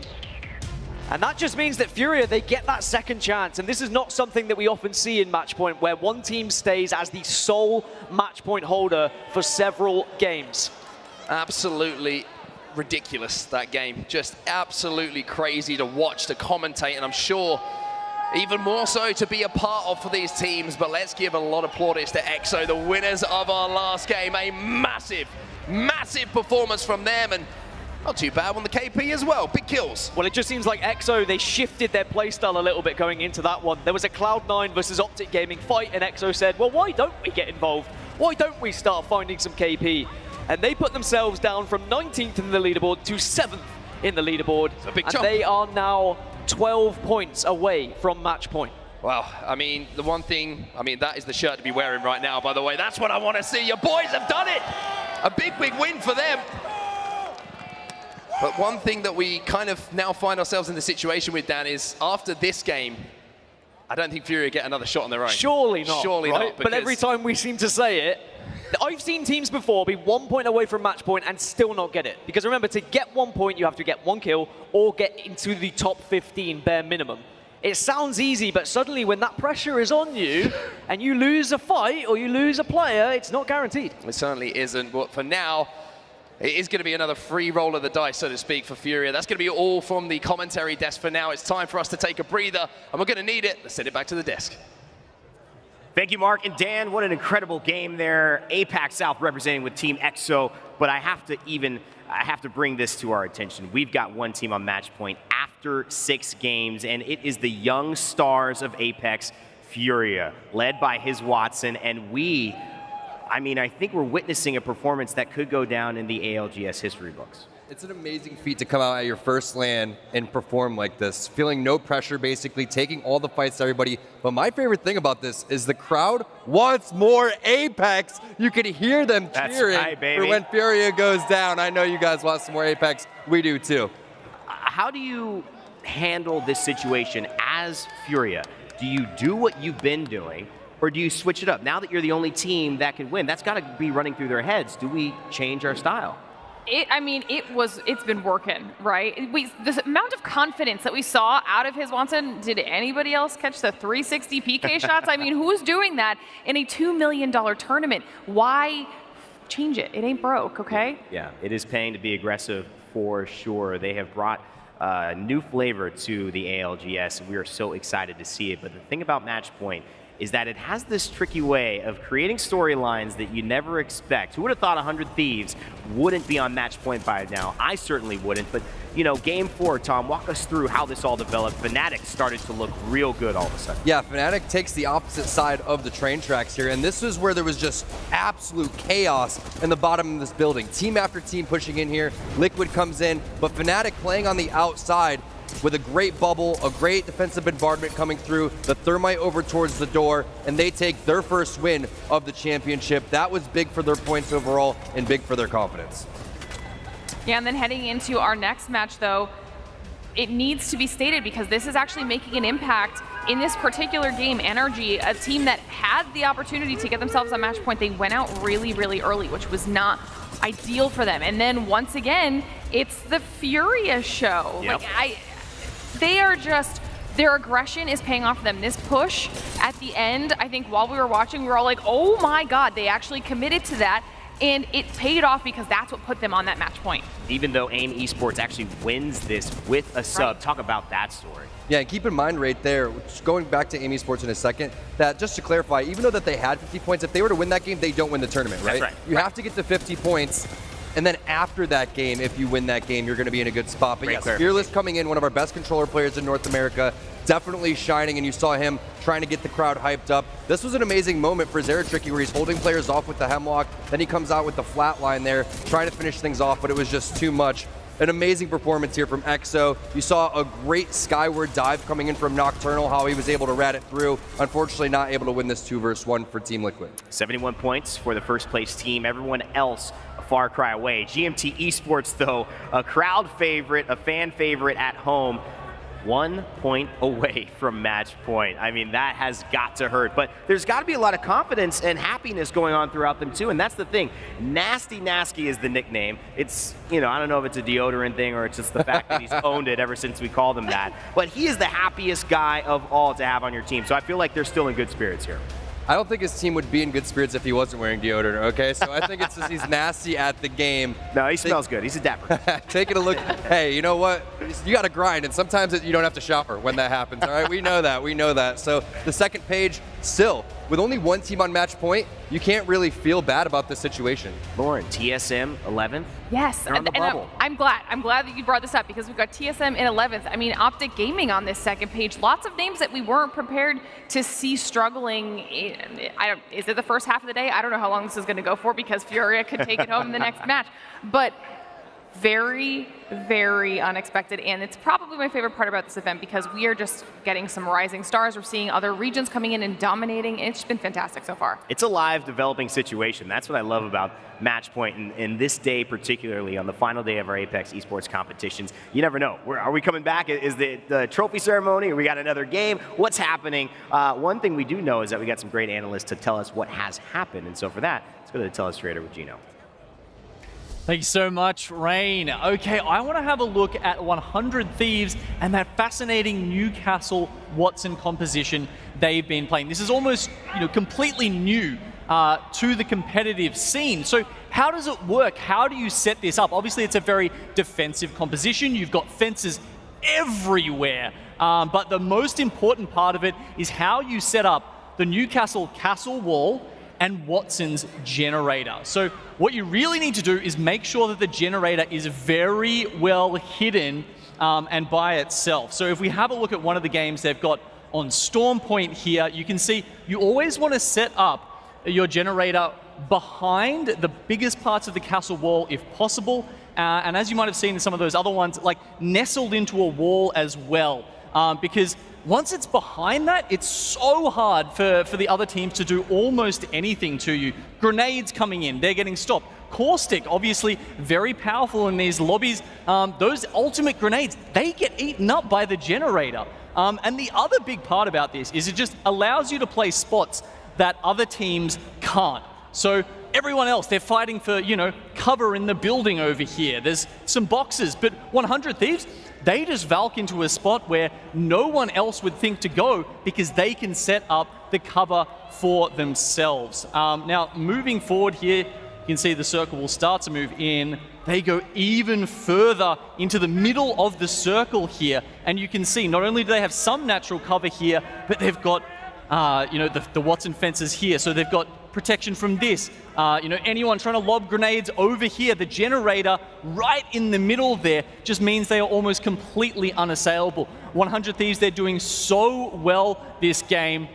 This series, they're third position, almost on match point. This is one of the keys to how they've done that. Thank you so much, Genome. I make a lot of YouTube content as well, and I love breaking down the new characters. Newcastle specifically, an off-tank, in my opinion. Not the traditional Gibby. There's a reason that they're running Watson with it, but those two together are a really interesting interaction. Hopefully we'll have time to talk a little bit about that more in depth with Genome, breaking some more character-specific details for all of you watching at home. All right, we have great performances happening all day long. I'm sure you are aware of that.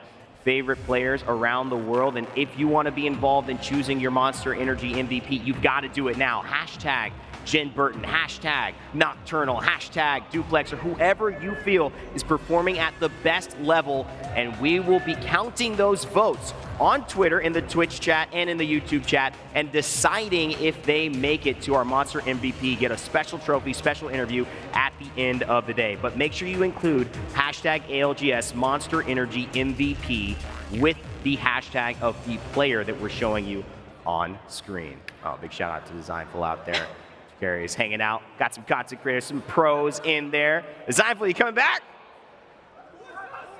All right, we'll find out. He's definitely teased it. Final thoughts, guys. We're going back into, obviously, some more games. We don't know when it'll end, but Two things to consider. One is the amount of teams that could be on match point after this. The other thing is Furia sitting at 71 points. I think everyone's thinking, do they change their composition or do they continue to play how they're playing? I say you keep playing how you're playing. It got you this far to begin with, and you also got to consider about putting as many points on the board as possible just to secure that bag, right? Absolutely, I couldn't agree with that anymore. And not to mention, we have to keep remembering anonymous mode. I mean, there were so many opportunities where we even heard the casters talking about it. If people knew who they were fighting, they would be pushing them, and they weren't. So this is still an opportunity for Fury to take it home before multiple teams, like you were saying, Tom, do end up on match point. Take advantage of the moment. This is a special one, ladies and gentlemen. And guess what? We don't know when it will end. Guess you got to keep watching. We certainly will be here at the PNC Arena in Raleigh. After this, Game 7 coming up. Match point continues on Championship Sunday.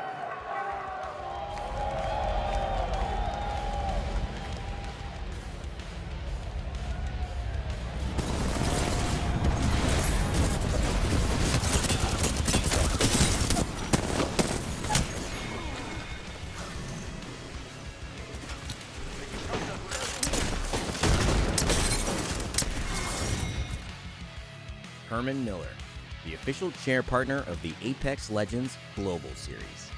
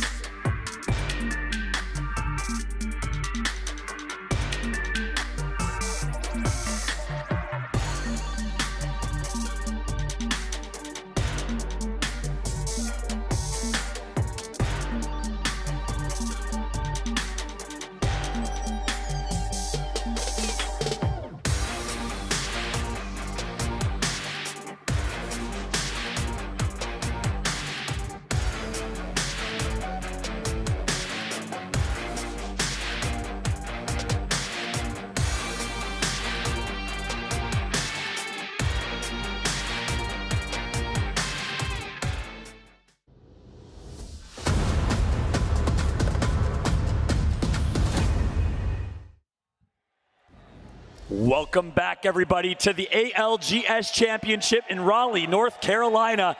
Mandy for MVP. Look, I gotta agree with you. He's a good-looking guy too. You know what I'm saying? So look, if you're single, he's single. I'm just saying. No, I'm just playing. Shout out to my man Mandy. Shout out to Papa Mandy watching from home, all the way from Denmark. We got Designful in the house. G2's very own. We got the best crowd at Apex Legends here live from Raleigh. People flying from Hawaii, Cali. I met someone from the UK who made it over the pond just to support the IG boys. It's amazing. Yeah, a lot of these arena members here have driven to actually attend in the PNC arena. Look at this.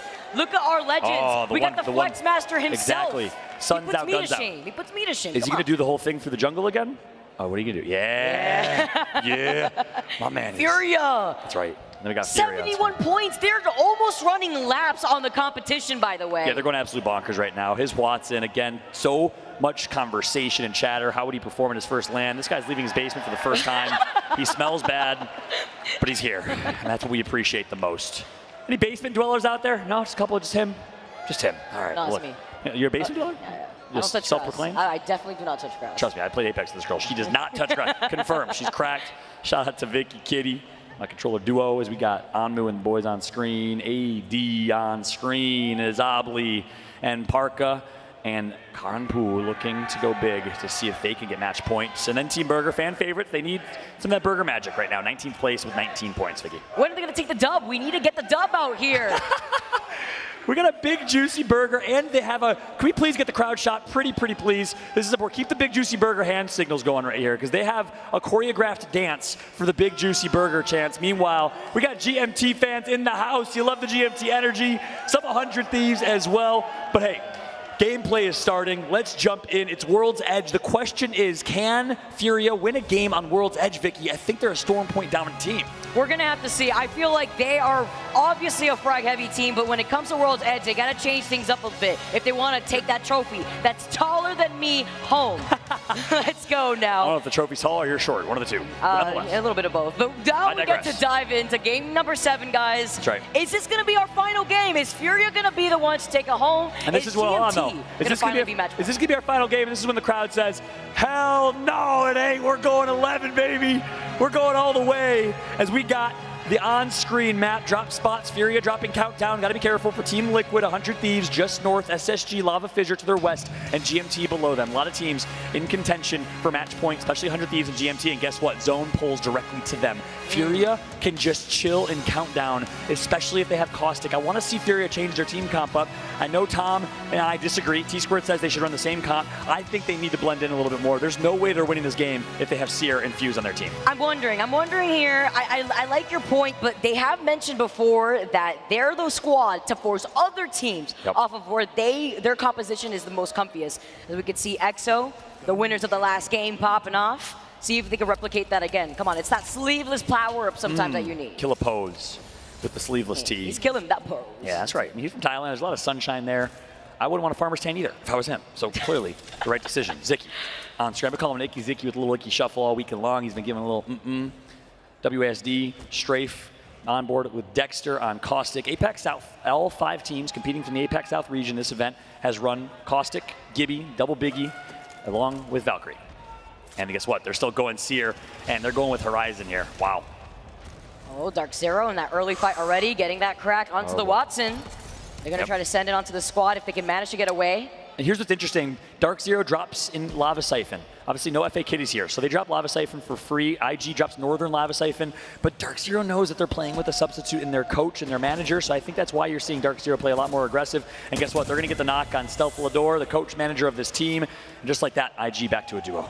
Unfortunate here. IG also having to forcibly play spread out a little bit here, as you can see Bryn approaching Ascend a bit. Dark Zero is going to get a whiff of that, as Space Station Gaming now making their appearance over here by Countdown. Are they going to take this fight against Furia? Furia, you know that there's blood in the water when it comes to this team. And Space Station knows that Furia is here. This has been their drop spot ever since they did play with Tech, where they played much different style of play. It was a much more passive style of play, and Furia and Pander said, please unleash me, Watson, and he has been unleashed. Now they play ultra aggro, in your face, full send 8 mode all the time. This is a Furia roster that's fun to watch, not the same Furia that used to rotate all the way north in zone and take 7 years crafting materials. Yeah, this is the aggro Furia here, but they have to change things up here if they want to be able to win after reaching match point. Once again, they are sitting at 71 points, leading the pack, with second place being GMT. They're not even at match point yet. They're at 49 points as Furia take to the skies. His Watson still rocking the white Evo shield. It looks like they are changing up their game plan. Usually, Furia would want to actually take this fight, take it over Space Station, then go for the rotate right here. But look at this now. They're going to try to actually take the real estate inside of this building. They're not going to even go for, well, they have the ability to go for the beacon if they really want to, but they're going to go wide here. So that way they can play on the edge of the circle, play a little bit more safe. That's wise. So they're going to have their backs against the wall. Basically, they're playing dead side of the zone. What does dead side mean? Well, it's the side of the zone that is likely to not have teams rotating on the far side of the map. Means it's dead. There's no teams that can come because from their west, well, it's literally just rocks and cliffs. So that's a smart decision, which means they're going to avoid a third party. Nasky hitting a wall bounce for the one-time Gears of War players out here. You know what I'm saying? My man Nasky was good. See if he's rocking a Peacekeeper as well, you know? A little shotgun action from my man Nasky. Still rocking Seer, Watson, Valk. I love the fact that they pulled this out here for match point. It's the PK we're here for. We see every single one of these teams rocking the PK for a reason. It does provide the slapeth here in this lobby, but GMT now going to be hanging out by the side of these rocks. They do have this here at the ready, and they do know that there is that squad that is right across from them, but holding in this spot is also going to deny a lot of space away from the teams like Team Liquid that are going to be rotating away from Trials, rotating away from Skyhook. Team Burger also making their appearance over by Countdown. Furia now also being able to play off the side of this building. Looks like they can't avoid fights very often And here. guess who it is? It's NRG posted up with caustic barrels, and they'll be content to just hide. They know it's Furia. Does NRG big confidence this and fight it against a Furia squad? Say, you know what, let's control our fate with the 3v3. They know it's Furia because the Seer Q's coming through. Pander's pushing out. Watson tagged up. But it's going to be Watson getting the first knock on Nathan. And just like that, Furia showing that they are the best pound-for-pound fighting team in the game. Ooh, all that damage from the Nox gas here. Pander's backing up. His Watson falling low, but boosting up that Evil Shield to blue real quick. See the Horizon Tack coming in from Zero Tricky. The actual insurance here just in case.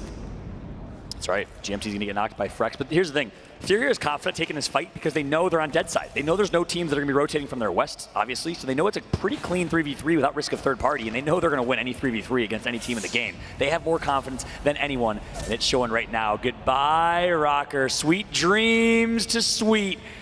You're left alone, getting ready for your nightmares. It's so difficult. Fury even had enough time to split their attention to try to finish off Energy, are getting pinged from afar by the charge rifle, and Team Liquid have claimed the high ground above Trials. They're rocking the charge rifle, an amazing weapon now to actually stay posted up in this spot alone, and Energy is unfortunately forced to play this as a solo just for right now. Hopefully he was able to at least grab that banner if Furia is not just looking and camping that box. That's right. They are going to be able to split their attention to another squad that's already taken control of Lava Fisher. Yeah, that's spot on. Well, hey, that's pretty big here. NRG was in 5th place with 45 points. They only needed 5 kills. They only needed a top 5 finish, and they would have qualled, but now all up to Sweet to try and wrap, maybe get some banners if you can. Furia is just the absolute nightmare. I called him the Boogeyman yesterday, but guess what? It's a perfect nickname. He does have the banners, and he can res. We'll see if he can pull it off, but Furia is truly the Boogeyman of this lobby and of this scene now that he's entered competitive Apex from Ranked. We see the solo coming in. Just want to put it on record, by the way, that Furio Panders has 18 kills to his name throughout this entire day. His Watson, Zero Tricky sit at 10 kills apiece. That's why they're sitting right now at 71 points, aside from those placements as 100 Thieves now. Take to the sky. Scurry still rocking the white Evo, and Team Liquid have all the trials, not just the high ground, but also on the low ground too. We see some intel coming in from Team Liquid as 100 Thieves narrowly managed to get inside this building. Amu falling so low, so does Vaxlon. Wow. They're going to survive, though. They'll be able to recoup, reset. Nice shot from Team Liquid up on top Trials Mountain, getting the damage in on 100 Thieves. Their peers that also drop in Skyhook. They trade the loot. Gentleman's agreement, 50-50 for that. And now they'll reset. 20 squads still left in this one. Tension so tight you can cut it with a rope. We're on board with Scurry. Newcastle, only Newcastle in the game. Here comes the res, and not going to tick for damage. I wonder what team that was. There's only one person got rezzed. That's a good question here. As It was we get to Send see. or GMT. I got one knock earlier. I think it's GMT Nasty goes down. Yeah, it must have been GMT. Yeah. Oh boy, Sir Dell, you gotta do something. That's it. 53 shots, 57. He's hitting shots, but he's gonna matter here. Rambo and Dell in shambles. Nasty gets revived, and GMT survives for now. Look at the way a lot of these teams are playing this so safe. EXO playing from outside the circle, taking their time. TSM maybe in some trouble with C9 actually wrapping up right behind them. They're taking some shots as GMT are taking their time to get into the circle. Furio taking another fight. Ooh, they're wide left hungry. swing. That's right. Wide left swing going to come through from Panders. And of course, the ultimate, the black hole, is going to come from Horizon.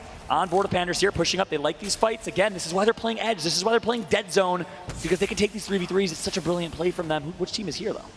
Even though they're taking these edge fights, it's the fight Alliance. nonetheless. They cannot ever hold back. It's always about the fighting for them, even if they try to slow themselves down. Yeah, that's right. Meanwhile, in the kill feed, Zach Mazur of Cloud9 takes out Verholz. Here comes the fight, 3v3. They're not going to lose a single 3v3. You can quote me on that. Alliance trying to say otherwise. Hockey's, what are you doing? You're a monster. He knocks one. Panders is down to 40 HP. Watson 120. But Hockey's eliminated. And I think Furia will win this one and get the res. One left here. Gosh. Can Alliance do it? He Vic, may I'm not even be feeling able to. The box is actually blocking out the door a little bit here, that's right. too. Oh, boy. Oh, gotta do it to them. You gotta do it to boy. them. This man, Watson, he's here to meme. Basically, a Twitch troll IRL is his Watson. Now they're not done yet. He misses that one, but a 1v1 fight hits that one for 88 to let his teammates finish. They know that they can trust each other to shoot shot for shot, and just like that, Furia gets another. They're just eating up every top team in this lobby, NRG then Alliance. This team is so good together. Panders also just has been going crazy all day. I know we love to talk about his Watson, but Panders has been on another level for the last 3 days. C9, we were talking about it before. They were wrapping right behind TSM. They gave him some trouble now as they're going to be able to take onto the high ground. TSM had to wrap around past Fragment now, past the construction building to avoid a lot of that trouble. I think they're going to try and go back maybe from this banner. I doubt that he died over here. So they're going to actually play the team of two. So here we go again. The Imperial Hal and Reps duo. We saw him on World's Edge do it big last time here in group stages. Can they do it again? Teammates for 3+ years, brothers for life. This duo has been so much fun to watch. I call them the MJ and Scottie Pippen of Apex Legends because the way they play together, they can't do it without each other. Reps and Imperial Hal, and in my eyes, Reps is playing the best on this team this weekend. He's been playing so well. So well. Scottie Pippen also often did as well, you know what I'm saying? So well that Hal doesn't even forget Jordan's name. Always calling him out sometimes. You know how it goes. And they had a little back and forth. I saw that in the competitive Reddit subreddit yesterday. A little bit of back and forth yesterday. Reps standing up a little bit. Meanwhile, 100 Thieves with some kills over Ascent. That's big. 100 Thieves at 47 points with 2-3 kills right here might put themselves at match points plus the placement points if they can get to top 16. That's the threshold for 1 point. I love the dupe. I love the dupe chats. Yeah. It's so contagious. The crowd is so contagious right now to see what's on the line. Furia's still playing by the edge a little bit. Yeah, and I gotta say, 100 Thieves here. Actually, I'll hold that thought because we got ourselves a skirmish up here in Skyhook. Baxlon gets the kills, and that's a 3-team wipe. And guess what? I think that was 50 points. Yes, it is. It was. Yes, it is. 100 Thieves, your second team to reach match point here. You know, Nate Shot and the boys are watching, waiting, commiserating, as this thing's the most stressful format in esports right now. 100 Thieves with an opportunity of a lifetime. They're looking to continue on their domination as we get to take a look at Fnatic. Fenced up inside of this building. That is a lifeline. Am I seeing this correctly right now, everybody? Is that a lifeline that we are seeing right now? We have a lifeline on display for the first time I've ever seen in the ALGS. Meltera on lifeline is not missing. He's melting. That's not lifeline. That's lifeline out here. We got the kill wifey. leader, Fnatic. She really is wifey, though. If I could marry any Apex character, it'd be all right. She always got your back. You know what I'm saying? She always got your back. Oh my gosh, this is insane. Yuka turns, and they are gonna do it. APAC always known to change the meta. Lifeline, Watson, and Valkyrie. Wow. All the heals and shields that they need. They're fine. They don't need mats. And the rotations. Got the Valk ready for the repositioning if necessary. This is actually bonkers. This is actually insane. Here's the tough thing, though. No Gibby, no Newcastle, only a Valkyrie for repositioning. They don't have a lot of natural cover to make this southern rotation. This is going to be a tough rotate for them. I guess the makeshift shield in this situation to avoid the bombardment would be the Watson ult here in this equation. So Fnatic trying to take a different approach to their compositions. Look at the amount of lifeline care packages up on this roof to act as some makeshift cover. Oh my gosh. You see the live leaderboards. Take a look at the top of your screen, everyone. Look at this beautiful ticker, ESPN status. We got 100 Thieves with 50 points, GMT with 49, AD with 45. We got to show love to AD here. From Korea, 3 absolute slayers, so talented, running Horizon, Valkyrie, and Gibby. You like to see it. We got to jump on board with Obley and see what he can do. One of the better Gibbies out there. This circle is going to be absolutely insane. I believe this is going to be pulling a little bit northwest away from Countdown, kind of in that in-between before Skyhook. Yep. So that's really good news for Team Liquid. Even though they do have the high ground, they're going to have to drop eventually. But they can make sure that they're not going to be contested. The one squad that they have to really look out for is going to be Furia, who have been holding onto the side of the circle since the beginning. Yeah, look at Parka. Tip of the spear here is Horizon, getting intel and also getting positioning, and now getting the call. Hey, look, we can rotate for free. They don't need to use their Valkyrie deploy just yet. They can hold on to that. I like what AD's doing here. I want to flip back to Furia if we can, because I love the decision Furia made. Furia has been proving me wrong since the beginning of this tournament. I didn't have them in my top 10 predictions because I'm an idiot. And I said at the start of this game, they can't win with Horizon Seer. I might have to eat my words because they're playing dead side, dead zone so well. And that's the way you want to play it. They just keep taking 3v3 after 3v3. I think they're going to fight IG soon as we look at Fnatic and Matsutasu right now. And the lifeline rotate with Valkyrie. They find themselves a great spot for a Watson. Wow. This is a good situation for Fnatic. Time to build up. Time to help out Furia. Scooping up more KP. IG out of this lobby. I need a piece of paper. Someone give me a piece of paper. Is there a piece of paper in the house? Here's one. I'm taking this one. All right. Don't eat this one. I won't eat this one. This one's not going to be consumed. Thanks. This one is to send a message. You'll see after the game, because right now Oh, what Furia wait, is doing sweet. is Hold saying up. yes. Hold up. Oh my gosh. NRG's Hold back. up. Sweet with the clutch. Sweet with the res. The mobile respawn beacon as he commits. He's got the Evil Shield. He's even leaving a little trail. He's got the med kit. He's got a weapon. None other than the Rampage itself on the ground. You'd love to see it, but who's going to actually split their attention to this? Is any of these teams going to give up their positioning to really try to fully send it onto here? They're playing off the low ground. It would be incredibly risky unless you could actually play for repositioning. NRG now going to be able to wrap around. You see the pings. They're going to have to start moving soon, but they still got 1 minute and 30 seconds left on the clock. Circle 4, so they have to inch forward. NRG's back. Furia is at match point and can close it out here. GMT hit match point, 100 Thieves hit match point. If you're a fan of GMT, if you're a fan of 100 Thieves, these guys, the bosses of the lobby, need to get taken out. This might be it. No, they take another 3v3. Team Liquid? They are on a running rampage. It was NRG, it was Alliance, and now it's Team Liquid on the hit list for Furia.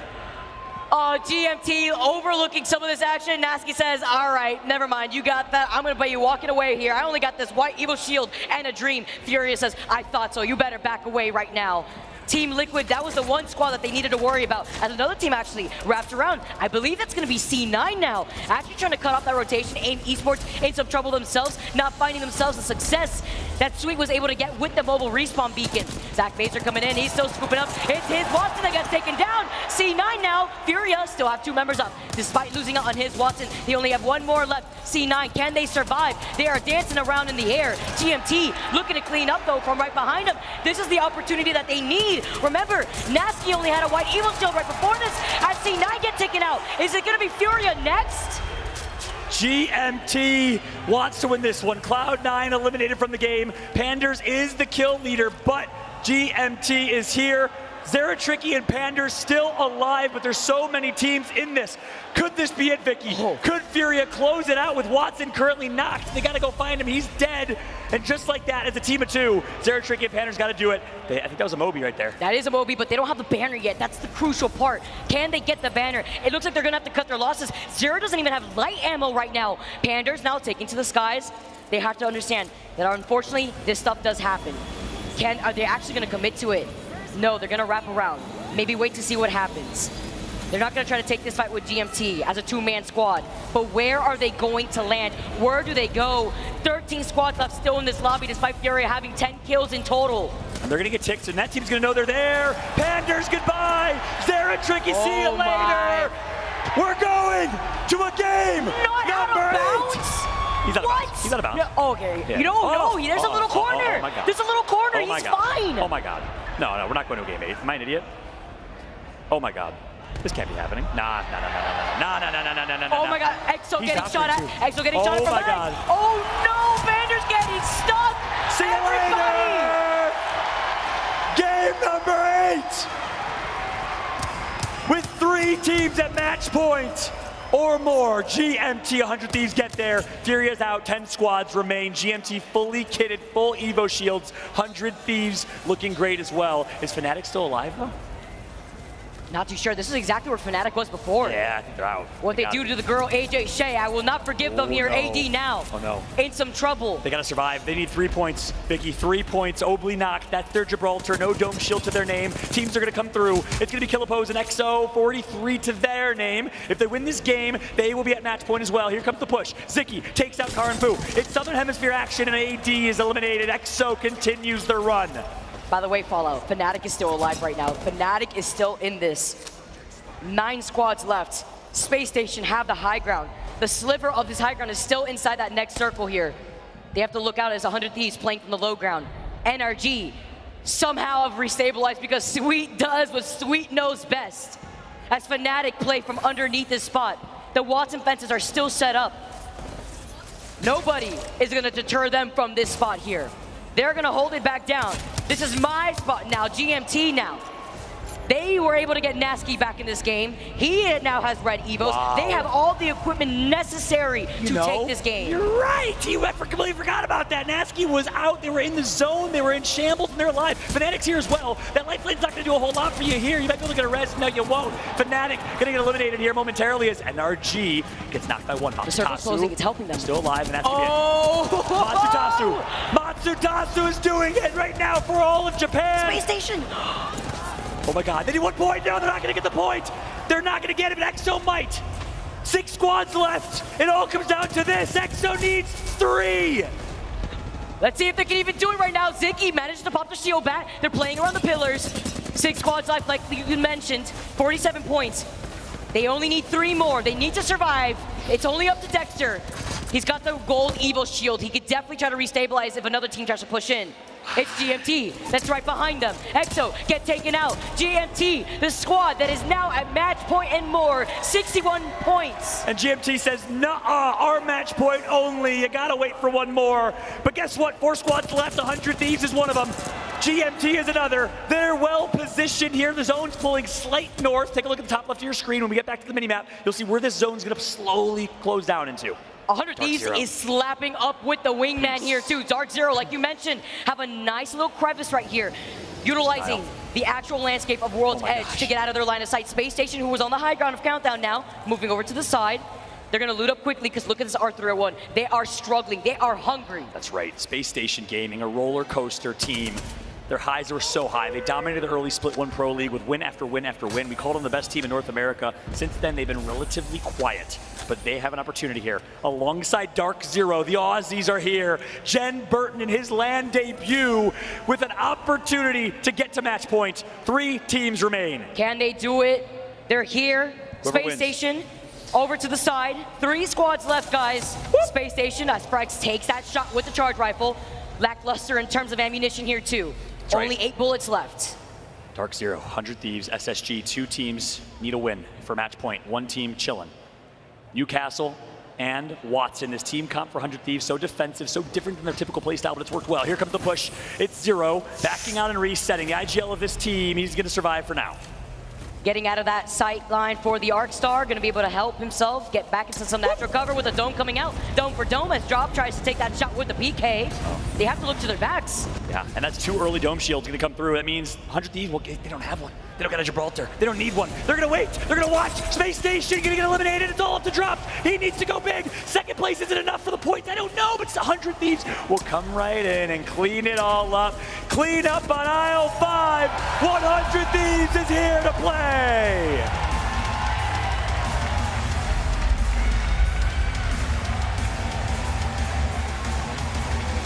From 47 points to winning the game, are getting right back to World's Edge. And based on the smiles from Dark Zero, Vicky, you gotta think Dark Zero did it. They're going dark in their debut under the new organization that might be flying them to the United States to compete in the North American Pro League next season. That's the rumor. 100 Thieves, though, with the dub. And they will put themselves, I believe, in 2nd place over GMT. Not positive. We'll get the final leaderboards and confirmation here in a moment, but I think Dark Zero maybe just inched out enough there with the second place finish based on their smiles. What's They're so unfortunate happy. is that I think they're actually a point Don't off. say it. No, don't say that. I'm so sorry. Why are you here, smiling Fallout. that? Why are you going to bait me like that, Sharky? Maybe because they're right close. You know, they're 49 points. I think Fnatic is out here with 49 points. So many of these teams are on the cusp. But you know who did qualify out here? 100 Thieves and GMT with 100 Thieves taking that win and 13 kills to their name. That's right. Dark Zero was 16. That was a big game for them. Space Station Gaming, great job. They did a little switcheroo. They dropped Lava Fissure. They actually switched to Countdown, and it ended up working out better. They got the better of that trade. Furia dominated in terms of kills. We'll see that in a second here. Take a look. 10 kills for Furia. Just inching their way back up the points standings. And Vicky, the big question is, can Furia win with the combination of Horizon and Seer? I don't think so. They're going to get targeted, but yes, 1 point away is Fnatic and Dark Zero and RG2. Look how many teams are 3 points away. AD, EXO, and Space Station as well. Third all the way to 9th place? Wow. Fallout, are you kidding me? You hate to see it. We need more Apex. And We do. need more games. We do. We need more games. 1,000%. Furia absolutely can. They tried to slow things down. They tried. That's the highlight right there.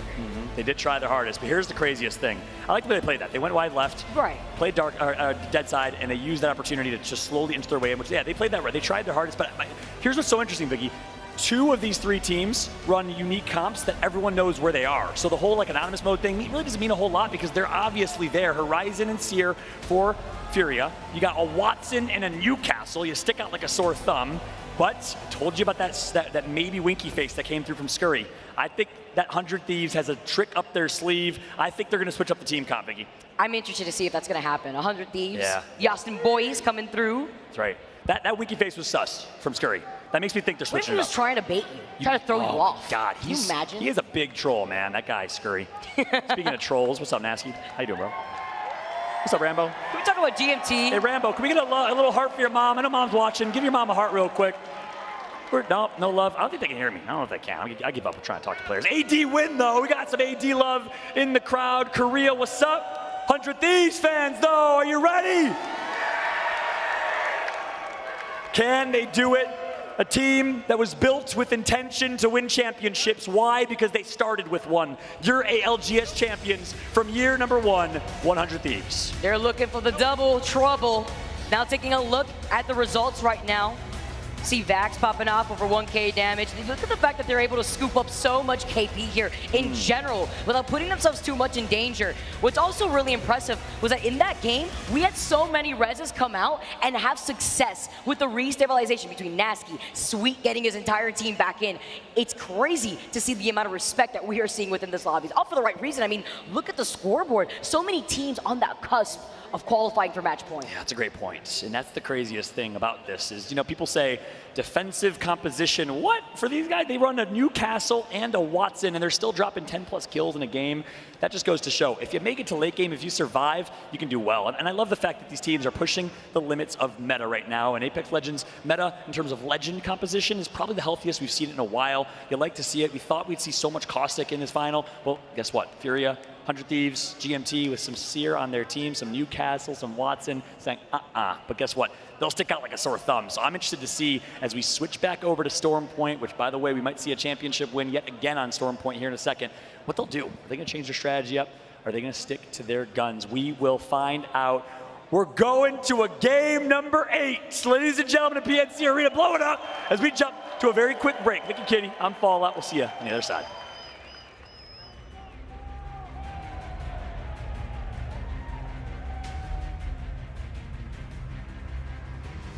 Give you all things. I'm playing over back. They bubbles out, bubbles out, bubbles out. We can flank. I need a bat. Stay on their side. Force him. Knocked out. I'm staying on the left. Pick up. I'm climbing up our hill. Stay up. Flash. Got him. Let's go, Give me some. Let's go. One more game. One more game, guys. Let's go. One more. We're out of here.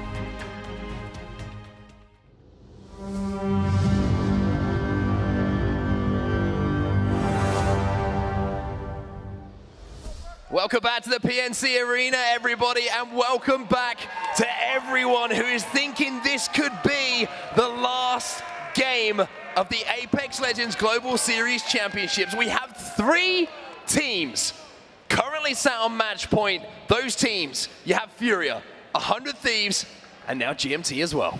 So GMT have had 1 victory so far in this tournament. Furia have had 3 victories so far in this tournament. 100 Thieves have won 6 times on World's Edge, 7 total, a 30% win rate on World's Edge. And where are we going for match number 8 on set? We'll go to World's Edge. We're going to World's Edge. It's the home of 100 Thieves. And now they find themselves on match point. They have one of the best compositions to win this tournament, but they will stick out like a sore thumb. They certainly will indeed, and there's a fairy tale story still going here. GMT, it doesn't matter who's alongside Naski, he is leading the troops forward, and they have an opportunity to make history. But for the rest of the chasing pack, if Furia, 100 Thieves, or GMT do not close out right now, then it really is anyone's game as we move forward. And just to put it in perspective, we've seen 100 Thieves play 20 matches on World's Edge. They've won 6 of those. That is an insane win rate for any map, for any team. But as I say, they will stick out like a sore thumb because they have that Newcastle. You ready for this one? I'm ready for this one. Let's get into it. Match number 8 is live. World's Edge, the perfect setting for maybe the last game of the ALGS Championships. Will it be Furia? Maybe it'll be 100 Thieves. Maybe it'll be GMT, or maybe we have one more game. Good news is where that circle is heading. Maybe down towards the tree area, near kind of thermal as well. Could pull up towards Harvester. We have seen 100 Thieves win a circle very similar to this one, though. Yes, just we have. yesterday, we saw 100 Thieves win a game just above tree. And that's where we're heading here for match number 8.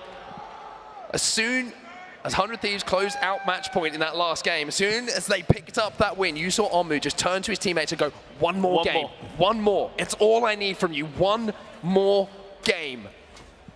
They look confident. They think they can close it out right now, but they will be everyone in the lobby who knows their composition, who knows what they're running. But the difficulty is now, because there's 3 teams on match point, Dan, they won't be able to be isolated quite as easily. C9, they are currently sat down in 14th position. They have 36 points, 14 more. And of course, one of those 3 teams we mentioned not taking home the dub, they'll be a match point too. And whilst we talk about, sticking out like a sore thumb, the Newcastle will be very obvious. You might see teams just kind of throw themselves at them. Think about how defensive you can set up if you've got a Newcastle. I think that 100 Thieves will be saying, bring it on. Yeah. We'll take any fight you throw at us, but you've not only got to worry about them, you've also got to think about Furia. You've also got to be thinking about GMT. Suddenly there's a lot more thought process going into who's alive rather than what you are doing as a team. And the more that thought process starts to enter the heads of some of these other teams in the lobby as well, the more the chaos starts to kind of thrive in this lobby, the more I think it kind of falls into the hands of Furia. Well, Furia do love to get aggressive. They do love to take a fight. And if they see another team full sending it onto another, they get involved. And they say, you know what, we'll try and take that fight. One thing I will point out is the points total that Furia find themselves on now. You've got to imagine they're at least guaranteed top 3, if not top 2, after someone completes match point, if it wasn't them. The prize money you get, even just for second place, you're looking at getting 100K each. They have put themselves in such a good position to walk away very rich young men after this tournament. But of course, they will want that first place. And to do so, they are continuing playing their playstyle the way that they play Apex Legends. Going to be some heavier pockets for sure after this tournament is done and dusted. But who is going to be the name on that trophy? We may well find out in this game. Furia, let's see what you've got. At the moment, just taking their time. They have been playing Edge for the majority of the games we've seen so far. Like you mentioned, love to take a fight, love to be aggressive, but now it's about timing it. It's about picking the fight. It's about making sure they don't leave themselves vulnerable to a third party. They need to isolate fights if they want to take them, as GMT I don't think they're going to be moving too much. There are so many teams still at their POIs. Of course, all the northern squads and those who are on the edge have not rushed in a hurry to move to this circle. The only team who's moved somewhat quickly is Optic Gaming, and they will arrive in tree. They will try and find a spot, and they will join the likes of AIM, IG, Burger, EXO, GMT, Zeta. They've all found themselves in tree already, and they want to be able to put a victory on the board. Well, Zeta Division and NRG seem to be involved in a little bit of a scuffle at the moment. NRG, remember, they are on 48 points. 48 points, just 2 points away from finding themselves on match point. The question is, will they get the opportunity to go to another game? If we go to a match 9, you've got to imagine we're going to have minimum 6 teams on match point, because we have several that are just 1 or 2 points away, 1 kill, get to top 15. It's as easy as that. But of course, sometimes when you're getting grief by other teams, and sometimes when the pressure starts to land, that point is not as easily achievable as you might think. But this is a great position for NRG. I think they can hold this for quite some time, and as long as no one full sends it on them, they should be okay. As I say that, some Valkyrie missiles do arrive just to let the presence known that they are not going to be the only team there. So 100 Thieves, having looted up, decide to leave the northern side of the map right now. They'll be hovering over Countdown, going in towards where they might be thinking about a rotation through that tunnel. Be interesting to see how 100 Thieves actually approach this game as well. We know they like to play center zone. They know they like to get a great position, but this for them is a very tough zone to access. Just think about them, where they land, right? Where they loot, Skyhook. Complete opposite side of the map to Tree. So maybe there's going to have to be a little bit of an adjustment of the game plan. Fnatic, they're in a great position themselves as well, depending on how you look at things. 49 points. You could say that's a great position. If we go to another game, you would imagine they will be there as a team who could potentially win, but also the heartbreak of being on 49 and not being one of those teams involved with the potential of winning this tournament right here, right now. So there's several decisions you can make here as Fnatic. You could try and 1-2-3, and you could get a kill, and you have secured match point. But of course, if you lose that engagement, then you'd miss your chance. It looks like Fnatic are going to go play a little bit more patient as it stands. But there we go. There's the 1-2-3. They get the knock! They get the knock! They just need the finish. Fun goes down. Fnatic are going to send it. The Thermite goes in as well. They need 1 point and they get it. Fnatic! They are on match point. Next job for them. Take out 100 Thieves. Take out GMT. Take out Furia. And then take the tournament home. So job 1 for Fnatic is completed. And as you say, job number 2 is now starting to look for telltale signs of where are those 3 teams on match point.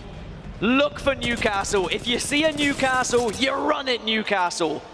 And if you are the likes of 100 Thieves, if you are very much sticking out, you need to go unnoticed. And I think that's why they're playing edge. I think they are going to slowly walk their way into circle, go silently about their business, try and go unnoticed for as long as possible. As for Furia, well, that's not how they play the game. They are still going to enter fights. They are still going to look for kills, and they're still going to try and win the game in their way. Space Station, we just saw them on our screens as well, and they still are on our screens. You can see their points total as well. They will be one of the teams who just wants to get there, just give themselves an opportunity if we have another game in front of us to call themselves champion. Dark Zero, 49 points.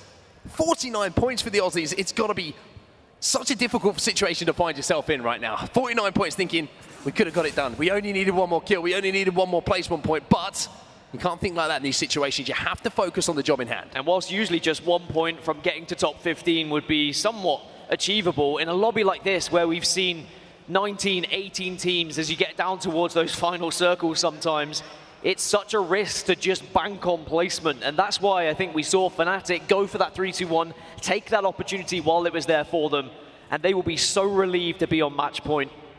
As for NRG, again, it's 2 points that they require. 1 team fight that they win, or just getting into that top 10 would of course get them the 2 points as well, or a combination of top 15 and 1 kill. There are several ways they can do it. But then we've got the other end of the leaderboard. We've got a few teams who have picked up a decent amount of points, like Alliance, and they've still got a long way to go. Watson Gen is down. Smile still permanently etched on the face of Nasky. Well, I don't think you could tell him anything at the moment that would put him in a bad mood. He's had the time of his life here in Raleigh. I feel like the gameplay has certainly been synonymous of that as well. Furia now like trying to make a move up this hill and trying to get a little bit of damage down. They're trying to force this team away through the choke. Furia always looking for any opportunity for KP, looking to clear the lobby and making sure when we get to that final circle, they've got as little opponents as possible to have to deal with. And they are pushing SSG towards 100 Thieves at the moment. We saw 100 Thieves kind of setting up in and around Harvester. SSG will be in exactly the same position. And if Furia continue to chase here, we could potentially see a Furia versus 100 Thieves matchup happening. But it looks like Furia are going to retreat. Intelligently so, they decide they do not want to chase SSG into the red and instead will start to move towards the circle. But Scars are on the other side of this mountain. You can see there on your map overhead how close Scars are and also where that circle is going to be going. Just slightly north of Tree. As a reminder, 100 Thieves did win a circle this yesterday. Let's see if 100 Thieves can close this out. For Furia, the same question will constantly be asked, especially as you were the first team who found yourself on match point. Are you going to let this opportunity slip through your fingers? Are you going to be able to take advantage of it? Are you going to be able to call yourself champions? Or are you going to look back on this opportunity as one missed? Well, I think whatever happens here for Furia, they will be delighted with how they've approached this and how they've always stuck to their guns of their aggressive playstyle. But this is a big old skydive from 100 Thieves. Where do you end up? Do you get spotted out? Can you find any room to work with? Already, bullets are starting to fly towards them. 100 Thieves looking for a safe landing. It looks like it will be for now. Maybe not. Scurry has to do a little bit of damage here. Look at the kill feed though, it's Nasky. Rambo is down here for GMT, one of the teams who are on match point. Nasky trying to throw some defensive nades out. The Gen is going to be eaten up though, and it's Dark Zero who are trying to move in as well, Optic in the vicinity. 100 Thieves, they've lost one to Reps as well. TSM want to say in this. The Newcastle's gone down. As soon as that shield came out, everyone on the map knew who was there, and several teams started to swarm, started to finish, and they want to get 100 Thieves out. That could be one done. Reps gets one more into Omnu, but still 100 Thieves are alive. Gone! Now they go! One match point team is gone. GMT! Oh, would you believe it? The first two teams to be eliminated in this lobby are two teams who are set up to call themselves champions. Now it's just Furia. They have another roll of the dice here. But what a blistering start to this game. And even in anonymous mode, remember the teams would have seen who was eliminated. They will be relieved. They only have to worry about one. Similarly to the last two games, it will be Furia. Did 100 Thieves get spotted out because they were Newcastle, because it's so obvious? Because it seemed like as soon as they dropped, as soon as that shield was placed, a lot of heads were turned their way, and I think unfortunately GMT just got caught in the ruckus. Dark Zero. Dark Zero. 50 points for them. They will be on match point as well. NRG still just need 2. But even though it's just 2 points, Dan, it almost feels like that is so far away. It's almost like there's an ocean between 48 and 50. Well, on any other day, you'd say, well, NRG getting 2 points would be easy, but when it is in this pressure situation, it becomes very difficult. As IG, speaking of difficult, they've had a very difficult day, unfortunately, and we do sympathize with them and everything that they've been through, but they fall out in 18th position as Alliance. Still putting points on the board, still trying to progress to this circle, and look where they currently hold. They're going to hold the far west side of this circle, and they've just taken down a member of Ascent. Furia now involved in this fight. This is a massive moment. 2 teams already eliminated who were on match point.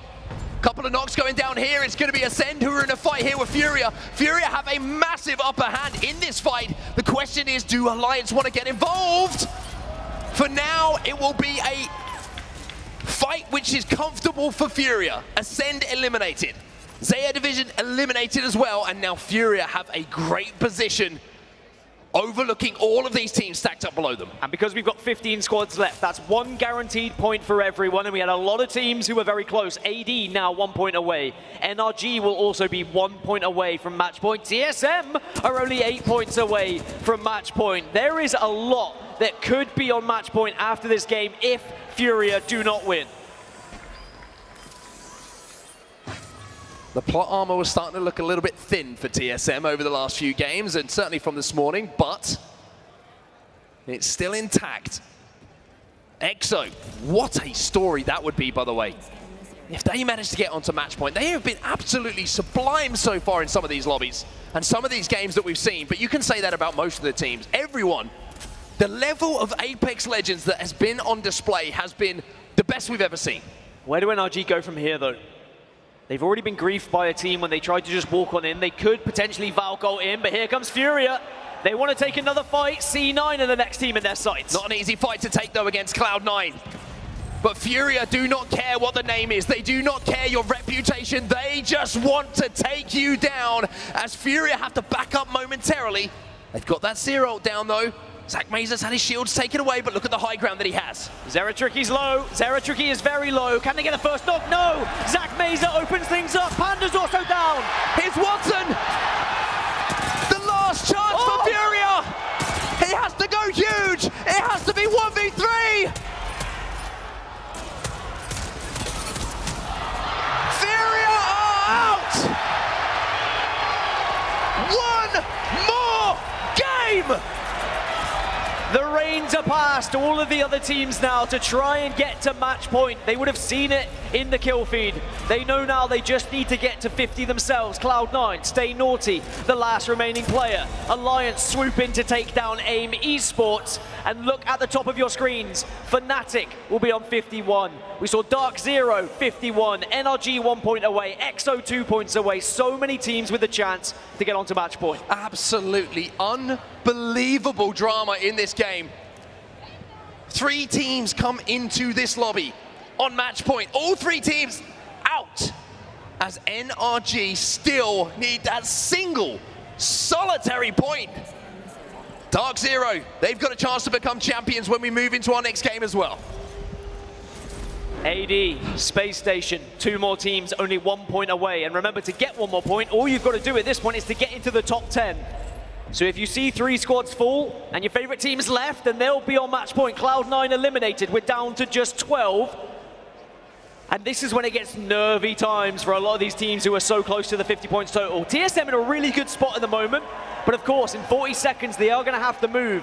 But there's only 3 teams within the circle at the moment. The rest of the 9, all outside. All have to make their way in. Difficulty of this circle is the height differential between the backside of the tree and the lower side of it. You can play underneath, but you're so vulnerable a lot of the time. For TSM, a couple of kill points here would be massive. And I'm sure that the TSM fans will start making a little bit more noise the further and further they creep towards that end zone. NRG, though, still desperate for this 1 point. There are so many teams who would back themselves when they are on match point, when they only need a victory. And because of the amount of teams that are going to be on match point, it's going to be so tough to try and isolate anyone and try and take anyone out of the game because of the match point they find themselves on. NRG have to Valkyrie. They have to take to the skies, and they have to find somewhere. It's brave. They have to find somewhere not only where they survive, or they can pick up 1 kill. That's all they need. Look at EXO, though. They're thinking exactly the same thing. NRG taking a lot of damage through the skies here. Sweet will land. Next to EXO. Will it be able to get a battery off, though? It's EXO versus NRG. The ARCstars are coming in from Ziggy. Nocturnal gets the knock onto Sweet. Such a big moment for these 2 teams. All they need is 2 points. Imperial Hal goes down as well. Nathan's trying to do what he can to survive. They get one. NRG! NRG! EXO will not be on match point, but NRG will. NRG go down, but it does not matter. The 50 point has been achieved. So has Space Station. So has AD. NRG, it's desperate. It was almost a disaster, but they get the point they need. As the fan favorites Team Burger, yet to win a game here in Raleigh with 10 squads remaining. Maybe this is their time, but look at Liquid now. They only need 4 points, but they've only got 2 players remaining. Scars are still up as well, and Scars are 7 points away from match point. There are several teams here who could still join the rest. Good shots from Gildersons. Space Station's eliminated, but it doesn't matter. They've already reached the 50. It is job done. 1 here for Gildersons. Sends in the Nox gas. They can't send it. Even these 3 KP would not be enough for them. Maybe the placement point alongside it would be, but now he's getting shredded in the back. Gildersons is trying to survive, and Alliance will take him down. So much responsibility on the final remaining player for Liquid. It's Nocturnal. He's ratted out before. He needs to get into the top 5 at the very least. Team Burger still alive, Kraber in hand. As you said, one of the only teams left in these finals who has not yet got a victory. And a 95 is a good way to start. Just a little bit of a leg shot. That one's a little bit better. How about the third one? Third time's a charm for Jaro! Team Burger do the damage, but they need a mammoth game if they're to get onto match point. But this will open up the entire lobby. DZ lose 2, and we're still at 9 squads. Need to get these finishes to guarantee the points. The zone should do the damage, but Wopsy has fallen. Alliance and Yuki also in the kill feed. Another cheeky little body shot might allow them to get back to a full 3. Liquid need 4, TSM needs 6, Scars need 7. All teams that could very much reach match point if they were to get a victory or even a top 2. TSM go out though, and their chances of match point will not be happening here in this game. But look at Alliance. Look at Alliance. 40 points. There is more than enough points left in this lobby for Alliance to do it the Alliance way. And that means leaving it late, but coming out with the results. There are 4 teams still left alive that all still need to get onto match point. All the others have already got there. Optic Gaming, Team Burger, Alliance, Scars still have the chance. As Burger, they're still alive. Taishin's in the feed as well. Pressure coming onto Jaro. Fnatic, they're on match point, and they're getting a little bit fancy with the footwork. Trying to do what they can, all of these teams to stay alive. Great grenade. Burger lose 1, but they're still kicking.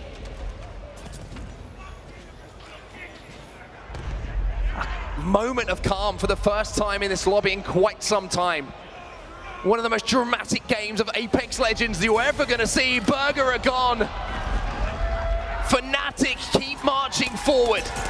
Alliance still in with a chance. 4 squads remaining here. Alliance could do this, Dan. Alliance could do it. Scars could do it as well. Optic Gaming are still in the background, hiding away, trying to get that victory to push them closer to 50 points as well. But look at the position from Scars. They hold the high ground over so many teams at the moment, and they just need 3 more points. A lot of the noise has come from North America so far. However you look at who's left in this lobby, 2 teams from EMEA. You have a APAC North team in here as well, Fnatic. And then, of course, 1 North American powerhouse, but for Scars. RPR said to me yesterday, we did what we have to do, and now we're here to take other people's money. And Scars might have the chance to fill their pockets to the brim. Top 3 and 1 more kill would do it for Scars. They just need 3 more points. Alliance, however, it's a little bit more. They need kills plus more placement. Fnatic are here to ruin everyone else's day, though.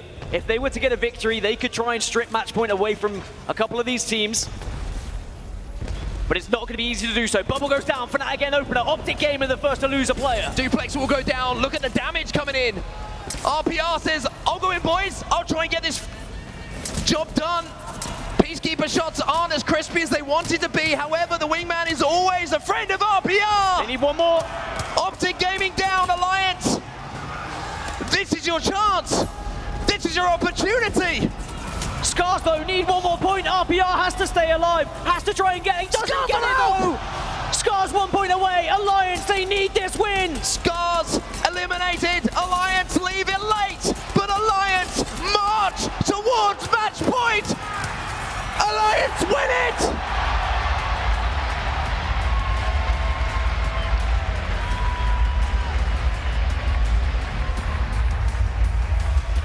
This Alliance lineup do not know how to die. They will fight until the very end of this tournament. What a performance from Alliance. That final circle was so nerve-wracking for so many of these teams. And Alliance, they needed that victory. They had to play it in that exact way, otherwise they would have not been on match point. And with the amount of teams we're going to see on match point, when that graphic comes up on your screen, boy, do you need to be there. Because the likelihood of us seeing a winner in the next game now has increased tenfold. My heart goes out to Scars. I think they were 1 point away from reaching that match point total. But everyone else, they've done their job. I mean, a round of applause to every single player and team in that lobby. This is a level of Apex Legends we've never seen before. This is the game being played at the highest possible level. Alliance, a 22-point game, puts them in the mix to become a champion. Alliance onto match point, Fnatic onto match point as well. NRG got themselves onto match point. Several of these teams that only needed 1 or 2 points, they got the job done, and there is confirmation. My word! 9 teams on match point going into match number 9. What can you say? What can you say about these teams and what they've done over the last 4 days? Well, I want to hear a chant in the crowd right now. I want to hear a chant in the crowd of one more game, because that is what we need to decide a champion.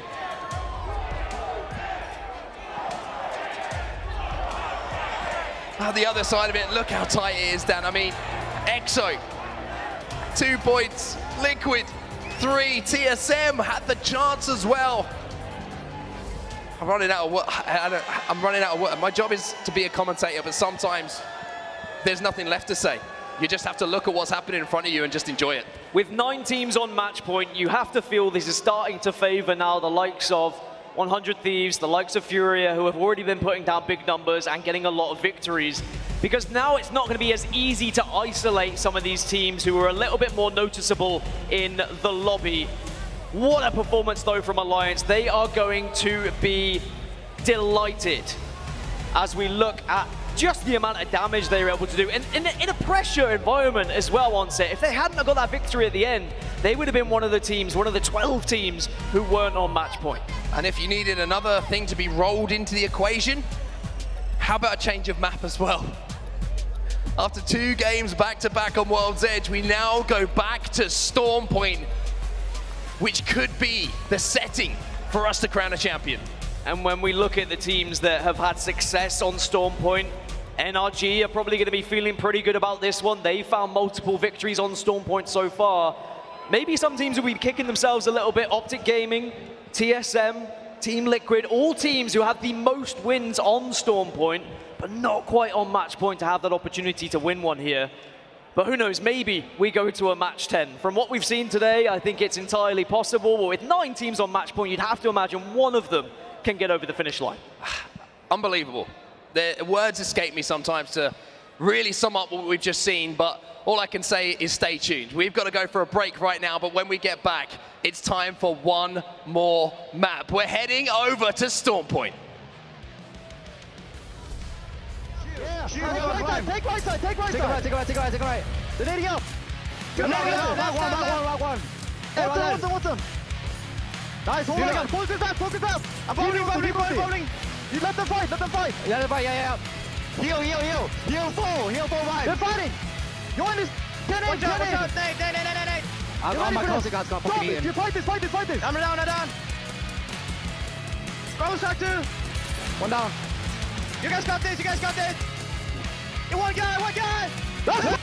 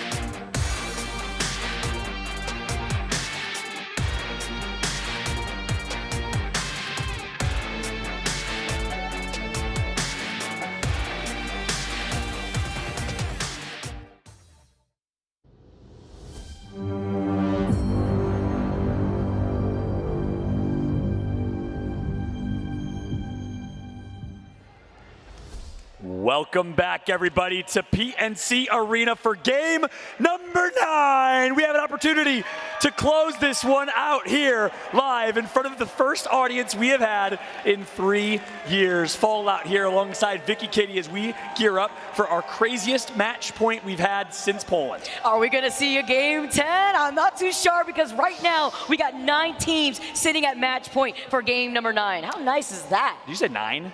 9. I didn't even do that math. You're 9. crazy. You're cracked. 9. I can't even count that high. Alliance is one of them. What a game from Alliance. They had to win. They had to get a lot of kills. And they did both of those things. A 22-plus kill game and point game, for Alliance. They have to go big. They had to go monstrous, and they did. Do you know what's super important right now, Fallout? What's super it's important to note that Alliance, this is their second win that they were able to achieve today. The only team that was able to clutch out 2 wins in this finals lobby.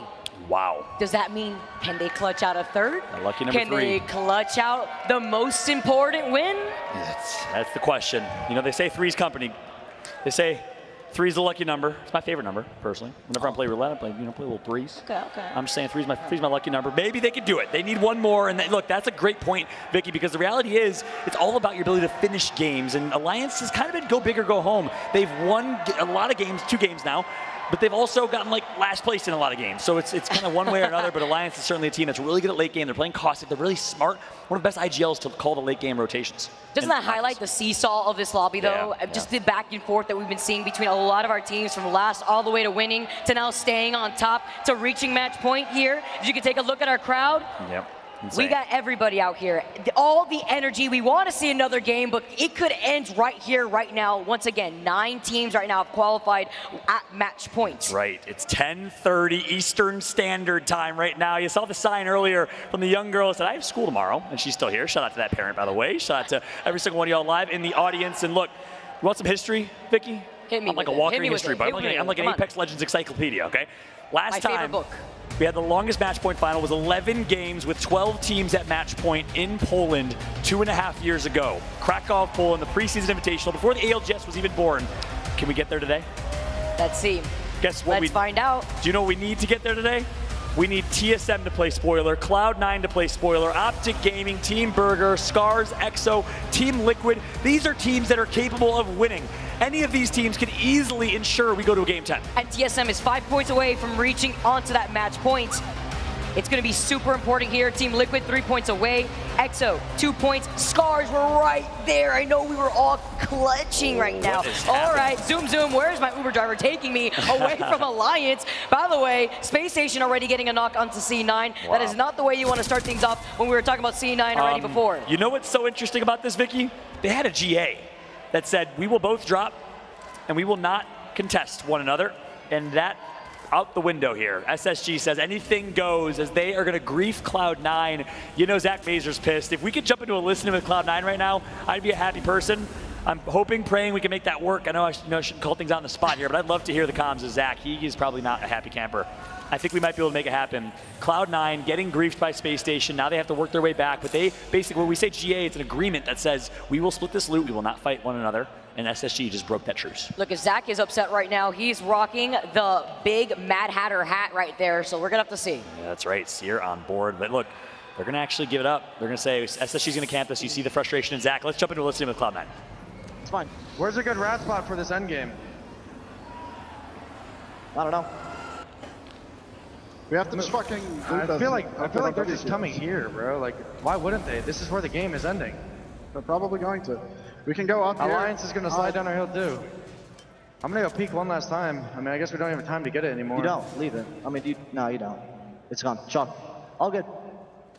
You guys played out. It's fine. It's fine. We weren't paying attention. That's on us, man. It's all good. We were looking at you, making sure they didn't, like, I don't know why I worried about it. I don't know why we're looking at me. I know. Well, they swerved last second because they came from the catwalk. Just don't die early, man. Y'all got this shit. Havoc. I have to take that. Zach, I know a round spot. Zach healed, man. We have to go now, otherwise other people are going to beat us. I am. All right, well, hey, based on those comms, perhaps they talked before the series and said GA off the table for the finals, because clearly not as frustrated about that one, but instead you heard Zach take the fault and say, look, it's our fault. You lost the 3v3. I got caught. Understanding that and acknowledging that, though, the mental game is extremely important. That's right. Takes humility, you know? Yeah, it absolutely does. What a mature, grown man he's become. So proud of him. Coming from Colorado, his upbringing. And he shared, if you missed it, make sure to check out the Let's Play series that we had on YouTube. It was him and Monsoon. It was so entertaining, so fun to watch. Check out that on Apex Legends Global Series YouTube, youtube.com/play Apex Esports, I think. No beacon for you. Yeah, exactly. No beacon indeed. Yeah, it was awesome. He has a great story, Zach Mazur. Really a difficult, upbringing in high school, and made it through a lot, persevered through a lot to get here. Take a look. Zeta Division on top of this armory. Of course, they know that there is that squad that's playing right underneath them. We already took a look at where that next circle was going to be pulling. A lot of teams are not wasting any time, especially those teams that are sitting at match points. Zeta Division definitely need a lot of help here as it opens up. Where are you going? Where are you running? Can you even get away on time? They get two cracks. They're forced to split up. Where are they going to land here? Oh my gosh, you could literally blow on him and they'd get knocked. And he's not going to connect and they're going to survive. But look, they're chasing them. They're going to chase. Oh, and they take the gravity cannon. Oh, he's still landing his shots. He is tracking them. Oh my gosh, taken to the skies right now, times 2. Yeah, 190 damage, perhaps just 10 to 20 more, and he could have gotten it done, but look, they want it. They know that they're in shambles. They know that they had to separate there. All 3 of them actually broke and redeployed on their own. So with that said, Zeta on the hunt for IG. Again, Zeta continues to kind of play aggressive towards IG, playing with substitute. Key story here, no JMW, no noises, 2 staples on this team. And I was so excited going into this tournament, obviously, this new IG roster, JMW champion with Reignite as a substitute in Sweden, joined this IG team, and they were looking great. They're doing what they can with the situation. Zeta Division is not letting loose here. Yeah, no shot. Although you could currently see IG were able to try to restabilize Furia, though, our first team to hit match point. Yeah, here's the thing. Furia, we asked, are they going to try and blend in a little bit more? Nope, they're going with the same team comp. And again, that interview I talked about on Twitter with his Watson, behind the scenes, he said, look, we are confident in our comp. We're not going to change our play style. We're going to play our way, and it's showing right now. I didn't think it'd literally take it 4 or 5 games at match point. But nonetheless, Furia sticking to their guns as we get some cheers here for Scars, former champs of the ALGS Season 1. Scars were literally 1 point away in the last game from reaching match point. Tragic. Now they have another opportunity here. All right, we got this movement a little bit here. Nasky trying to put a bit of a performance right now. By the way, I say schmoovin', I have to give full credit to Vicky. That's your word. I can't take any credit for that. Shout out to the FGC out here. We know the slippery slide here. GMT Esports, though, they're taking some shots. They've taken up the real estate inside of this building here, too, which is really nice of them because they're going to be able to overlook some of the action happening from afar. Nasky getting some intimate time with that pylon. Was really enjoying it. In the corner here, as GMT, take a look at the zone. They find themselves well positioned, and they're predicting the zone to pull continually east. We'll see if they predict correct. Obviously, Nasky, many others feel like they've kind of figured out these algorithms. How do these zone pulls work? Players put hours and hours and hours into studying zones for this reason. Unfortunately, Team Burger is the first squad out of this lobby so far. And TSM takes out C9. There's been a lot of TSM versus C9 friendly fire in North America, at least, going on so far as Scars find themselves their friendly fire against Ascent. 2 European teams, 1 multinational, German, Croatian, Denmarkian, I made that up, and then 1, of course, coming from Portugal. And Iraq, by the way. Big shot to BJ. Sole Middle East player to be in this tournament. Oof. Gotta hit the little 2 over here. A little poke, a little poke. 110. I think that's Team Liquid now coming in from uphill. Yes, they do manage to get that knock onto post kill. Scars now trying to move in maybe for a 3rd party. And he said, that was my knock, you jerk. Fun FPS is gonna take it instead. He did like maybe a hair of damage. Nice job to Fun getting that kill point. Team Liquid now. Again, one of the teams that can play spoiler. If you want to see a Game 10, root for one of them. It's Team Liquid, TSM, AIM, Cloud9, Optic Gaming, Scars, EXO. All with an opportunity to spoil. Scars, though, trying to do it. TSM Scars is still scooping them up, though. He's still with the charge rifle, going to be able to take it up. You got that one song with the scoops in it? Scoop-dee-dee-whoop. That's Scoop-dee-whoop-dee-doo. Scoop-dee-doo. How's it go? Scoop-dee-whoop-dee, scoop-dee-doo. Yeah, but what's the lyric after that? Scoop. Team Liquid. Team Liquid. Love you guys in the crowd. You guys know exactly what I'm talking about here. Alliance going to be able to take... I just serenaded this crowd literally 2 minutes before we went live in broadcast with some PSB. Love you guys. Shout out to Alliance. Yuki here, winning last game. Huge game from them. Obviously a slow game here. 19 squads remain. Weiss, support player. And I stand corrected. I think he's older than Hockey. I didn't think he was, but he's older than Hockey. So he is officially the oldest player competing in this lobby, I believe. Besides Hotzek, that guy's a grandfather. He's ancient. He's a fossil. Why are you going to call him out like that? Did I say Hockey? Somebody say Hotzek. Hotzek. I love you, Hotzek. A Bosnian brother. Shout out to Hodsig. One of the OGs, actually. One of the first people I got to cast an Apex tournament with. I miss Love casting. that guy. Love that guy so much. And people don't know he used to compete professionally. He was on the Pittsburgh Knights, and our last LAN was so much fun to watch with turns and 6. Now turned caster and ALGS, turned coach. Been fun to watch. One of the best coaches, actually the best coach in my opinion. But on board right now with Zera Tricky. Long range shots. Pander's getting tagged up. Going to be able to heal back up. And Zera Tricky's okay, taking a little bit of light damage here. This could be interesting. This is a big fight right now for Furia. Can they survive it? Now, what's really scary in this situation is because of this big hill here, you have a little bit of that open space. 100 Thieves could be hanging out on the edge right here. They could cut off Furia's rotation. But if 100 Thieves even tries to commit, you already know who's holding up the real estate inside of the building. That's to the right of Stormcatcher. That's going to be GMT. We tuned into them earlier.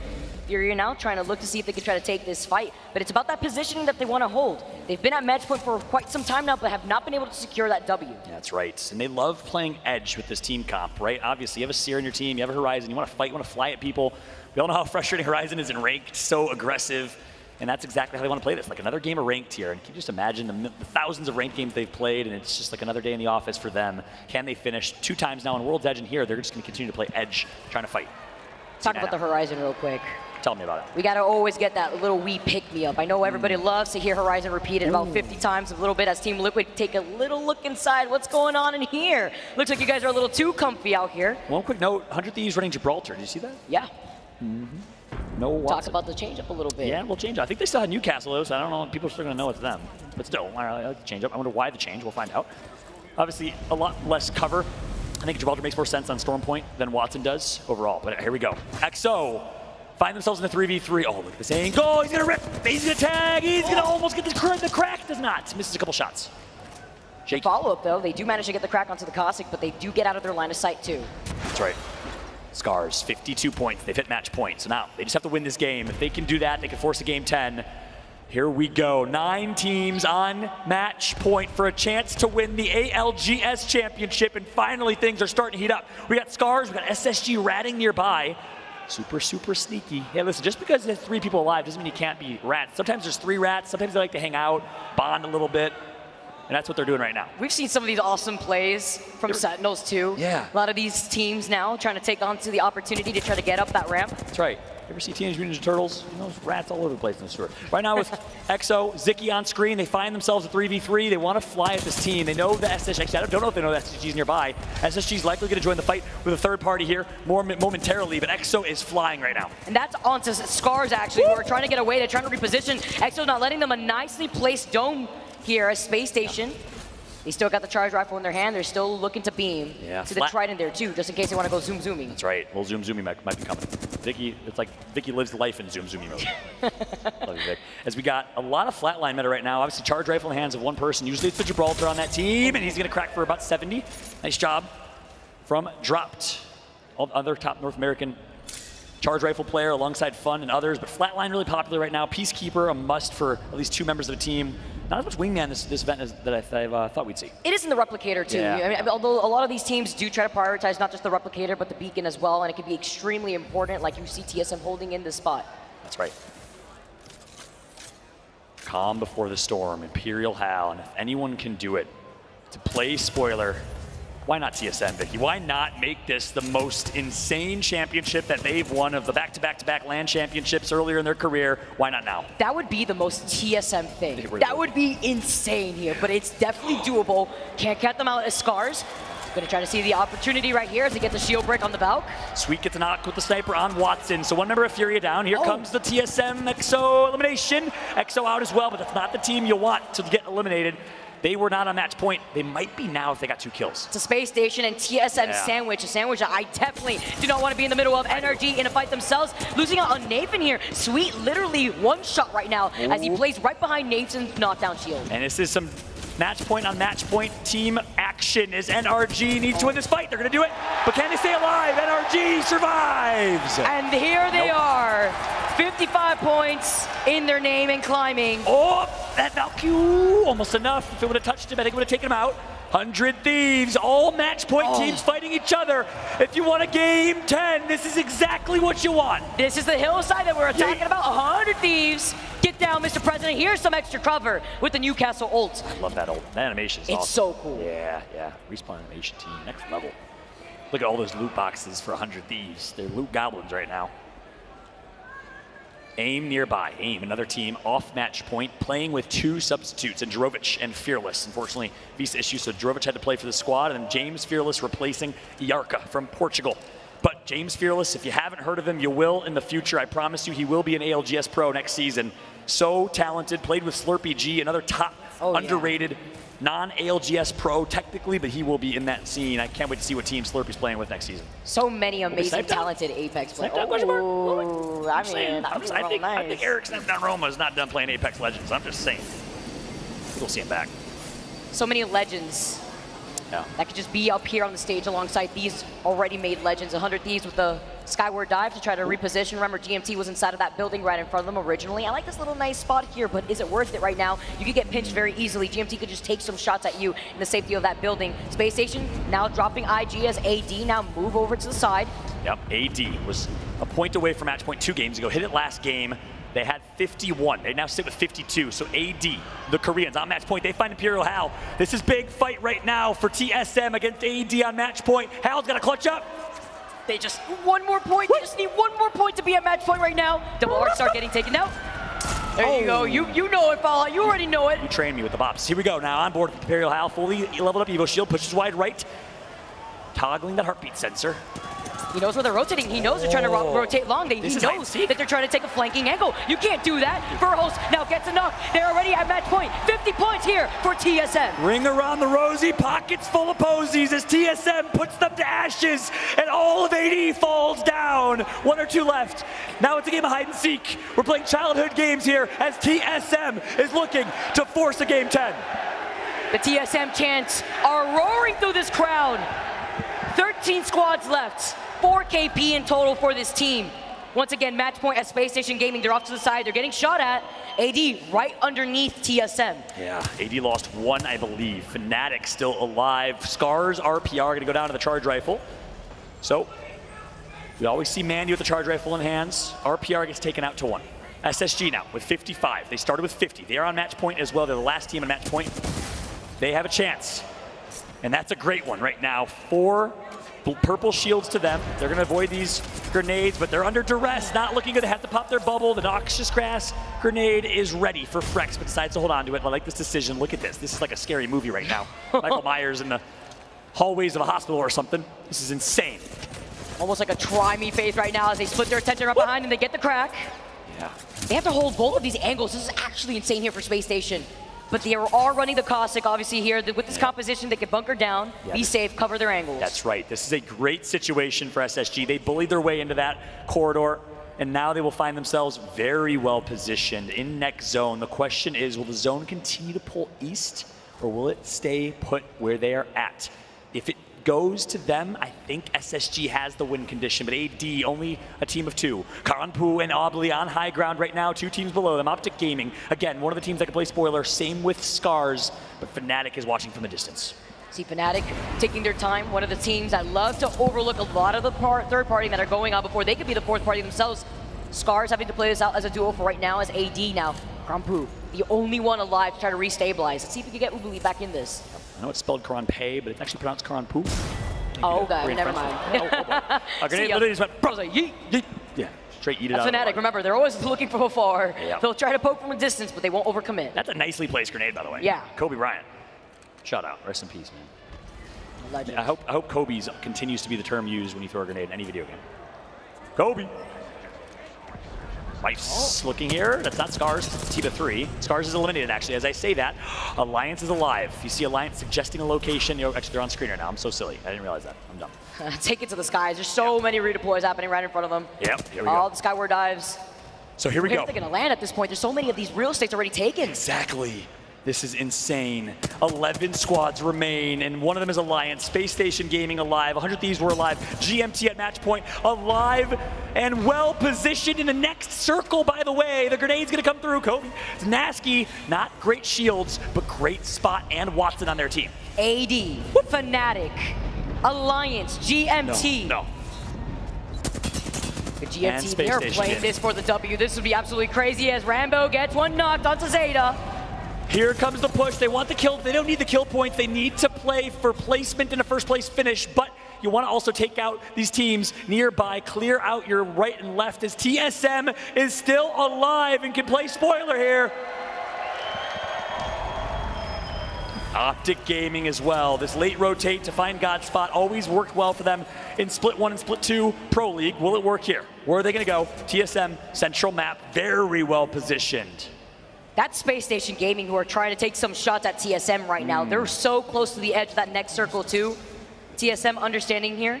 They're taking these little off angles because they do note there is GMT that's holding on to this building, but they're taking some shots, they're getting some breaks. They don't want to overextend. They do not want to give up this building. They need to hold this positioning, just like you said. They're already at match point. They need to take this W. Great shots from Nasky. They're leveling up that Evo shield. Dell, you're next. Nasky's going to hit one, at least for 14, and Dell levels his up as well. GMT looking strong and solid. 10 squads. AIM is eliminated. Another non-match point team is out. 10 squads remain for a chance to crown an ALGS champion. 10 squads, Fnatic included, GMT out here. Space Station, AD, Alliance. So many of our teams that are sitting at match points are still alive. Fallout, can this be it? Can it end here in game 9? Dark Zero still alive as well. The opportunity to go back-to-back to prove that they're the best in the world. Here we go. GMT gonna get some good damage. They're gonna get flesh right there, so they know where they're weak, but wisely gonna back out. GMT are playing this so smart. They were sitting here from the very beginning. They predicted that this is exactly where the circle is going to be pulling. We see this sometimes, hanging out outside of the fence line from where TSM is sitting in the train cart. Zeta, Optic, TSM, Team Liquid. The last teams remaining to play spoiler. I like my chances with those teams left. Take a look at the top of your screen to see how many teams remain. There's 4 non-match point, and there's 6 on match point. The odds will say this will be it, but the crowd will say, one more game, one more game. I've been waiting 3 years to do that, Viggy. You know what, Fallout? I would be so down to just be here all night if it matters here, because this is all the good Apex that we got all day long. Dark Zero holding the back end of the circle. Nice little triple take shot. Sharky, Jen Burton, and Zero, the champions from Sweden playoffs, the first LAN we've had in years. Now playing with Jen Burton. He couldn't compete in the last one. He is here in his first LAN. Can he win a championship in his debut? That is the question. Meanwhile, Watson is hoping that's not the case, as we're now watching Alliance push up. Alliance on match point as well. The Noxious Grass grenade gonna come through. The damage is done. Such a wise grenade from Yuki. They're gonna bully themselves this roof and high ground. Here comes the fight. Yuki with the flick. Misses the first, but gets the second and third. He needs to connect, but he's missing. Oh, this is so crucial right here. The amazingly placed Nox grenade. You have to dance around the bombardment though. Alliance in a lot of trouble. Hockey's losing out on the shield. Team Liquid get eliminated. Fnatic get eliminated. But we got Legolas in the lobby here. It's going to be Hockey's. Can he reload the flatline right now? They're playing outside the circle. They're taking way too much damage. But he has little to no cover. As Alliance gets eliminated. AD is out. TSM's alive. TSM is looking to do it in dramatic fashion. 5 squads remain. Space Station, Dark Zero, and GMT on match point. Optic and TSM, our biggest brands in Apex, can play spoiler. TSM and Optic right now. The ones here in this lobby that could bring us to another game. Dark Zero looking to close it out. GMT playing for positioning. Space Station playing off the side. They have TSM in their line of sights. They do not have Optic Gaming though in their own line of sights. They have the charge rifle in hand. They're looking for an opportunity, but do they have an angle? The calm before the final storm will be the last one. GMT alive and well. Zone's pulling central. TSM in a good spot, but their backs are against the wall. They're gonna have to get through Optic, so it might be some friendly fire of the non-match point teams. They don't know, I don't believe. This is insane. Dark Zero, formerly Reignite, your champions from the Sweden Split 2 playoffs can go back-to-back. The Aussies trying to show that Australia, unlike any other esport, is on top in Apex Legends. Fallout Dark Zero have the best spot. Forgot to say mate. It's crazy right now. They are in such a good position. They're gonna see all these teams funnel into their line of sight. They have the natural cover of the tree, the fence line. This circle is gonna be pulling towards that fence line. Space Station need to do something about this team, and the bombardment is actually gonna force them off. That's big. SSG on another match point team. He's gonna crack one. Of course, that's also the Gibraltar shield. Here comes drop, forced to bubble. SSG can just pray now that other teams will fight and that defensive bombardment's gonna buy him time. Let's see if he has the opportunity, because he already used the dome, and that's gonna be an indicator to TSM and Optic right behind them. GMT2 trying to take this fight. Too little too late as the bubble break gets called down onto them. They don't have the dome, they just used it. Gonna pop the shield bat early. TSM. TSM. GMT in trouble. Out. Optic Gaming takes out TSM. TSM kills Optic Gaming. They're taking out each other. Serdell is last alive. He's out. Optic is out. GMT is out. Space Station Gaming has a chance. Space Station, you currently out Dark Zero on the other side. You have to be careful here. Oh, they're gonna try to wrap around and they lose out undropped. TSM the last alive, it's Verholst. It's all up to Verholst. Dark Zero, he's out. Dark Zero looking to go back to back. They take out one. Sharky pushes. Dome shield is placed, and now Dark Zero is going to be your champions of the Apex Legends Global Series. Back to back, the Aussies remain on top of the world.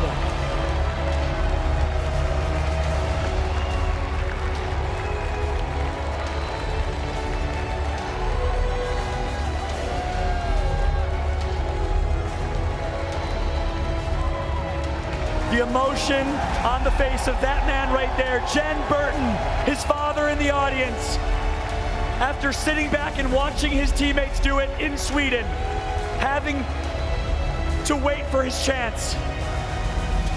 And he capitalized on that chance this weekend. Jen Burton is a champion. Zero is a back-to-back champion.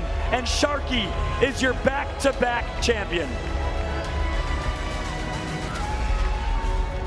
And ladies and gentlemen, congratulations to Dark Zero, your champions of the Apex Legends Global Series.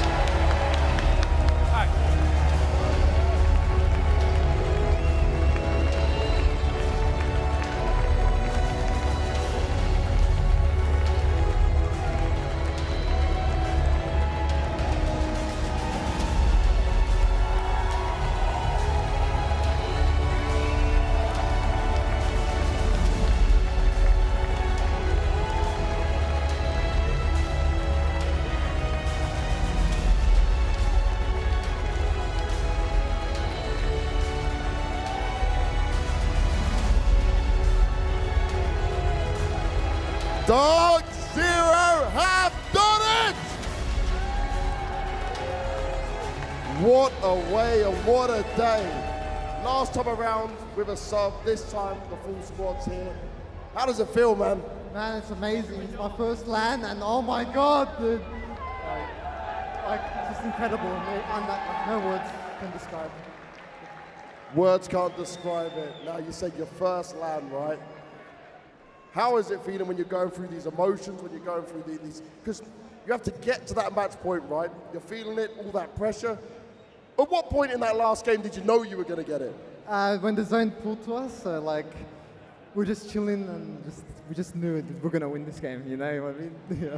You get that feeling, right? You start vibing with it. Racing, like, we knew. I can still see it now, that heart's ticking away. He's feeling it, he's feeling it.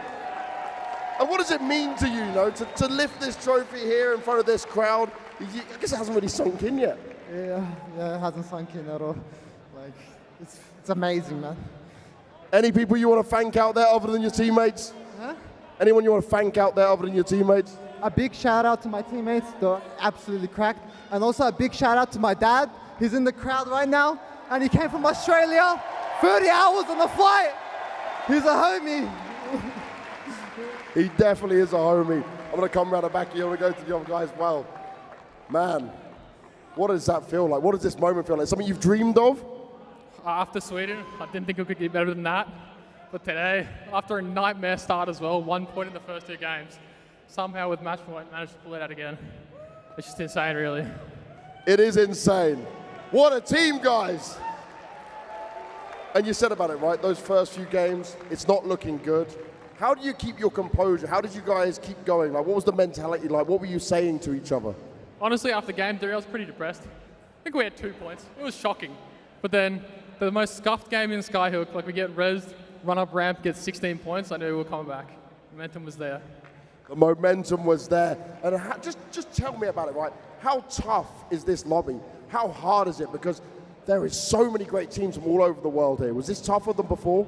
I think it was definitely a lot harder than Sweden. Like, we struggled very hard today. And, like, we didn't get most points. Furio had, like, best performing team on the day for sure. His Watson is like redefining the game right now with Seer Watson Horizon.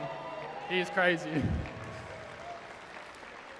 And another win, another trophy, $500,000 in the bank as well. Does it even feel real? Every day, like last time as well, couldn't believe it for a week after, but now it's time to farm in A, I guess. I love it, I love it. I'm like, come step in between. He just said farm NA. You had Sweden. You've now done it here in Raleigh. Does this mean, as a team, the Australians are just the best? Oh, I suppose. That's a very Aussie answer. I suppose, you know, why not? But overall, is anyone out there you want to thank? Anyone else you want to say something to when you got the mic? Of course, got to thank parents, always backing you. That's a real big help. And shout out to Team Burger, another Aussie team who made it to finals. Let's go, Burger! Burger getting a lot of love. We've got the Aussie flag out here as well. Aussie, Aussie, Aussie! Let's do that again. Let's do it properly. Rally, you ready? Aussie, Aussie, Aussie! Dark Zero are your ALGS champions. Rally, make some noise! Let's get ourselves back to the desk. Dark Zero, your ALGS champions of 2022. They go back to back. They take it home in Sweden, and they answer the call loud and clear here in North Carolina. They are the best in the world, and it's going to be up to the teams next year to try to prove otherwise. But right now, I am joined on the analyst desk, Rain Day, joined by James Bardoff, Genome, and of course, Tom T Squared Taylor. But I got to go straight to you, Genome, our APAC South representative. How are you feeling, man? So good. So good. I mean, it was a come-from-behind victory, right? They weren't doing well at the start of the day. I think the other big thing to note is that dropping Lava Siphon and down the bottom of Storm Point, World's Edge is absolutely their better map. So to take out the win on Storm Point, like, yeah, they really are the best. James, can words describe this feeling? I'm still excited. What a great storyline. What a fantastic storyline to win on the Swedish playoffs, but then to come in with your full roster, to have your dad fly from very, very far away to watch you win in emphatic fashion, unbelievable. Another similar story in the final ring as well. The two teams who needed to win on top of each other, they have no choice but to cannibalize each other, and you could see that happening before it did, and then you knew we were going to have another champion, but to win both. And there's his dad on the stage there with the Jen Burton hat. Absolutely amazing scenes. The crowd is loving it right now, and honestly they should, because that was what Apex Legends is all about. It's not a sprint, it's a marathon. We could have went to a 10th game. We could have eventually had every single team on match point. You thought once TSM started to heat up, maybe they're gonna go and play spoiler, but it was just Brohulst in that final circle. You had SSG go down. Once Drop fell, you just had a feeling that had Dark Zero written all over it. This was something that felt like it was unstoppable, because Dark Zero had to maybe take the hardest, least likely road to be the one that we would believe is hoisting this trophy today. They didn't show up like they were the clear favorites after winning in Sweden. We questioned them. Were they the same? Jen Burton supposed to make them instantly better, and there were some struggles early on, but they found a way to do it, and that is the testament to the true skill that they had. And not only that, the camaraderie as well. I was so impressed with the way that they carried themselves, the joy those fellas have when they are playing together, and to be able to do it with Jen Burton, that's a promise that they kept, James, and that is a hard thing to do. It really, really is. And what made it even harder is they got 0 kills in their first 2 games of this series. They finished 12th, they finished 16th, they finished 13th the game after with 3 kills, and that's where it began. A long slog, almost half the lobby, just shy of on match point. That is a lot of pressure, but they've delivered for the second time after doing it the hard way to come into match number 9 and take it over the line. It's amazing. And, you know, at this point, the stage was set for Fury. It was set for 9 teams, Tom, to win this thing. But I think that's where the experience of Dark Zero comes in. They did it before. Fury has never been here before. They've never been to a match point format. You watch the placements and you watch the kills continue to grow for Dark Zero along the way. and you see Furia continuing to play their play style, but sometimes you can be a little bit too aggressive, right? The one thing's for sure, they had 85 points. When it comes to overall points, they got the most points. Second place, pretty solid for your first LAN. Yeah. But I think that when you're going against a team with this much experience, it showed with Dark Zero. TSM and Optic were so close, but as James mentioned, they fought each other. The new adjustment to this kill feed is you don't know who's getting downed until they're completely out, something they wish they had back. But of course, APAC South is happy with this result, Gino. Yeah, I mean, if you're keeping track of all of those teams that are going down, you'll know who's still alive, right? You would have known that, sure, Space Ace and TSM and Dark Zero are all still up, but you don't know which is which, and it makes it so hard to make those decisions. Big note here that even though Dark Zero will claim the first place and $500,000 because of our Apex Legends match point format, Furia, 100 Thieves, Fnatic, and GMT will round out those bottom 4 of the top 5. Most notably, Furia getting $300,000, as we've mentioned. Yeah, and I got to say, it's a very interesting situation that Furia were in once they're on match point, as T-Squared said. But I think that they chose to hedge their bets, and basically, as the final boss of most of these lobbies, they could just guarantee themselves at least $300,000 by running over people, whether they win or whether they don't. That is still a fat chunk of change. Absolutely. I think, Tom, look at this too. When you're talking about Furia, you have to also mention 100 Thieves. They were maybe the second best performer on the day. It was a pretty good performance, but we also have to take in consideration team compositions in match point format, right? Once you're looking at Seer, once you're looking at Horizon, 46% of this lobby is picking your typical meta, which is Gibby, Valkyrie, and Caustic, you know. Yeah, and Furia, because they didn't have those options right, no Gibraltar, it means the only option, the only way they could play these matches was to run at people, was to win those engagements, because they couldn't play for position. They don't have the tools to do that. All right, well, we've had some great performers here. I have my thought on who was my top performer, but I'm ready to get into who stole the show, who was really our MVP as voted by us and you from home over the course of this tournament.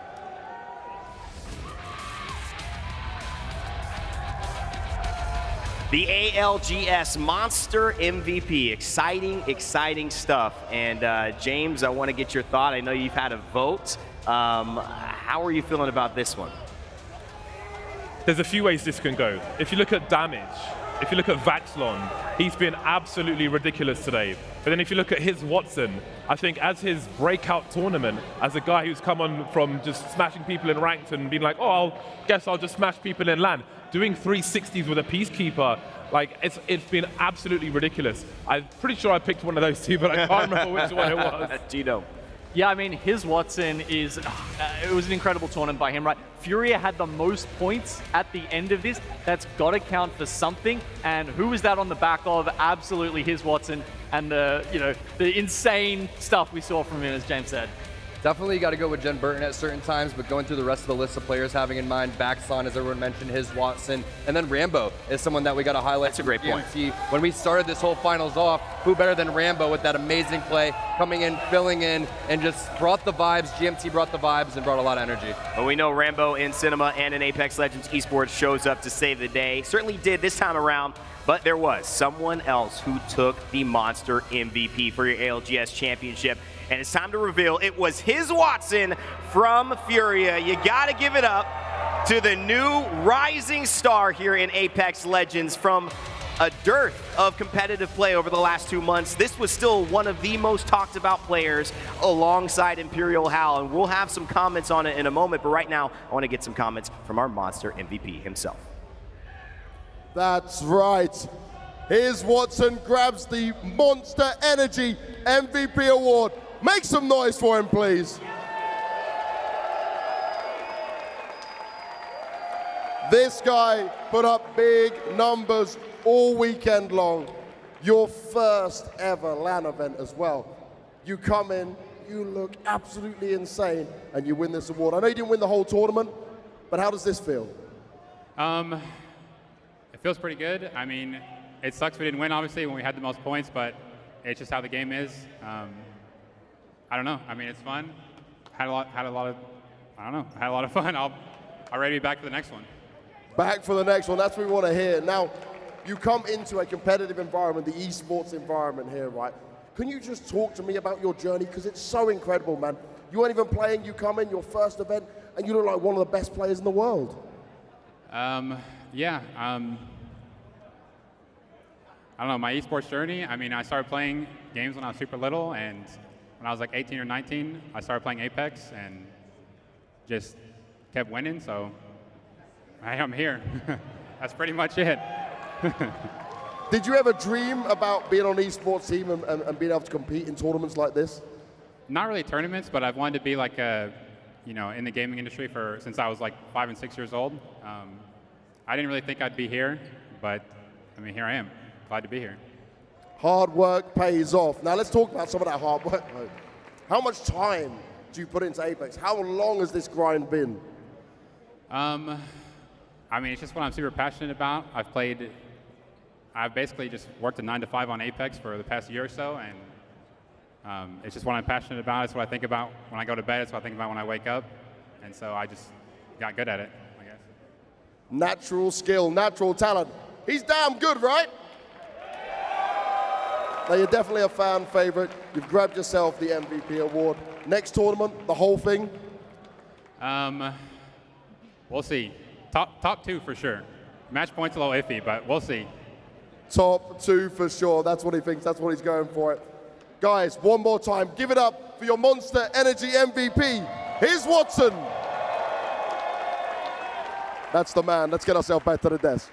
Thank you, James and his Watson. What an incredible showcase of young talent in the Apex Legends scene. We can only expect the best and brightest from one of our rising stars here, and the Monster MVP, the Monster Energy MVP for today. And it truly was deserved, James, from the very beginning.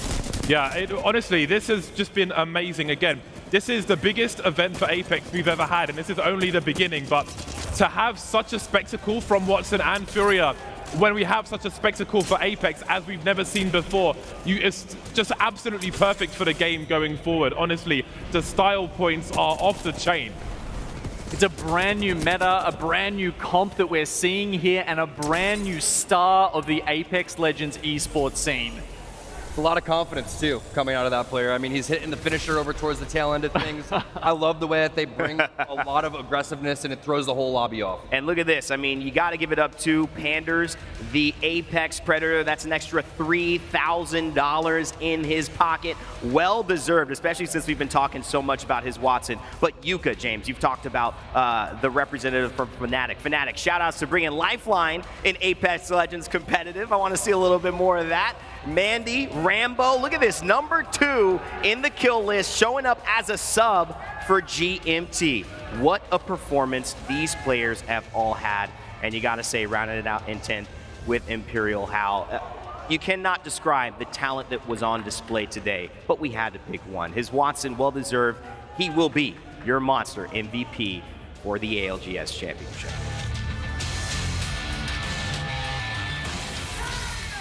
Well, it's been a long time coming. This is one of those events that sits with you, I'm sure, for a long time, and for us, certainly on the desk, has sat with us for a while. 957 days before we went to Sweden. It's been over 1,050 days since we were here.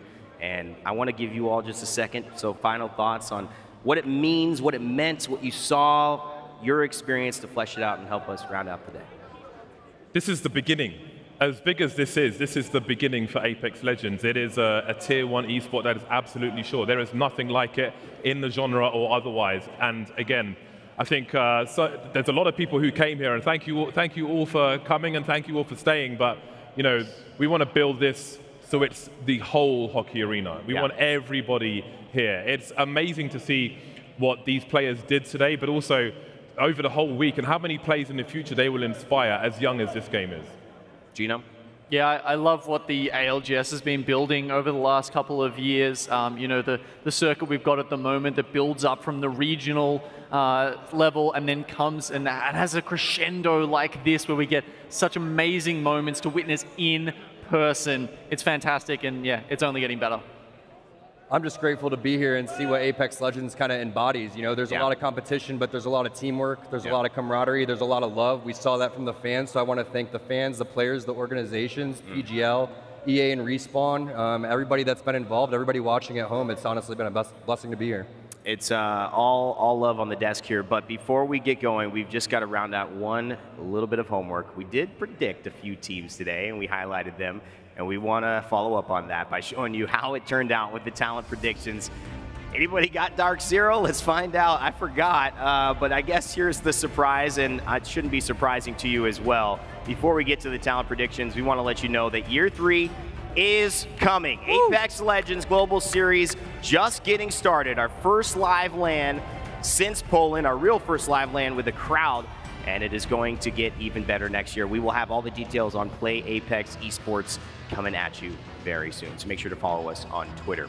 And of course, talent predictions here. Can you believe it? None of us selected Dark Zero. I can't help but laugh a little bit about that, Genome. I certainly don't think we'll make another tournament championship day without that.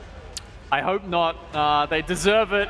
I'm always worried about the caster curse, so I stay away from them. But look, Tom got Furia with 85 points, the most points out of anyone. Yep. So there's a good question. Would he have won if someone else had picked Dark Zero? That's if true. If we gave Bardoff another pick, he would have picked Dark Zero. Exactly, right. exactly. I would have won eventually.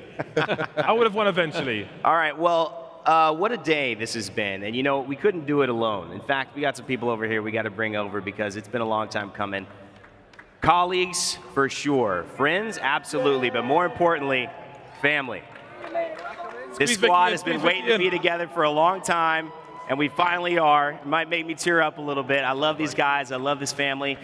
And we will be here for you for the long haul. Thank you to Apex Legends. Thank you to Respawn for making a game that has changed all of our lives and many around the world. And we want you to know we love you, we appreciate you, and we're not going anywhere. From all of us here at PNC Arena in Raleigh, I want to remind you to never give up, never stop gaming, and we'll see you all next time.